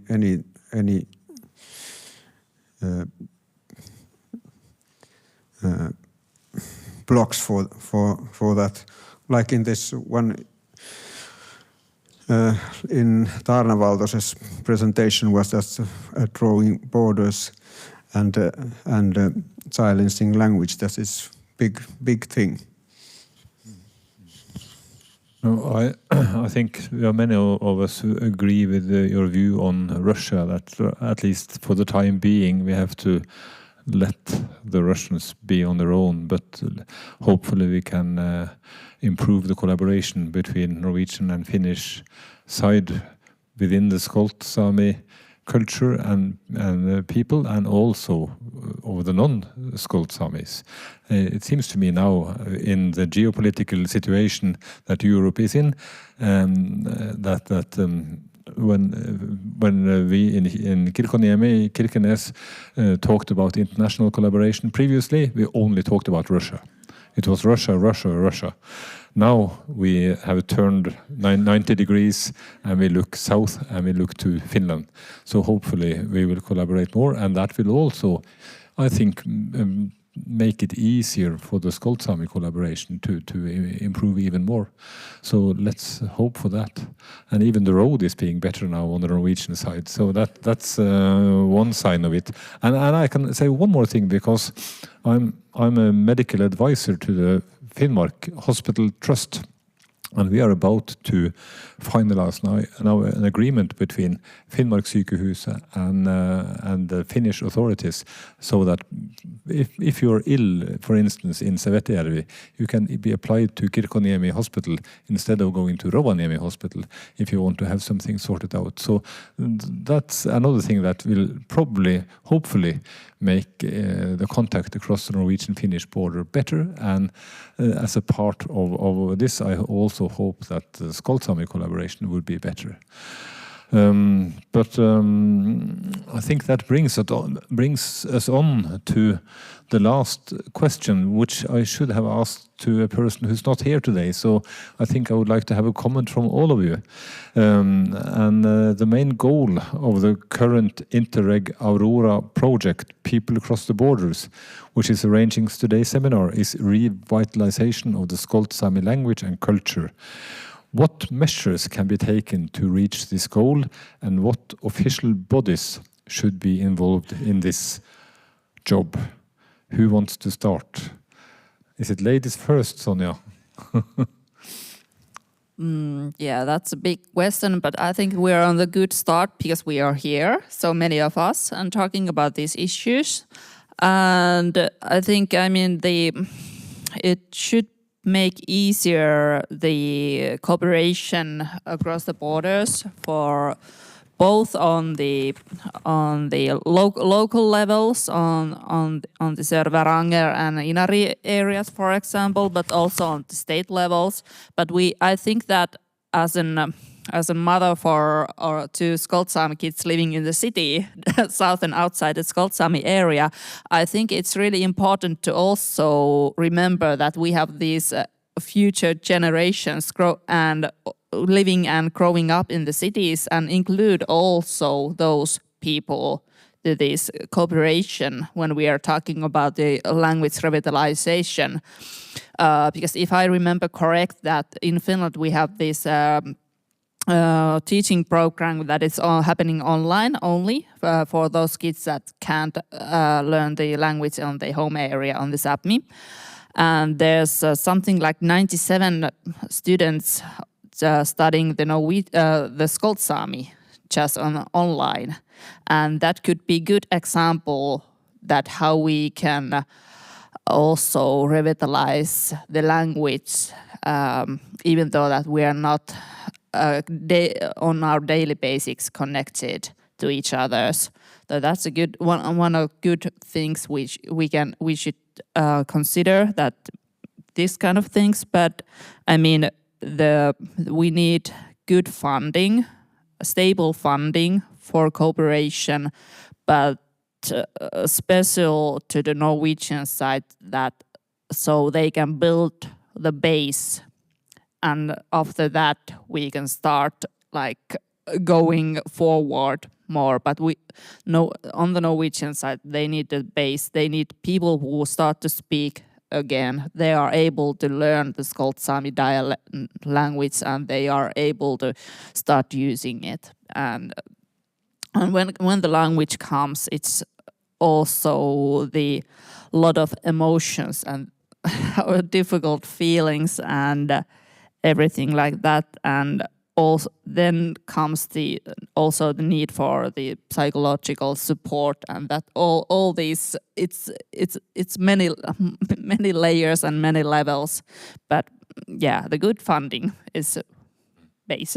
Right, and don't forget the city Saamis. That's what you're saying. Don't forget the remote living Skolt Saamis.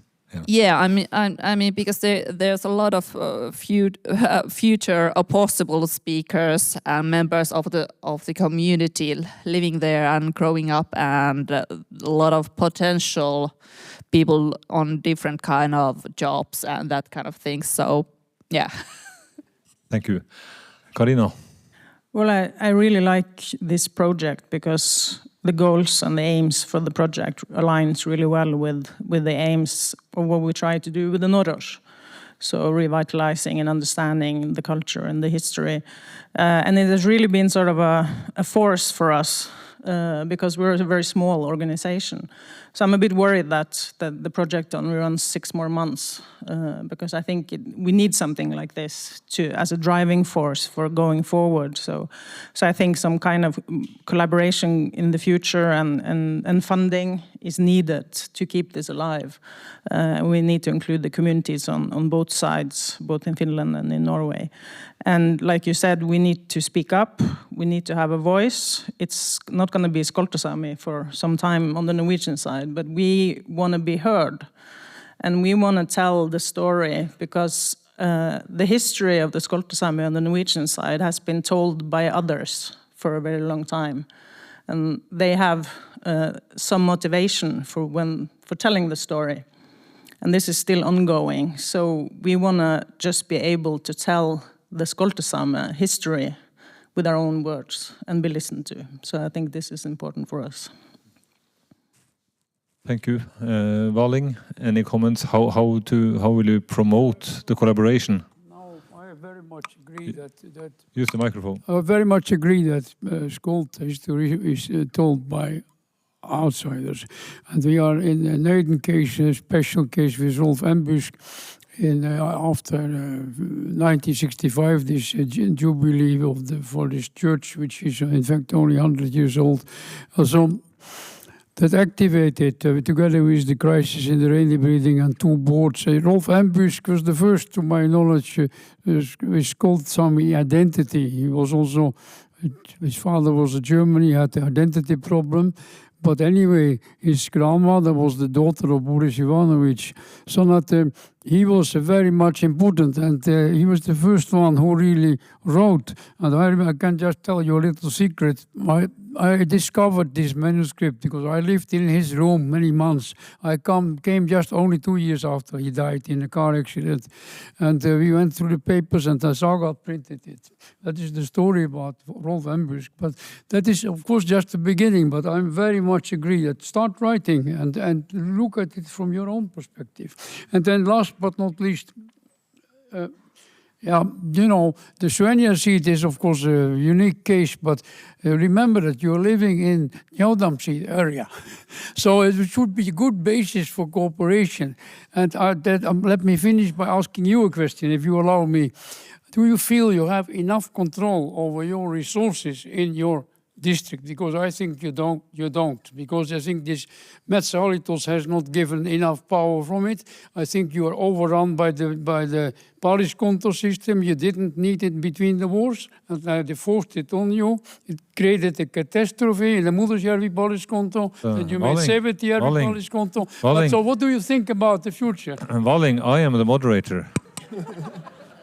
Okay, but so yes, but maybe you can answer Rolling when afterwards in the corridor. So sorry for interrupting, but we have 3 more minutes to go, Rolling. That's the reason, you know. So Veikko, in what way do you see the collaboration between the Norwegian and the Finnish Skolt Saami people? How can we promote the revival of culture and languages in both countries and across the border? Yes, maybe the most important thing is good cooperation and collaboration between Finnish Skolt Saami and Norwegian Skolt Saami, and hopefully there should not be border which makes across. But this that we have still living language and living culture in Finnish side, and so we have something to give, and at least in the language side. There are some resources. We don't have big resources. This is big problem in Finland altogether, that Skolt Saami language speakers and this there are no resources for teaching or nursing or any place that, but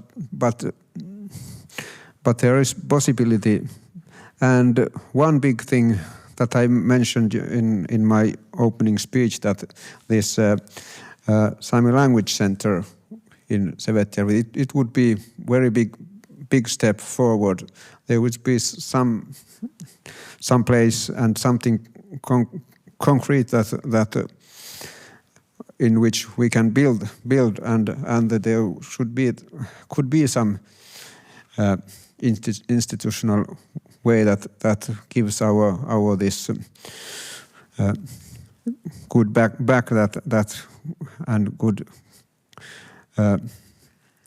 bottom for these big steps forward. That something. It's not only papers in these projects, but there is something which really means and sees and makes our hope.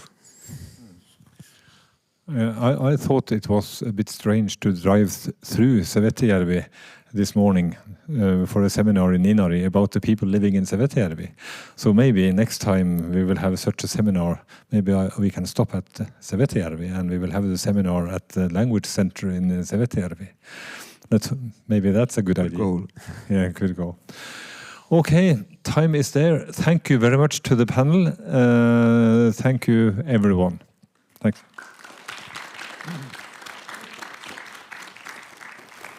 We do have time for a small Q&A. If maybe don't get up yet. Don't get up.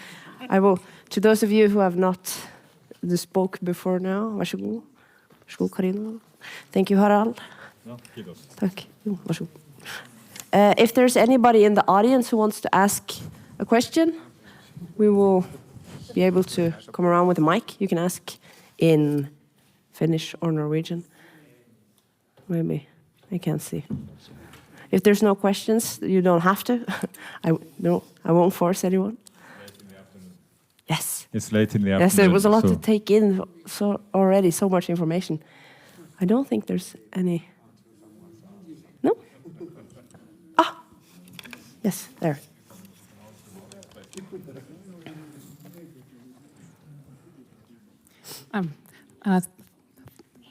Thank you very much for a wonderful panel discussion. I very much enjoyed it, and the whole seminar. It has been a great pleasure to learn from everyone and exchange. My question is about, well, kind of it's in the title, and we had some presentations on this topic, but I think this connection maybe hasn't been made as closely. I would like to ask about the presence and internal discussion of psychological support. In North American context, usually the word that is used is healing, and we had this discussion with a representative of SAGS. So I wonder if there is kind of this talk about healing within Skolt Sámi community, and what practices, because of course, I mean, we had kind of this psychological support as external, but is there anything related to healing kind that you as community exercise and practice together? Well, I kind of have some ideas, and I think I have seen something, but I think it would be also great to hear from you.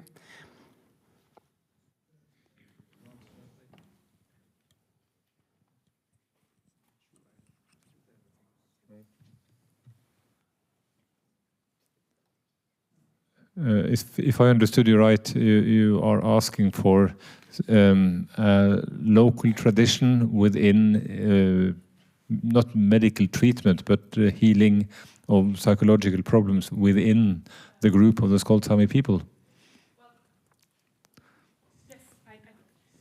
This is quite close, but I think, again, psychological problems is quite a, well, I think it's also kind of this outsider labeling of again, difficult emotions, just kind of dealing with difficult emotions, dealing with difficult history. So how have you, in your families, in your communities, have been dealing with this kind of? Asking if we're healing as a group based on what has happened to our ancestors and the history. This is a good question, because I think like I said in one of my answers, that I come from 2 silent generations, so we haven't discussed this in my family. We are discussing it now as descendants because we're very closely related, obviously, in the Norway organization. So I think the first point is that you have to be able to stand up and say, I'm a Skolt Sámi, and this should be okay in the society. We're now at that point, I think, in Norway. And then you also need acknowledgement for the history. And this was one of the first talks today, is that it's quite painful for the state and the society to, there was colonialism, there was things happening, and it's a bit painful to talk about. So when I talk to people, they say, well, do you have to talk about the painful past all the time? Or can we just think about going forward? But this is an important question, because I think, do you need to heal at some point to go forward? So this is a good question. We haven't discussed it, but I think it's something that maybe should be discussed, and we can also probably discuss it as a community or as a group, because I think we're at different points in terms of sort of acknowledging with this trust. Yeah. How many times have I heard it? Be positive, like you say, and thank you. Be positive, go forward, and let history be for a while.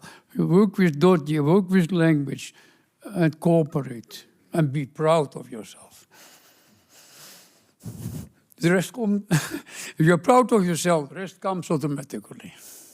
Sonja? So just believe in yourself, cooperate, and leave history behind you. Comment from you, Sonja? Yeah, I think that in many Sami communities, the healing journey is just about the beginning, because the history I mean there are so many different stories and so many different histories in these communities and families, and the history has been like it's been hidden so long time, and it's been people haven't talked about what have happened to their families. For example, after the war or people during the wartime. I've been thinking lately, for example, that what happened to the Skolt Saami on the Petsamo side, that first the men were at the war. Some of them spent all day from 20s till the 30s almost. They spent 5 years at the war. Then the families, women and children and elderly people were evacuated to the other side of the Finland, and some of them spent at the evacuation places couple of 2-3 years, and then they start to build new living and lives on the areas that they didn't know. They have left all the animals, houses, equipments, all the ancestors' graveyards to the other side, sacred places. And the men came back from the war, some of them injured mentally, some of them physically, many of them both. And they start to build new lives on new areas, and they just needed to survive and try to build their lives, and same time to be a fathers and to be a mothers for the kids that they needed to send to the boarding schools. And then we are now discussing that how these generations have learned to be mothers and fathers and grandfathers, and I think that we are not. Well, I'm a Finnish myself, so this doesn't run in my blood, these stories or these traumas, but this runs in my family, other family members, and my friends and other relatives. So, I think that we are just about starting to this healing journey, and history and learning history is a big part of that. And maybe these conferences can be a part of that healing process too. Thank you, everybody. Thank you.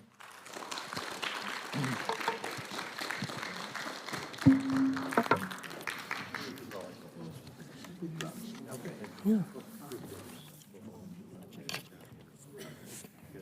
I'll just do the conclusion and then you can do that. And then,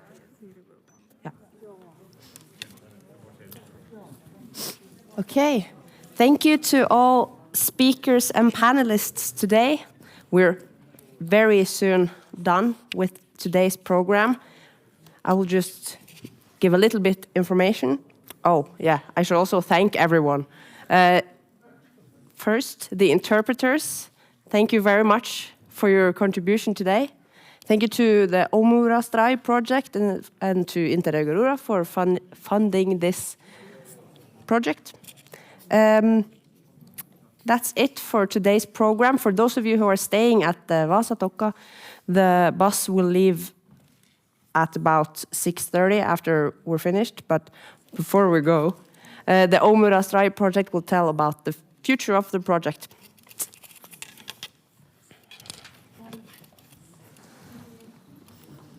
Yes, okay. Thank you, Maja. Could I have the slide for the future events? Thank you. Well, what a day! Before we thank you and let everyone go home, we would like to remind everyone of the future events of the project Oummu People Across the Borders that has organized the seminar. Next, we're organizing a winter camp for the Skolt Saami in Sevettijärvi, Inari at the end of March. Registration for the camp is open only until next Monday, So be quick and sign up. The registration form can be found on our website and socials. If you don't know how to use the registration form or have any trouble with signing up, please email or call us with a low threshold and we can work something out. All the rest of the events coming up are listed up here. Most of them can also be found in the flyers that we had on the tables in the intermissions. If you haven't gotten yours yet, come grab one from over there before you go.